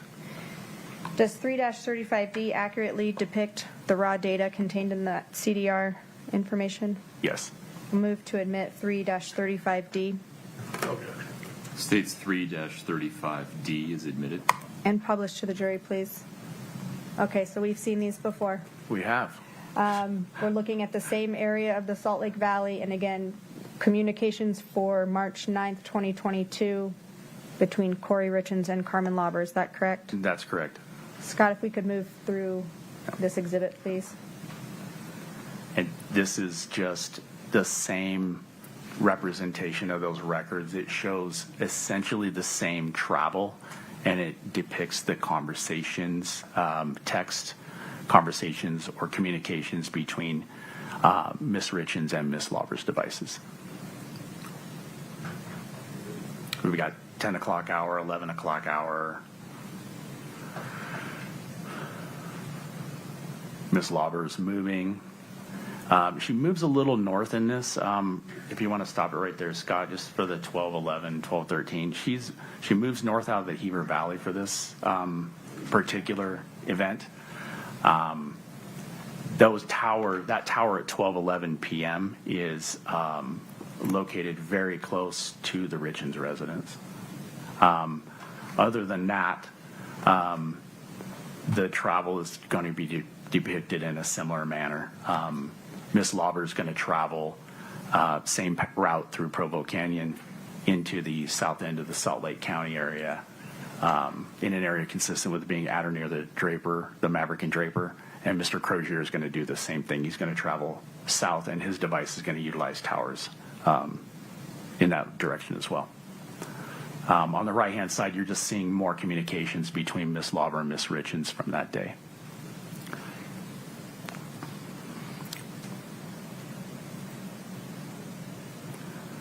So Mr. Crozier and Miss Lauber's devices are coming together, utilizing the same tower in that area. Again, that's the tower across the freeway from the Maverick in Draper. Then the two will depart, or presumably depart, and their devices are utilizing different towers until they return to their respective starting points.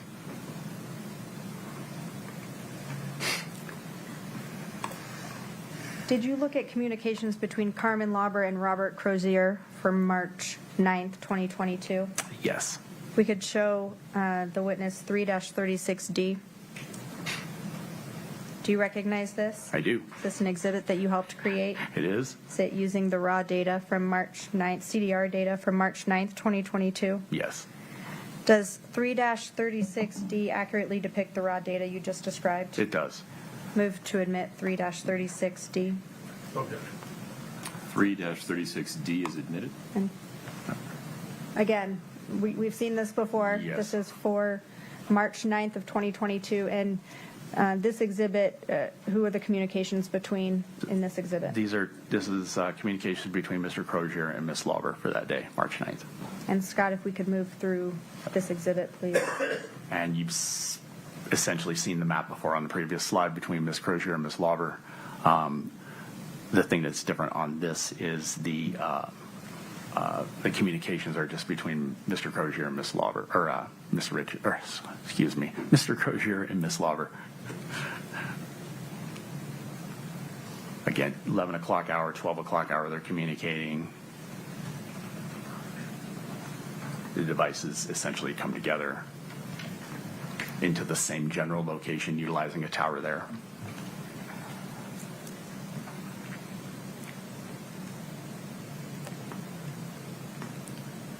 Again, that depicts the tower and across the freeway from the Draper Maverick.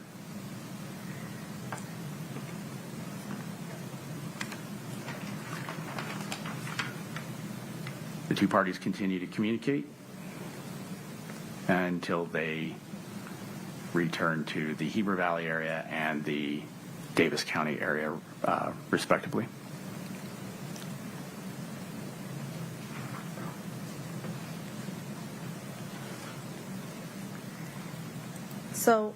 So far, we looked at communications and location data for February 11th, 2022, February 26th, 2022, and March 9th of 2022. Other than those 3 occasions, did Carmen Lauber ever visit that Maverick and Draper in all the data that you reviewed? No, her device never was never in that general area. Did she ever meet up with Robert Crozier? Did their devices come together at any other time other than those 3 occasions that we've talked about here? No. I want to turn your attention to March 3rd, 2022. Did you analyze data from Eric Richins' phone from the night he died? Yes. You looked at call records, Yes. and you looked at text messages and web searches. Yes. We could show the witness 3-39D. Do you recognize this? I do. Is this an exhibit that you helped create? It is. Does it accurately depict the raw data that you reviewed from Eric Richins' phone? Yes. Move to admit 3-39D. 3-39D is admitted. You could publish this to the jury, please. So you might want to step down for this so we can just describe for the jury what we're looking at here.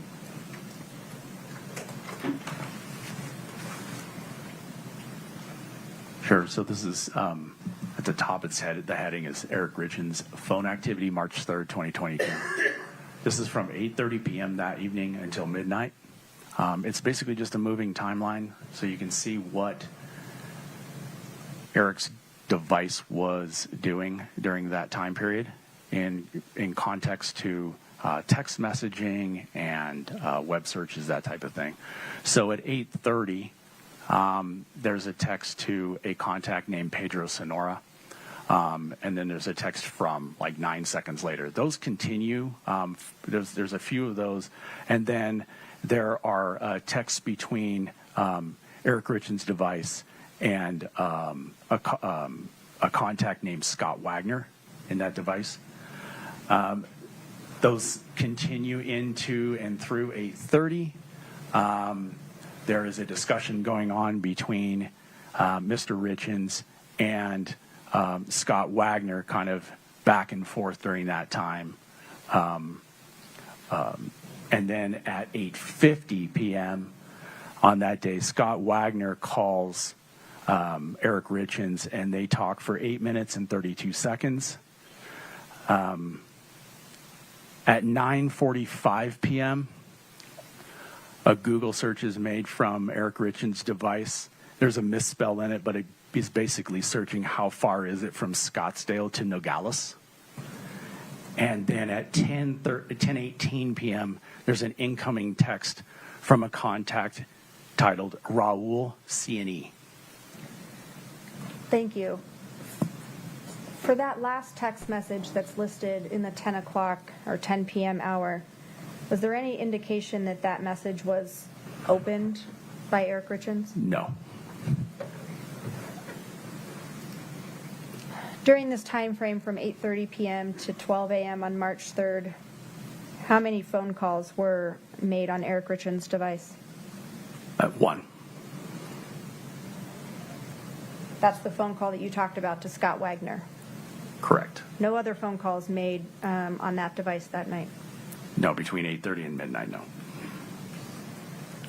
Talking about same time frame, the night of March 3rd, 2022, did you look at Kouri Richins' phone for that same time frame? Yes. Did you analyze the data and device events for that phone? Yes. If we could show 3-18D1. Do you recognize this? I do. Is this an exhibit that you helped create Yes. using the raw data from Kouri Richins' phone? Yes. Does 3-18D1 accurately depict the raw data that you reviewed? It does. I'll move to admit 3-18D1. 318D1 is admitted. If we could publish this, please. Similar to Eric Richins' device, I guess not showing communications, but what are we looking at here for this device data? So there's an activity sensor and device events for that device. When you say device events, what do you mean? So There are certain events that are captured in a device in the system files that detect various things. One of those things is locks and unlocks, meaning when you locked or unlocked your phone. The activity sensor is device movement. So there are accelerometers and gyroscopes and whatnot inside your device. And when it moves and it detects movements, it reports that to the system files and it retains that.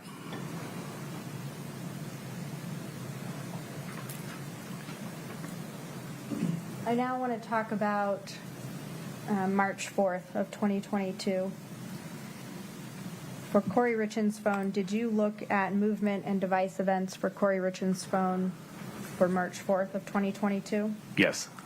If we could show Exhibit 3-18D. Do you recognize this? I do. Did you help create it? Yes. Does it fairly and accurately depict the raw data that you reviewed from Kouri Richins' phone? Yes. Move to admit 3-18D. Okay. 3-18D is admitted. So walk us through, there's some different things here, and maybe you want to step down to the screen to show the jury what these different markers on this exhibit mean. Sure. So we have a device event. The first thing we have for a device event on that day or in that morning is 3:06:50, the phone is unlocked. That unlock is for 28 seconds. At 3:07:04, there's a speaker activation. What that is there's an audio output route. There's audio routing in a device through the system files, and it detects when the speaker is activated. So anytime the phone is using the external speaker, you should get a system file report or an audio output report on that, and it'll tell you that the speaker's in use. Okay. At 3:08:10, the activity sensor picks up that a device travels 243 feet. So the 3:08:10 is the beginning of that trip. It's not the end of that trip. And at 3:10:37, the phone is unlocked for 1 minute 40 seconds. At 3:15:59, the phone is unlocked again for 37 seconds. At 3:19:07, the phone is unlocked once more for 28 seconds. And at 3:19:39 a.m., the phone is unlocked briefly for 3 seconds. We have a timestamp for a 911 call at 3:21:05. We have a receiver activation. We have a device, another activity movement, meaning the device is reporting that it had moved again. And then at 3:22, there is a receiver activation. And a receiver activation is when you hold a phone or a device up to your ear, say presumably your face, to make a phone call. There's a proximity sensor inside the device that activates the receiver, and so there's an activation there at 3:22:12. Thank you. You talked about the receiver activation. Is it possible that a call can start before the receiver is being used? Yes. How does that work? If you dial a number, for instance, the receiver activation only reports when you place the phone up to your. It has to detect the proximity sensor. So it's a movement. It's a movement, yes.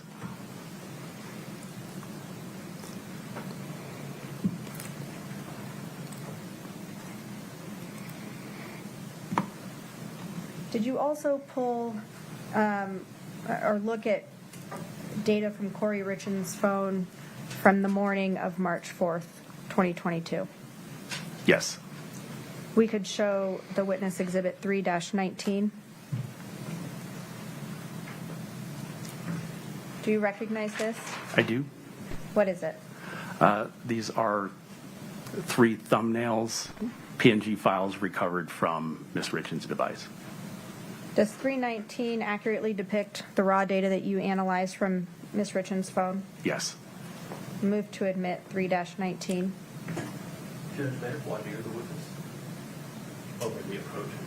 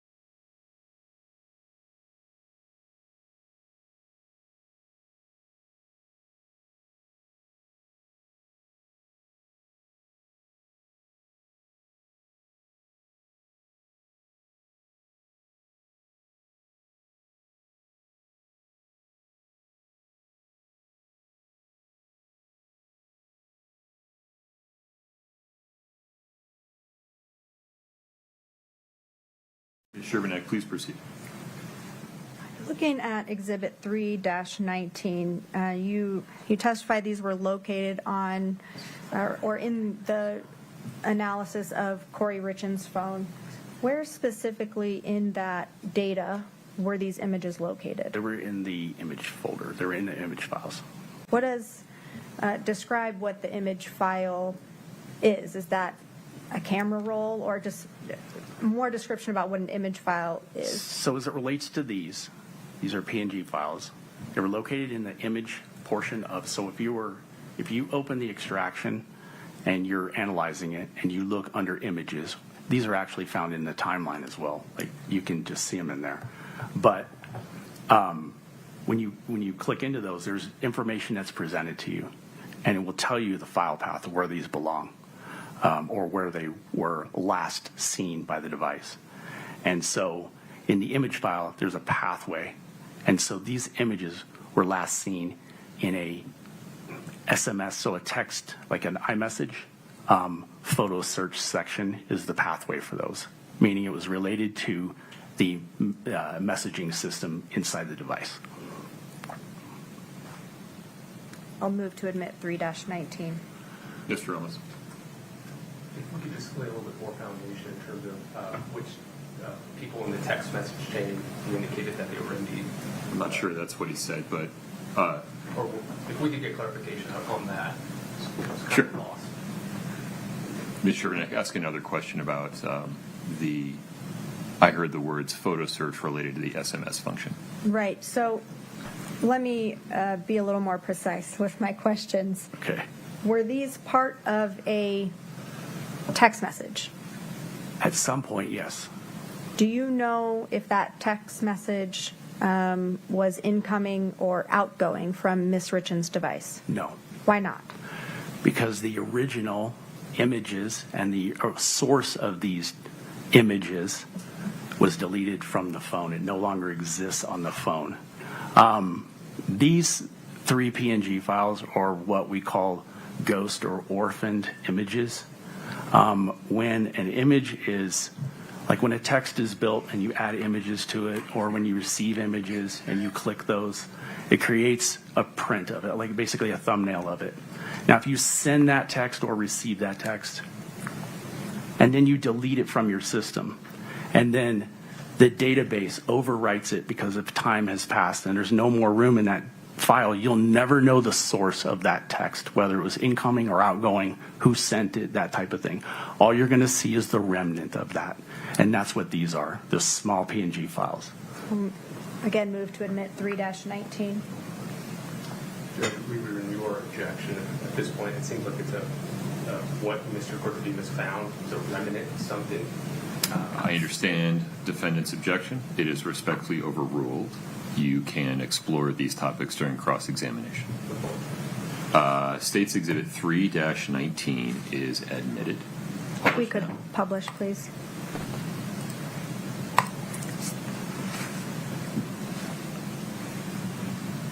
So these are the images you were just describing. Yes.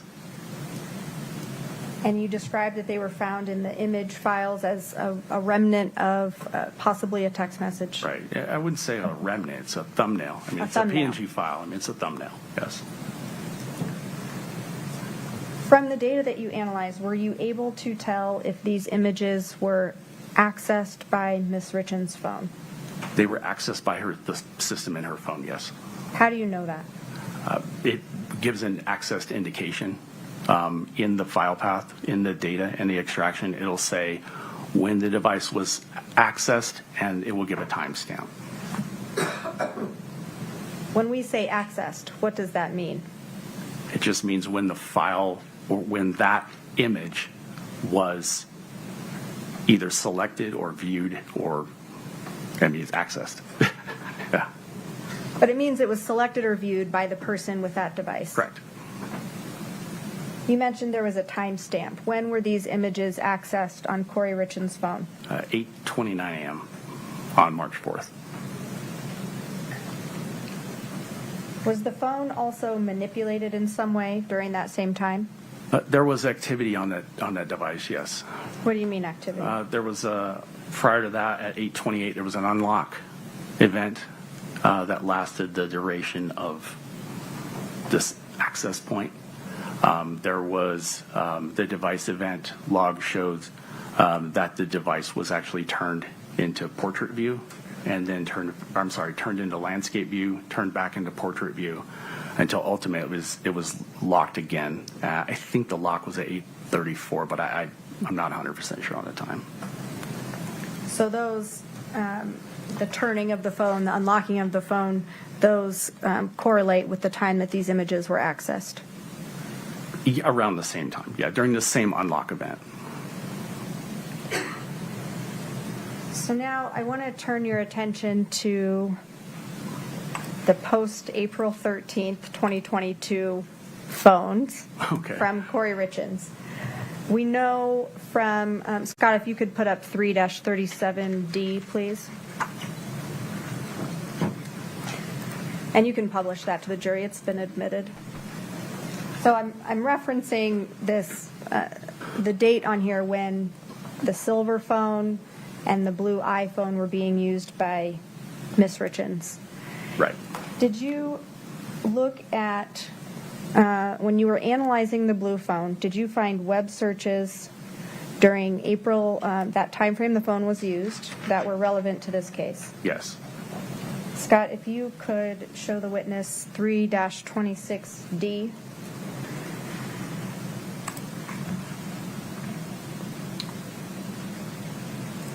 Do you recognize this? I do. Are these web searches that were located on that blue iPhone? Yes. If you could show Scott 3-29D. Do you recognize this?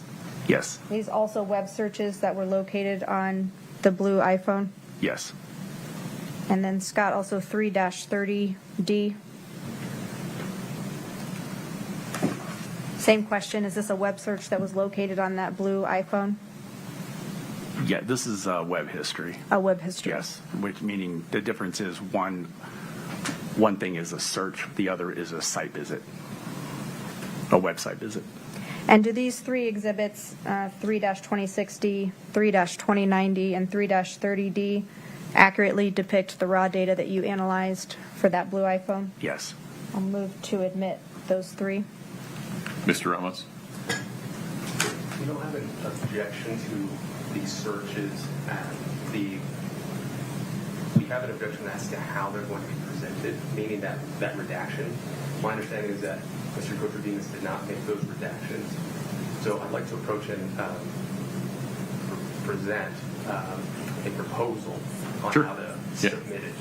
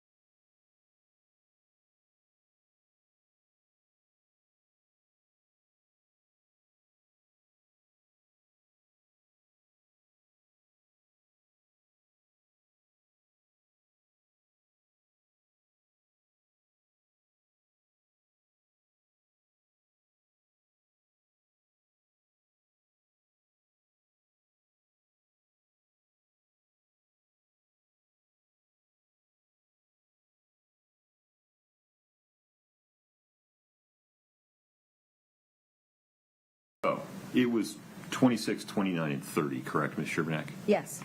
States 3-26D, 29D, and 30D are admitted. We're going to publish those. I have an instruction for the jury. Scott, could you go to 26 for me for a moment? Ladies and gentlemen, as you look at 26, 29, and 30D, you'll see these blue blobs that have no text behind them. Those are intentional redactions of information that has no relevance to this case. Please do not speculate about what was behind the blue bob. It's irrelevant. Just ignore it. Ms. Sherbanek, please continue. So as we were talking about these three exhibits that we will go through in turn, you mentioned web searches versus site visits. Yes. What are we looking at here? These are web searches. What's the difference? So when you type a search into your device and to presumably search for something on the internet, when you type it in and you hit send to search, it logs the search that you had typed into your device. And so someone could search for any multitude of things. We're all aware of that, but maybe not if the results come up. If they actually click on a result, that would be a site. Right. We normally see, analysts will normally see corresponding web histories related to those searches. So if you were looking for a type of vehicle, you would have a search for a type of vehicle, like a 2026 Toyota 4Runner, and you're looking to buy one. And then right behind that, you'll see web history, meaning what happened was you typed in that search field, it popped up, and then there's some suggested websites for you to go to based on your search. And if you click through to those will show as a web history, meaning a site that you actually visited. And so what are we looking at here? Right here, we're just looking at the search function. These are just searches that were inputted into the device. And this is in that blue iPhone, right? In the blue iPhone, yes. Scott, if we could do the same expanding for each page of 2-26D so the jury can see the different entries.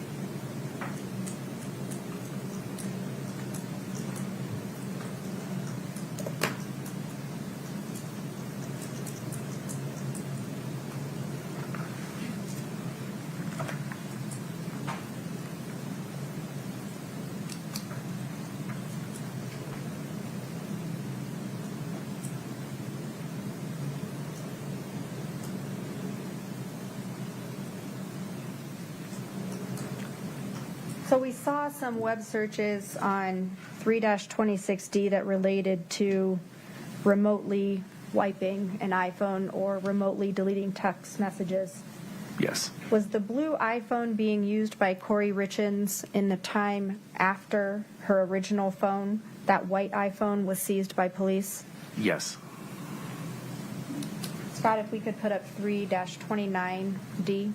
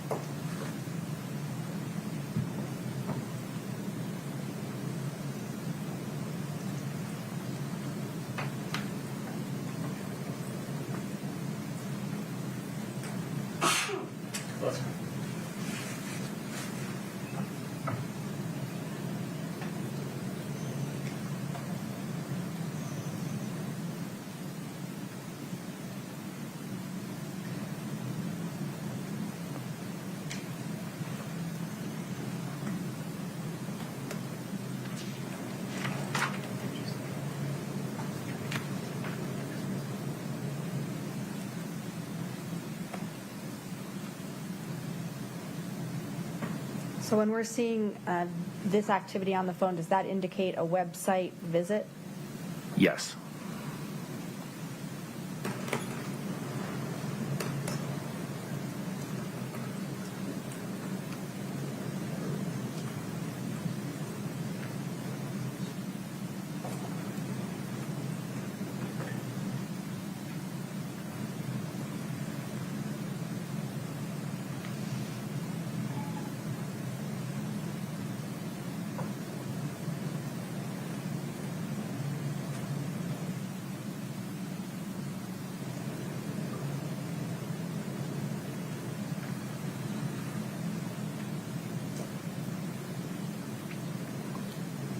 Again, this indicates a website visit.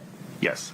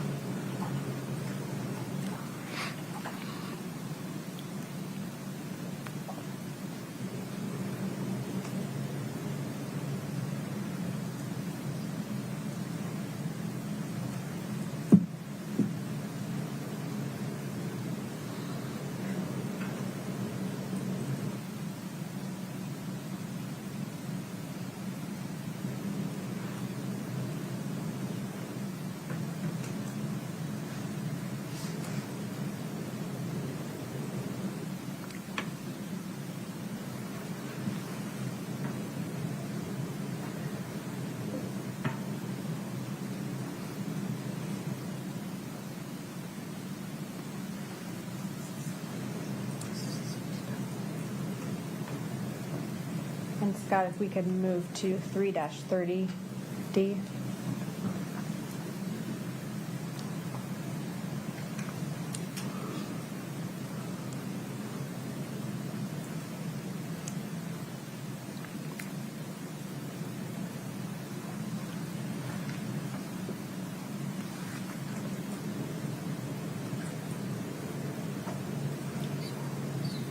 And these are the website visits. Yes, correct.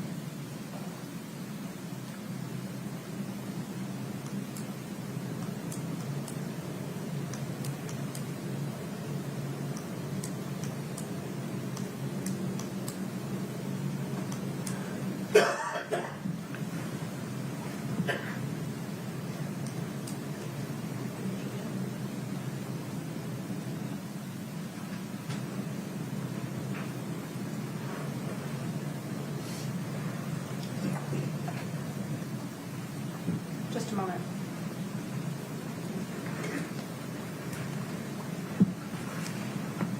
Sir, those were all my questions for you at the moment. I think the defense may have some as well. Thank you.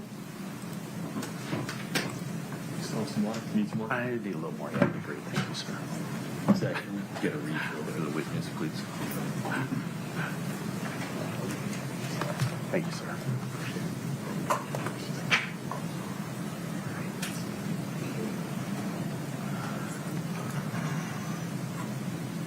Mr. Ramos, did you want a break before beginning? Thank you. Yeah, I take a break. We'll gather my thoughts and we'll get out of here on time. Don't commit to anything. But let's just take a stretch the leg break. We'll come back at 3:45. Thank you. Please rise for the jury.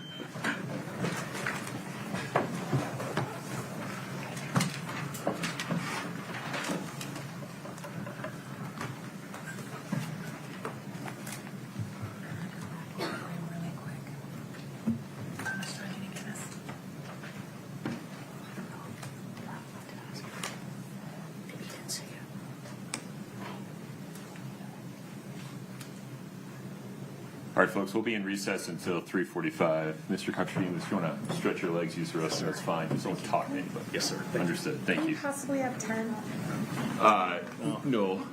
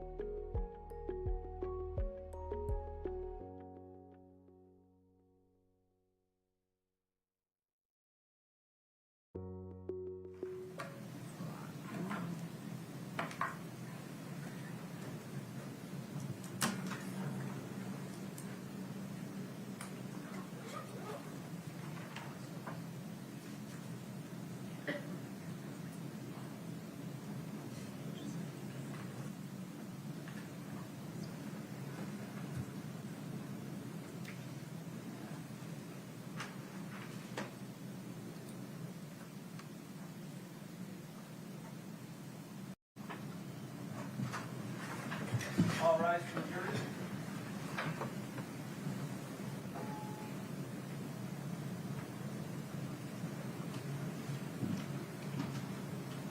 Go ahead and have a seat. Thank you.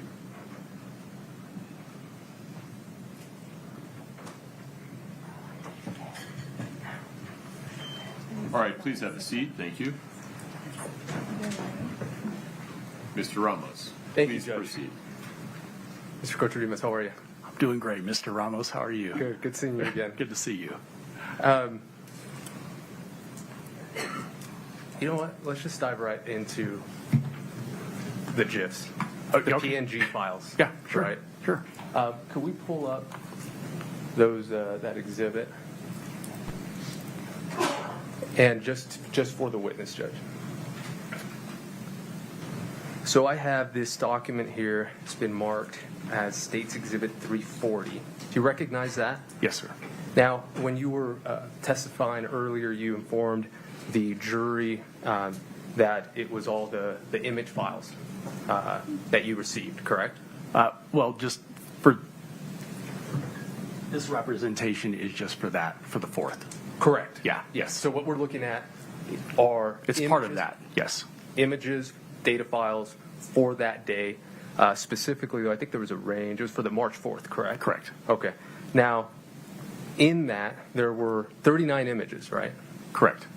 Now, of those images, obviously, we've seen 3 of them. Okay? Yes. So I want to focus on those, okay? Okay.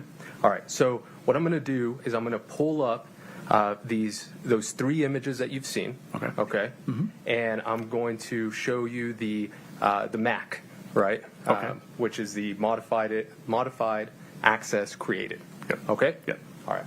We can pull that out for you. Now, could you see those on the left-hand side there? I do, yes. Okay. One second. That's what he can see, right? Okay. Sorry, I have a smaller screen here, so I just want to Okay. make sure we're on the same page. All right. Yeah. Okay. On the left-hand side, can you tell me, or tell the jury, if all of these images were accessed on the same date and time, Yes. They down to the second? Yes. Okay. Now, you mentioned that these are .png files. Okay. Yes. Now, if we look to the right, there is what appears to not be a GIF, I guess, or it is a thumbnail, but it is of a, how would you describe it? What's the picture? What's that picture of? I don't. Which one are we looking at? The one on the right-hand side, it looks like a house almost in the distance. Oh yeah, yeah. There's a photo of a piece of property. It looks like. Yes. Are you familiar with that property? I can't tell what it is from the photo. Fair enough. Now, can you just look at the time and date? Yes. Okay. Does that match the .png files that we saw? It does. Okay. Yes. To the second? It does. Okay. Yes. So, just practically speaking, okay, we could take that down. Do you find that odd? Not necessarily. Okay. Yeah. Let's walk through it. Okay. I'm gonna walk through an example for you. Okay. Okay. All right. And then I want you to explain it to me. Okay. Okay. Now, in fact, let's do this. Camera film. So, if I pull up my phone right now, I just unlocked it. Mm-hmm. Now, I'm going to send a text message, okay, Okay. to my son. All right. Okay. Now, I'm going to go ahead and add a thumbnail. A photo. Yeah. Photo. Uh-huh. Okay. And I'll do a GIF. Okay. Okay. And so I'm looking for one. I found one. So I just clicked on that. Okay. Okay. Now I just clicked on another one. Okay. And I just clicked on another one. Yes. Okay. Now I'm going to add also a picture. Okay. Just for my folder. Okay. Okay. Now I've selected those 4 items. Okay. Mm-hmm. And I'm about to send it. Yes. Okay. So if you were to get my phone and put it in your system, extract it, and you analyze it, obviously it would be a text message. It would. Yes. Correct? Yes. Now, the modified access created, would all of those be the same date, time, down to the second? They could be. Could be. Yes. There's a lot of reasons for that. Yes. Okay. For example, the type of iOS I have. That could affect it, yes. The type of extraction that's done. I don't know if the extraction type would determine that or not. Logical versus physical. I still don't think in the way these images were in the database. Okay. I don't think that would be. I don't think that would be accurate. So then let's look at the database. Okay. Where exactly were these images? So they were in the database. That is, there's a pathway in there. Yeah, let's pull that up. Yeah, again, so that's please. where they're at. Okay. Okay. So they are in an SMS photo database essentially. All right. So is it up there now for you? It is not. Not yet. Okay. Now, the source file, is that what we're referring to? Yes. Okay. Yep. So I see here has a bunch of numbers, underscore files, full.zip, right? Yeah. Private var, mobile, library, cache. Yes. Right? Yep. Okay. Talk to me about cache. All right. So, caches or folders. They're just places where the system stores data. Okay. Yeah. And if I were to go to my phone right now, I could find those .png files, that image I just sent, right? If I go directly to my text message, correct? You could. Yes. Yep. Right, because I just sent it. Uh-huh. Okay. Now, here in this file, this doesn't lead you straight to a text message. Correct. Okay.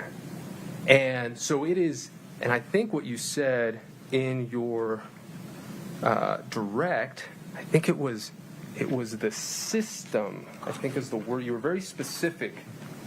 The system in her phone, I logged it. Is that correct? Yes. Okay. Those are databases. Correct. Yeah, yes. Okay.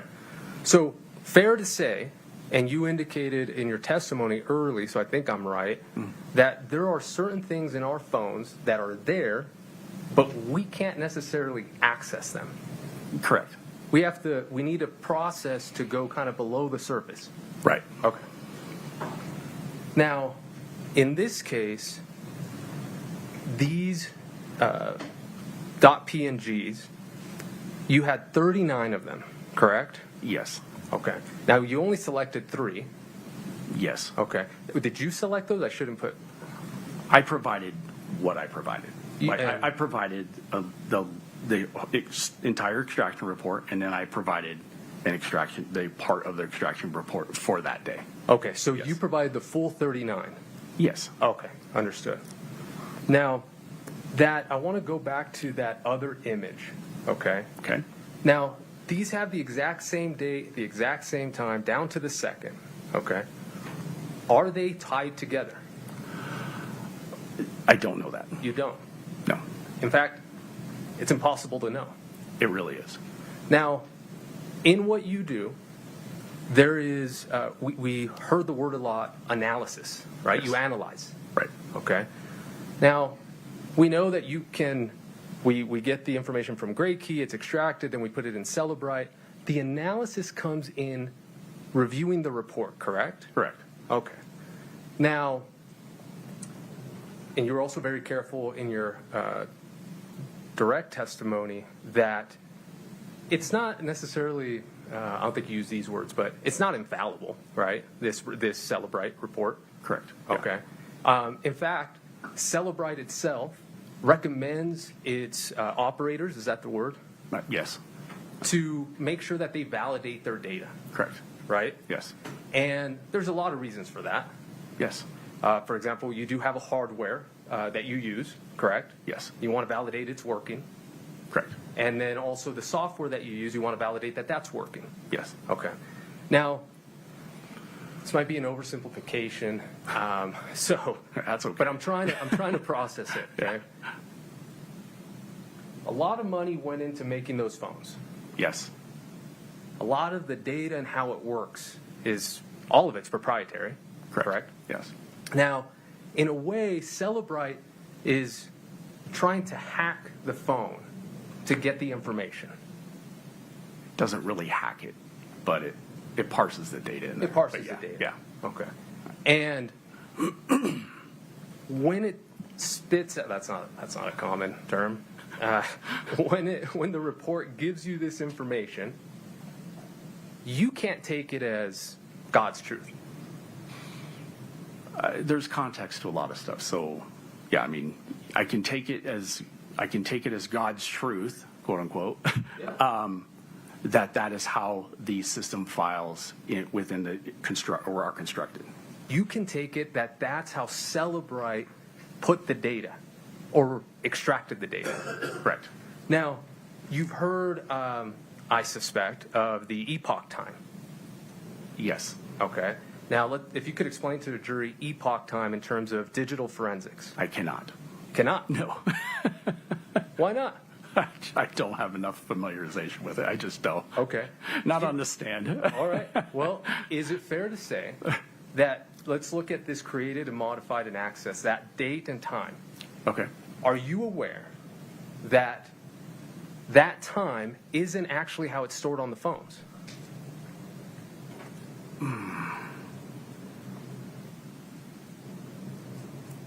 I'm not sure I understand the question. Sure. So the epoch time, if you're not familiar with it, it's the number of seconds that has elapsed since January 1st, 1970. Are you familiar with that? I am. Oh, sorry, for a Judge. minute. I What was the apologize. objection? He said he couldn't testify about what epoch time is. So foundation. foundation. I think you're laying foundation. I am, right? Judge. Let's see where this goes. Overruled. So- If you would, I interrupted you, gentlemen. If you would ask that question. Absolutely, Judge. So the epoch time, and I'm just going to, I'll explain it how I know it, and if it refreshes your recollection, great. If not, we'll move on. Okay. Okay. So epoch time is the number of seconds that has elapsed since January 1st, 1970. Okay? Yes. I don't know why they did it this way, but that is how the phones have registered the information. Or were you aware of that? Yes, and I don't know the technical aspects of it, but it's a programming reason. Correct. and because we're not going to do the math together. No, we're not. We rely, or in this case, you were relying on Celebrite to do that. Correct. Correct.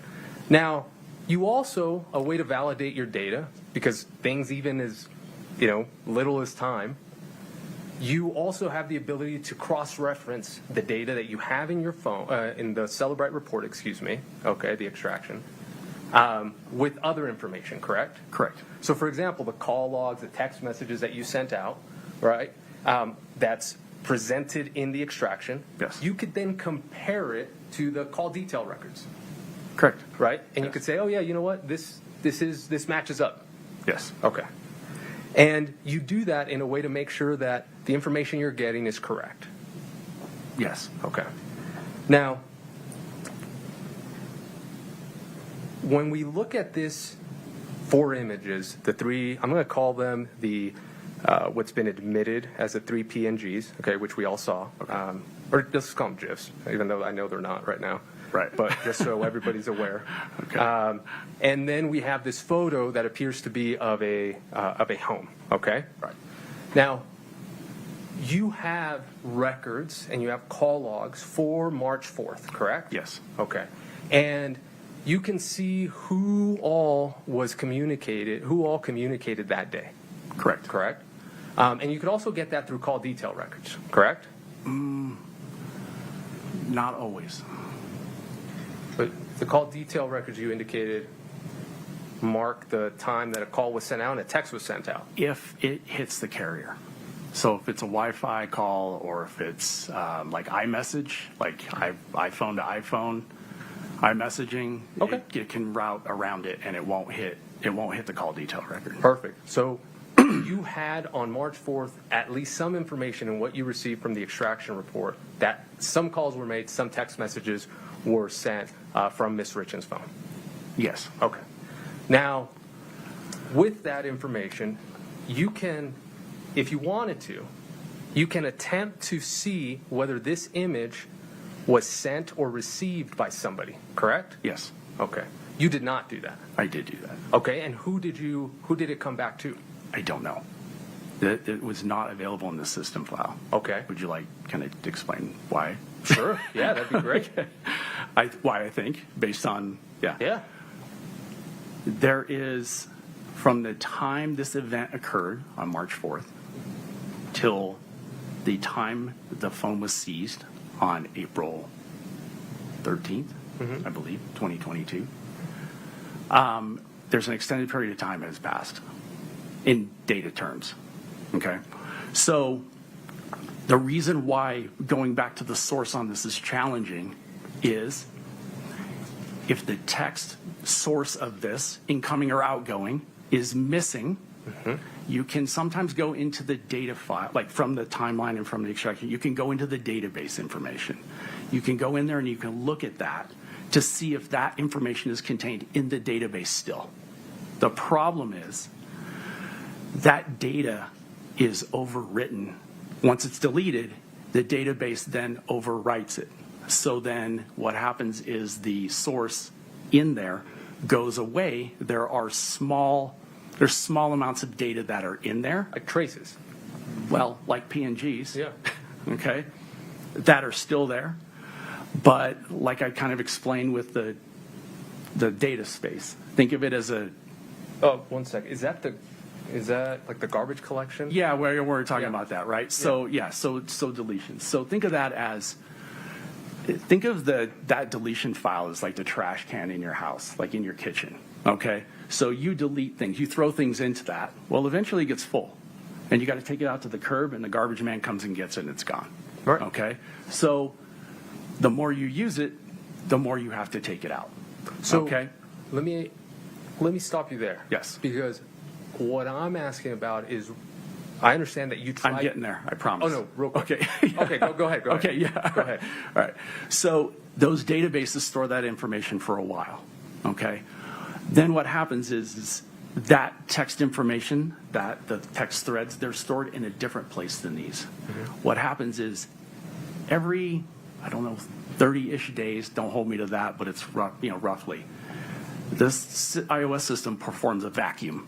And what it does is it takes deleted information that's in there that it no longer thinks it needs for the system files, and it vacuums it out, and it basically takes it out to the curb, and then it goes away. So to answer your question, I did attempt to look for the source for this, but there's none of that data remains in the device or in the databases at all. All I have is these, what I referred to previously as orphaned images. Or ghost. Ghosts. Yeah. Yes. No, and I understand that. Okay. My question is, there are other things you can do outside of that. Obviously, that's your first one, right? You Right. try to go straight to the source. For whatever reason, it's not there. Okay. But there are other things you can do to see if you can locate whether they're tied together or where they could have gone. Correct? Correct. So you indicated that at a minimum, this is on the mobile messaging system, right? Yes. It says mobile SMS, correct? Yes. So you know that at one point it was sent or received to somebody from Miss Richins' phone. Yes. Okay, so you have contacts in her phone, correct? I do. And if you had call detail records, for example, or just in her log, or any number of things, right? Right. You can go to those and see if the individual on the other end maybe did still have that message, correct? Potentially. Yeah, potentially. Now, you didn't do that in this case. Are we talking physically contacting these individuals and? Absolutely. Okay, yeah. So I agree with that statement. Okay.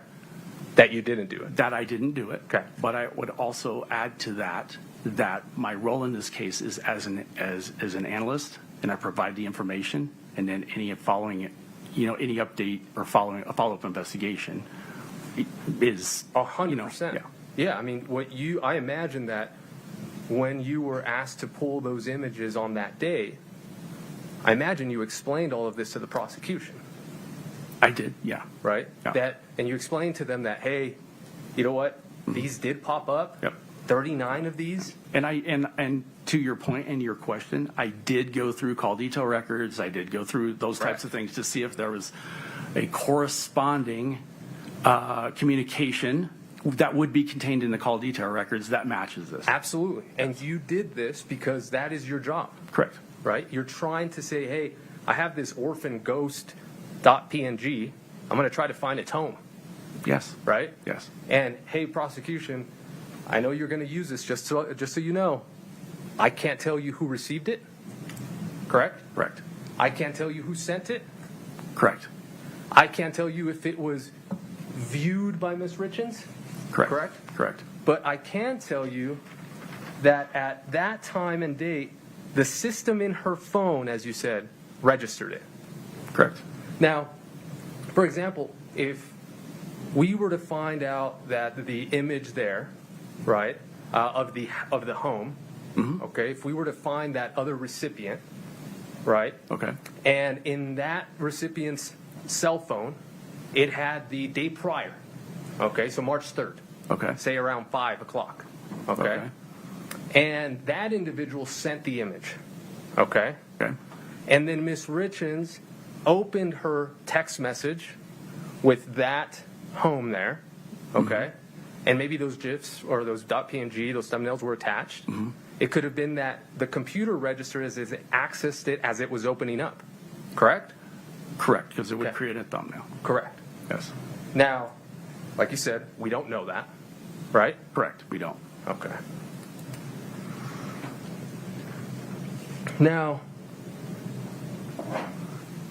I'd like to move on to the web searches. Okay? Yes. A lot of those web searches, as we saw, have no dates. Correct. Right? Yes. And we do see some of them when they were searched, correct? Yes. Okay. Are you familiar with, I think it's called like lifestyle analysis?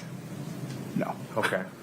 Did you perform any searches around the time on those that you can see on the web searches, that you can see the date that they were searched? Okay. Did you do any searches on Google or any validation to see what, if anything, was relevant to what was being pulled up?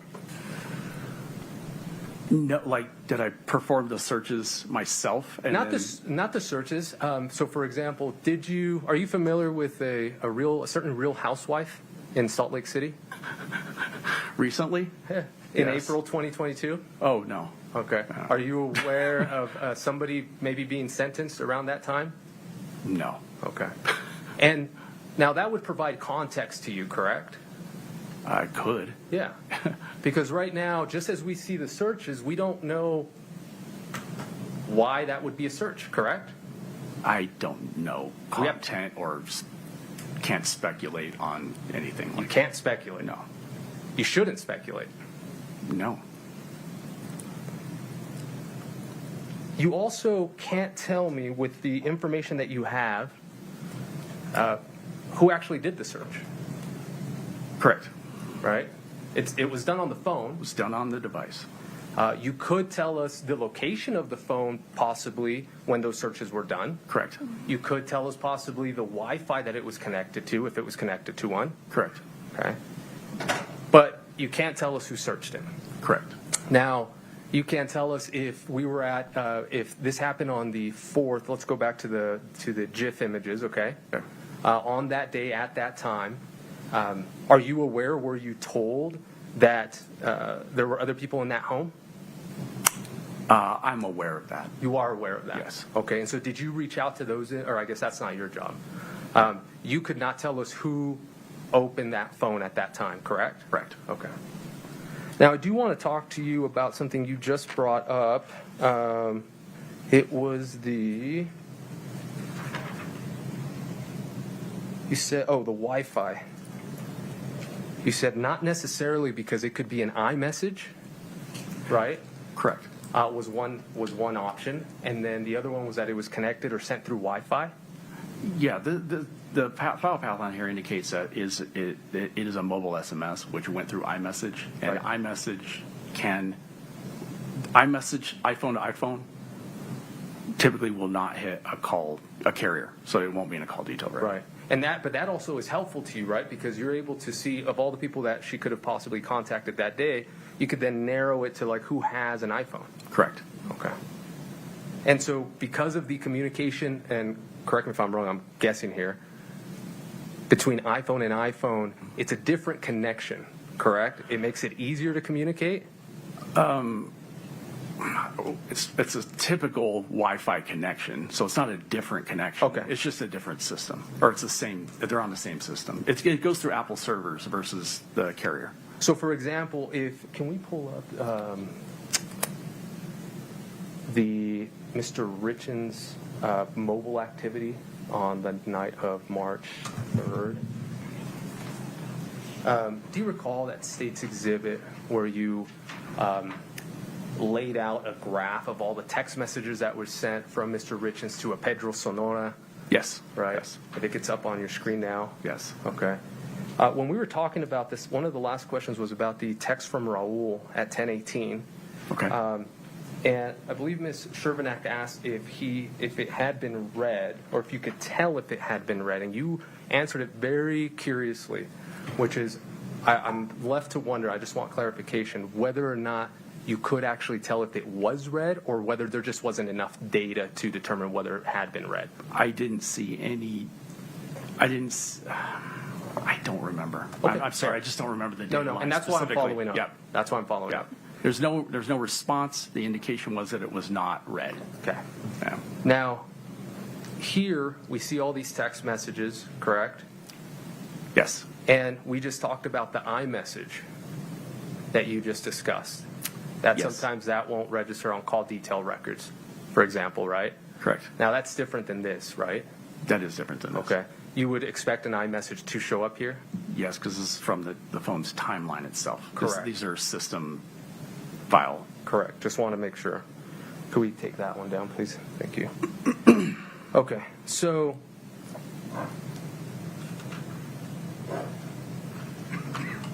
the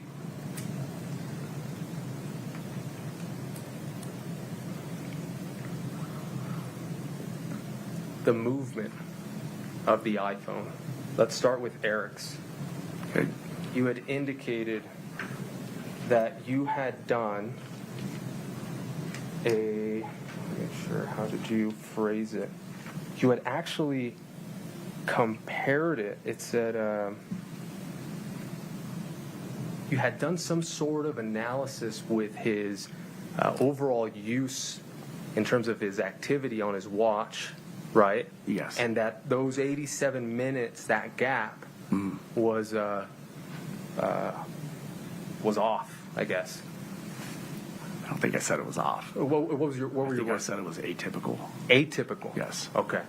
Now, can you please walk us through what exactly you did to get to that conclusion? Oh, so those are spot checks. Those are looking at random locations within his activity. I did not take the totality of his activity and compare it day to day to one another. Those were spot checks and looking at the device patterns in his phone to see if there was large types of movement. Now, there are sometimes large spaces of inactivity, but not in this context. So what spot checks did you do? Just periodically throughout the timeline, through that activity timeline, just to look at and see if his activity indicates that his device stays in motion, and to what extent day to day. Over how many days? Oh God, I probably looked at maybe 20 days or so, just random days. And how did you log that? I didn't report it. I just made a mental note of it. Just a mental note? Yes, sir. Okay. So what was the largest deviation? I don't know that, sir. What was the smallest deviation? I don't know. How did you come up to the fact that it was atypical? Well, like I said, in context, right? So there's communications with presumably Ms. Richins on the device, and Wait, there is Mr. Richins. I'm sorry, Mr. Richins on the device with Ms. Richins, right? And so there was So right now, just so you're clear, we're talking about the physical activity. Oh yeah, okay, yeah. Yeah. I'm sorry, yeah, physical activity. Yeah. Yeah, but in conjunction with that, there are text messages, there are other things going on around this time, indicating in the other exhibits, I don't know if we published them, but there's some discussion about what Mr. Richins was doing that day around Sure. So like this 11 one, a.m. So this one specifically, on February 14th, 2022. Yes. It was. You indicate that the gap was atypical. Yes, and maybe I didn't put that in good context. Sure, put it in context. But in now. context with what was going on at the time, it is not typical, based on what I looked at, for Mr. Richins to like lay down and take a nap, for instance, in the middle of the day. So you could tell that he took a nap from this? I cannot, but he indicated he was going to in the text. That's what I'm talking about in context. Okay, so there's a bit of confirmation bias there. You would agree? I would agree with that, and there's probably a little speculation there on that. The thing with device activity is you only know if the device is moving or not. Right. There is a bit of speculation, like you said, and we shouldn't do that. Probably not. Let's talk about. You can take that down. Let's talk about the activity sensor data. Okay. Not in context of what was registered. Okay. But in the context of you as an analyst. Okay? Okay. Now, we talked about how what you do is digital forensics. Yes.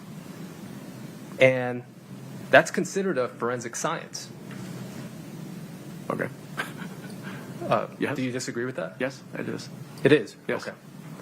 And part of that field, right, is what we, I guess, grew up knowing as the scientific method, right? Yes. And so, for example, here we identify a phone, an electronic device, okay? And then we go from identifying that to preserving it. Yes. Right? Yes. And we either put it in a Faraday bag or we plug it in and we make sure that the hash values and the hex code and everything matches. Correct. And we do that so that when you get the information, you know that it's the cleanest version possible. Correct? Correct. Okay. And then once we preserve it, we then collect the information, which would be the extraction. Yes. Right? And then we examine it. Okay. Yes. And then we get into the analysis. Yes. Okay. So we examined it, and I'm going to go off of the activity sensors. Okay. Activity monitors. Yeah. So we identified it, we collected it, we examined it. Now let's talk about the analysis of it. Okay. Okay.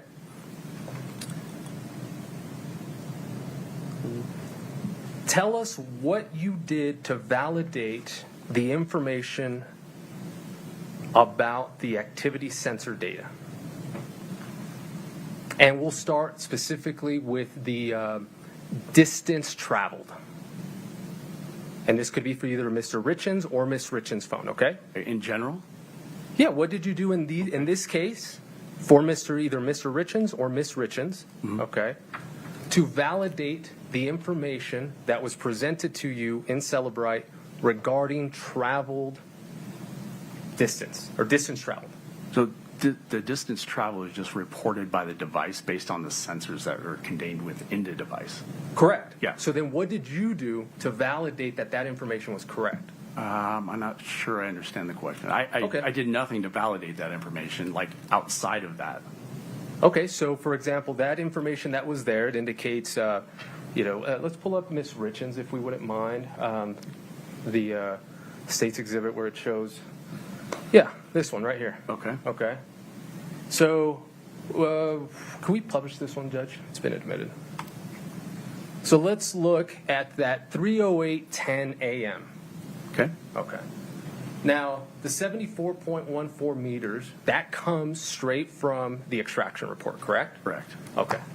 And the 243 feet, I imagine that's something that you converted? Yes. Okay. And using what? Just a Google conversion. Conversion. Yeah. Okay. And in this device travels, we know that it was 74.14 meters that was registered on the device. Correct. Okay. Now, what kind of iPhone was this? I believe it was an iPhone 12. Okay. And do you recall what iOS system it had? I do not. Okay. Now, did you, for example, going back to, so I can explain myself, did you grab your phone, a phone, and measure the distance from point X to point Y, put the phone in your pocket, walk over there, knowing the distance, walk back, plug in the phone, and see whether the Celebrite data that you received for what you just did in that controlled environment matched what was being produced? No. Okay. Did you purchase or have access to the iPhone make and model of Ms. Richins? No. On either of her phones that she had? No. Did you have access to Mr. Richins' iPhone make or model? No. Okay. And you did not do any tests, correct? Correct. So these numbers right here that we're seeing, you are speculating that is correct. I'm not speculating. I'm relying on the data being correct inside the device. But you have no way of knowing that. Well, I mean, the examples you're giving are not 100%, wouldn't 100% verify this anyway, I don't think. I think you would have to use the exact device under the exact conditions. Yeah. In any way. For one. Yeah, so let's go with that. So and two, and which I didn't do. Which I didn't do. Real quick, before you go on. So let's be clear. We understand you didn't do it. You did have access or could gain access to the environment, correct? I could. Okay. Yes. So then let's go from there. There are body cams in this case. Were you aware of that? Yes. Okay. Have you been to the Richins home? No. Okay. Have you seen those body cams?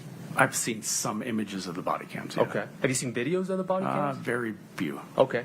Do you recall a video where one of Miss Richins' phones is handed from one of the EMS to an officer, and then the officer walks over all the way to where Miss Richins is to provide her the phone? No. Okay. Had you been aware of that, or had that, rather, I'll be fair to you, had that been told to you by the prosecutors or law enforcement? Having that controlled environment, having this data, having access to the same phone, downloading the same iOS, could you have run a test to see if it was similar? And specifically referring to the 41 meters that's indicated there.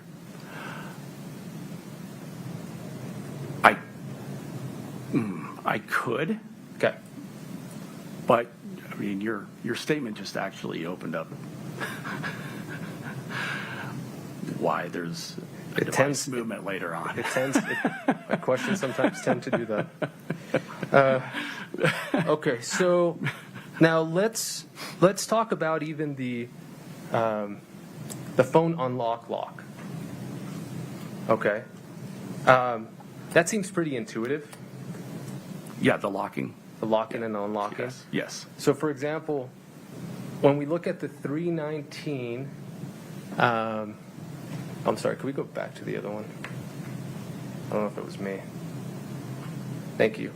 At 319.39 at the bottom, phone unlocked 3 seconds. Mm-hmm. So it was unlocked 3 seconds. Does that mean it was locked at 3 seconds? Yes. Okay. And then, to be honest, this is just out of curiosity. Why don't we show an unlock before the 321? Oh no, because that 3-9 that. Oh, I don't know. Sometimes just things happen, right? I don't know. Yeah. Okay, we could take that one down.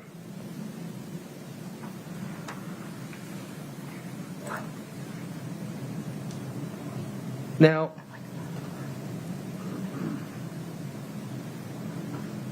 going back to the web searches, okay, just briefly. This was all after, to your knowledge, I imagine you're aware that this was all after, all these searches were done after Ms. Richins knew she was under investigation, correct? Yes. Okay.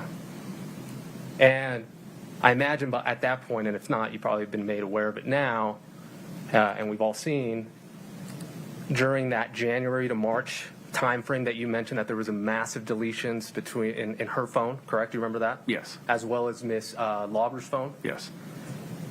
You know that they were purchasing oxys, correct? Objection, Your Honor. Lack of foundation. Are you aware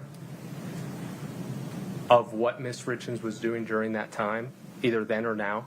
Yes. Okay. Now, you're a former law enforcement officer? Yes. Okay. Do you ever deal in narcotics? No. Okay. You're aware of them? I am. Okay. You're aware of purchases? I am. You're aware of the criminal mind, perhaps?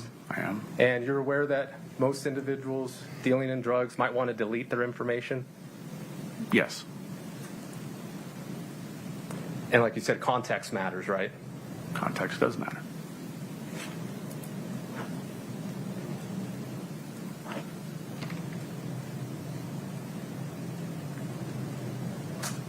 Bear with me.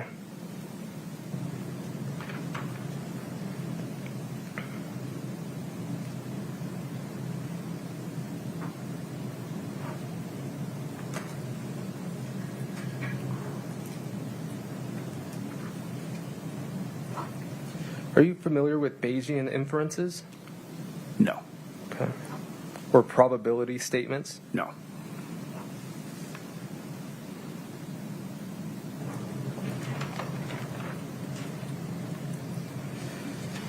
I'm getting there, I promise. Just want to make sure.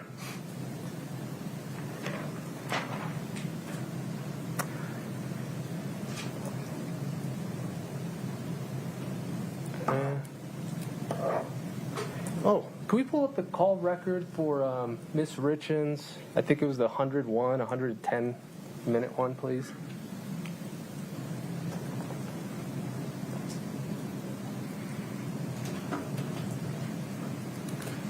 Do you remember this? I do, yes, sir. Okay. To be honest, I don't know why you were asked the questions, but this was in March. Could you zoom that in? Sorry, Yeah. those. No, I know. Those things are. Zoom it in when you find it, please.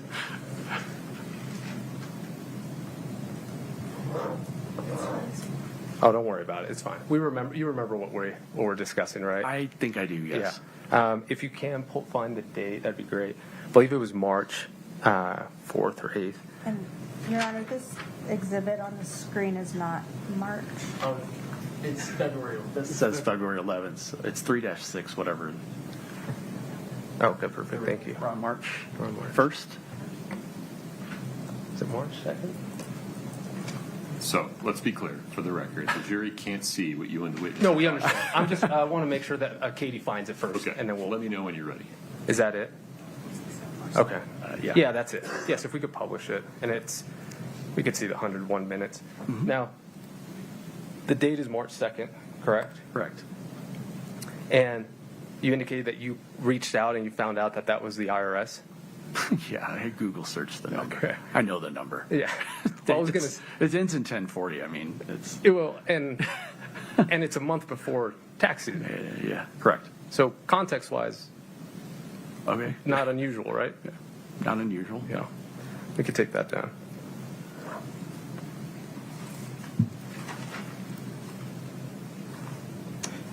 I do want to make sure did you come on in May 2020? When were you brought on? Retained. I was retained in May of 2023.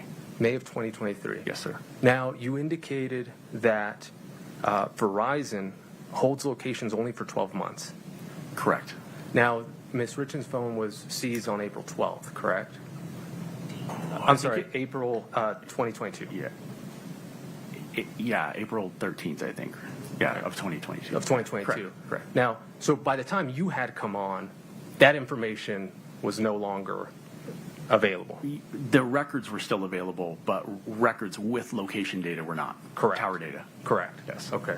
And to your knowledge, that's never been obtained, correct? Correct. Okay. We went through a lot of those PowerPoints indicating where Ms. Lauber was, and the communication she had, I think, with Kouri on the right-hand side, and then kind of following. Yes. I think you made it clear that Those aren't their actual GPS locations, correct? Correct. Okay, those are cell towers. Those are the tower locations, yes. Right. So every time that the jury sees that little image going with Mr. Crozier, right, those are all cell towers. Right. You're seeing the tower that that device is communicating with Correct. at that time. And so there was a time during your direct that you indicated that I think it was Miss Lauber was near the Richins home. Yes. Do you remember that? Yes. To be clear, it's not that she was there. Her device was. Her device was connected to a cell tower. Yes. Okay. Now, with all this information that you have, the call details records, the cell tower information, the Carmen's phone, right? All of that, were you ever able to see, or were you asked, whether she went to 75 East, 100 North, and Midway? I believe I was asked to look at that. Okay, and did you find anything? It's the data is not that specific. Okay. It's not GPS location. It's tower location. Right. So. Right. Okay, we talked about those.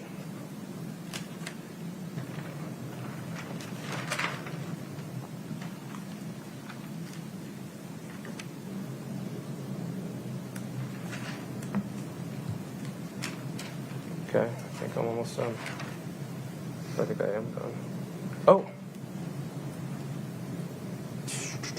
Two things. Biometric data. Okay. Let's go back to the activity sensor data. Did you go into anywhere in the extraction to locate the height Miss Richins put in her phone? I don't recall seeing that. The whether her weight? I don't recall seeing that either. The stride? I don't recall seeing that. Did you do that or recall seeing that in Mr. Richins? No. Okay.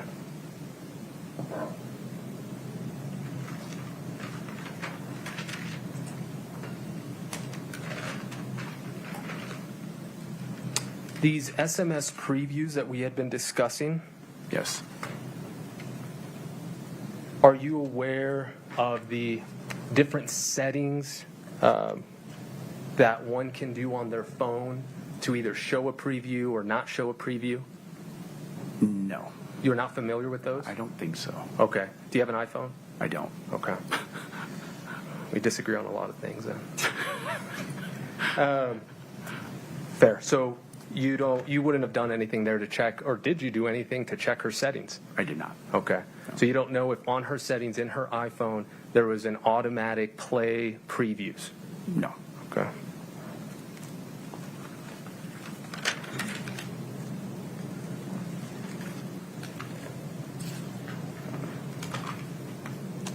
One second. May I have the white voice, Judge?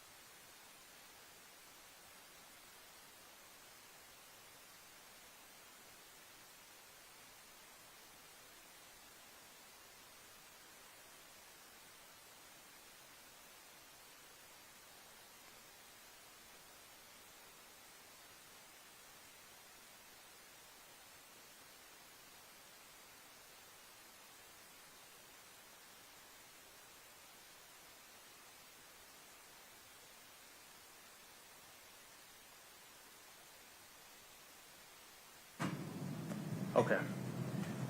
for clarification purposes. Okay. Because as I was talking about the web searches, I did not specify, and I want to make sure we get it clear. Those came from the blue phone. Correct. Okay. So those were after the April 13th, April 12th, when the white phone was seized, correct? Correct. After Ms. Richins obviously had been under investigation. Correct. Correct. After her, I'm not sure if you're aware, after her home was searched. I don't know anything about Don't know that. about that. Okay, but it was on the blue phone. Yes. None of these web searches were on the other phones, correct? Correct. Okay. That's all I have. Thanks so much. Appreciate you. Yeah, thanks. Ms. Sherbanek, within the scope of cross? Sorry.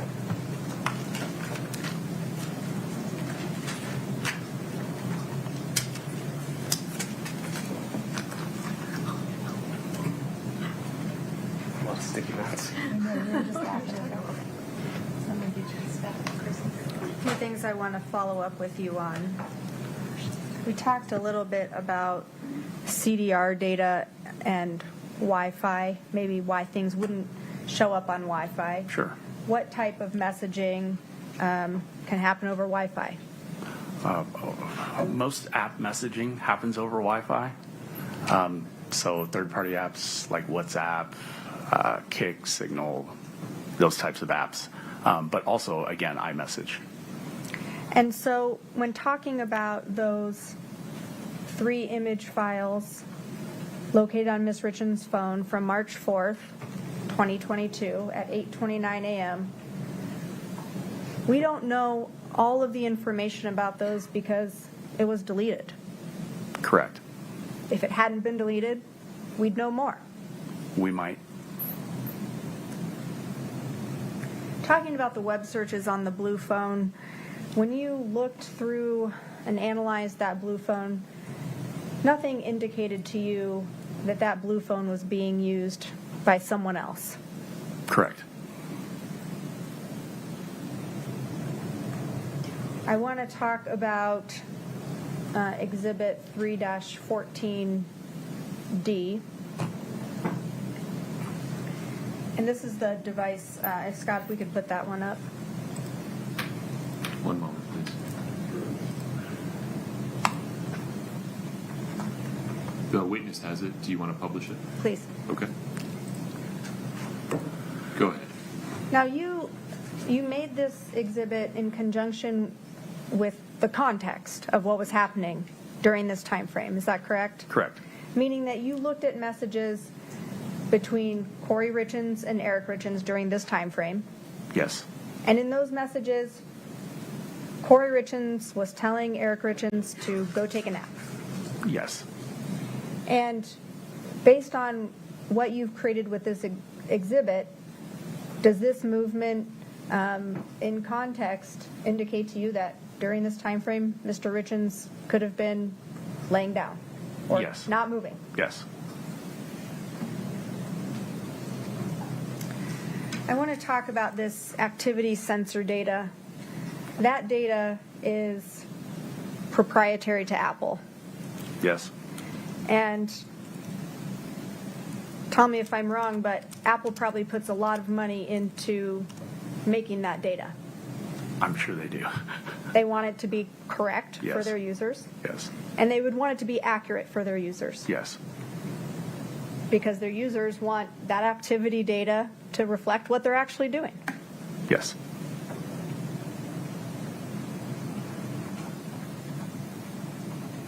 Have you looked at activity data in other phone downloads that you've analyzed? Yes.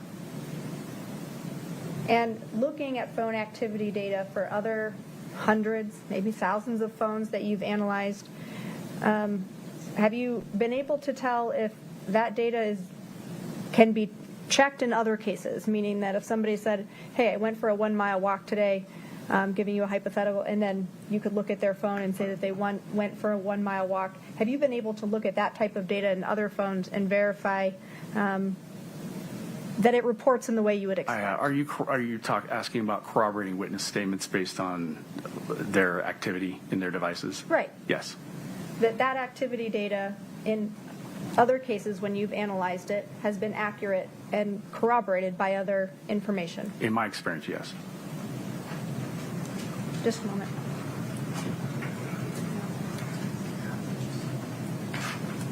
That's all I've got for you, sir. Thank you. Thank you.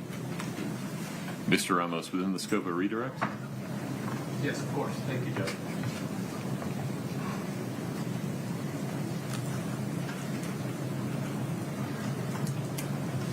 You indicated that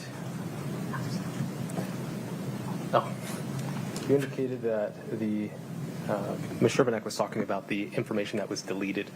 Yes. Regarding those thumbnails, GIFs, correct? Yes. Certainly, it would have been better for all of us. It would have. Does that file path and the information tell you who deleted it? No. And as you explained with the garbage collection, it could have been that way, correct? It would have to be. It would have, if it wasn't deleted from the device, it would not have ended up there. There would be a remnant of it. Right. Yeah. It would be a data line. Okay. Now, you were also asked about that you did not investigate or you don't have any reason to believe that anybody else had the blue iPhone. Do you recall that question? Yes. And you said that no. Yes. How do you come to that conclusion? The big thing for me is there is a text in that phone from that device to Mr. Grossman in which the defendant indicates that. So, to be clear, yes, not saying that the phone wasn't Miss Richins. Right. Right. Yeah. My question is. Okay. Well, I'm trying to answer it. Yeah. So I'll clarify my question to make sure I'm Okay. I'm asking it right. All right. Is your testimony that there was nobody else who had access to that phone at all? I don't know that. Okay, that's my question. Now, you were asked about Apple software and proprietary software, and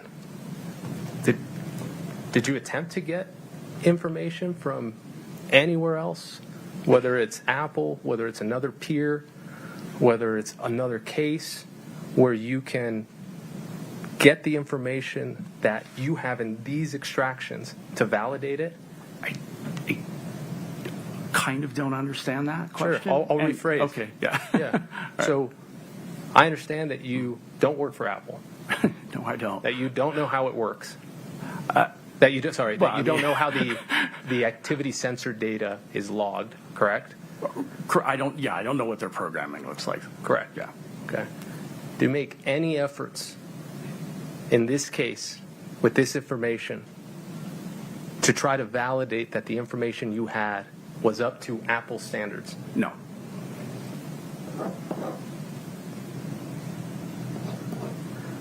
You indicated that you've been able to rely on other cases before. How many cases? At least 100. And so in those cases with activity sensor data, in those you did test? Okay. So analyze data in phones, at least 100 phones. There have probably been, I apologize, there have probably been a dozen or so cases where I've had to corroborate like witness statements and suspect statements, that type of thing, against their phones. And I have not found any inaccuracies. I misunderstood. You, in those cases, corroborated the data that you received, but you did not run tests to make sure that the data you had was accurate. Not physical tests, no, sir. Correct. Okay. Yeah. That's all I have, Judge. Yeah. Thank you. Thank you. Thank you. I have one question. You started to describe how you knew that no one else was using Kouri Richins' blue phone. Yes. There was a text message that indicated to you how you know that. Yes. How did that message indicate it to you? Not word for word or verbatim. Summarize the message. The message summary was a text from the new number, the 9592 number, which is the blue phone number, to Josh Grossman's phone. And Ms. Richins indicated to Mr. Grossman in that text that she had activated one of, I believe it was her mom's phones, and she would be using that now, so, to that effect. So she told him, this is the phone I'm using to contact you now. Yes. That's all my questions. No. May we release this witness, counsel? Subject to rebuttal if we need him. Understood. If we could not release him from the subpoena. You are still subject to subpoena, so that means you can't, well, he's an expert, so the exclusionary rule does not apply to him, correct, Mr. Ramos? Okay. Maybe we'll see you in the future. You're free to go today. All right, thank you, for sir. your time. Thank you, I appreciate All it. right. Okay. Now it's a good time to recess for the day, Ms. Shervnek, yes? Yeah, sure. Mr. Ramos? That'd be on time. Very well. Ladies and gentlemen, we are going to recess until 8:30 tomorrow morning. As always, please affirmatively avoid talking about or listening to anything about this case. Avoid any person that's trying to talk to you about the case. Please do not read, watch, or listen to any report about the case at all.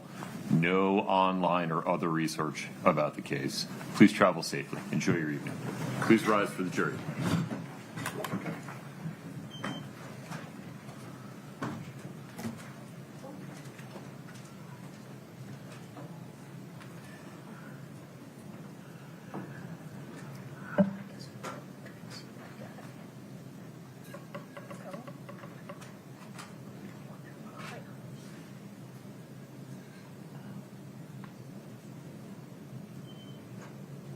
Counsel, have a seat, please. Ms. Shervnek, Mr. Bloodworth, anything else on the record today? No, Your Honor. Ms. Lewis, Ms. Nestor, Mr. Ramos? Do we want to address the juror issue? What I propose, and let me just say it out loud, and then you can tell me whether you have any objection to this, is to let all of you consider whether you want to have the court voir dire that witness regarding his prior interactions with Ms. Crosswhite tomorrow morning, and if so, we can do that. Or if you'd prefer not to do that, but give that some thought overnight. We can pick it up first thing in the morning. Any objection? No, sir. Mr. Bloodworth? No objection. Okay. We'll be in recess until tomorrow morning. Please travel safe.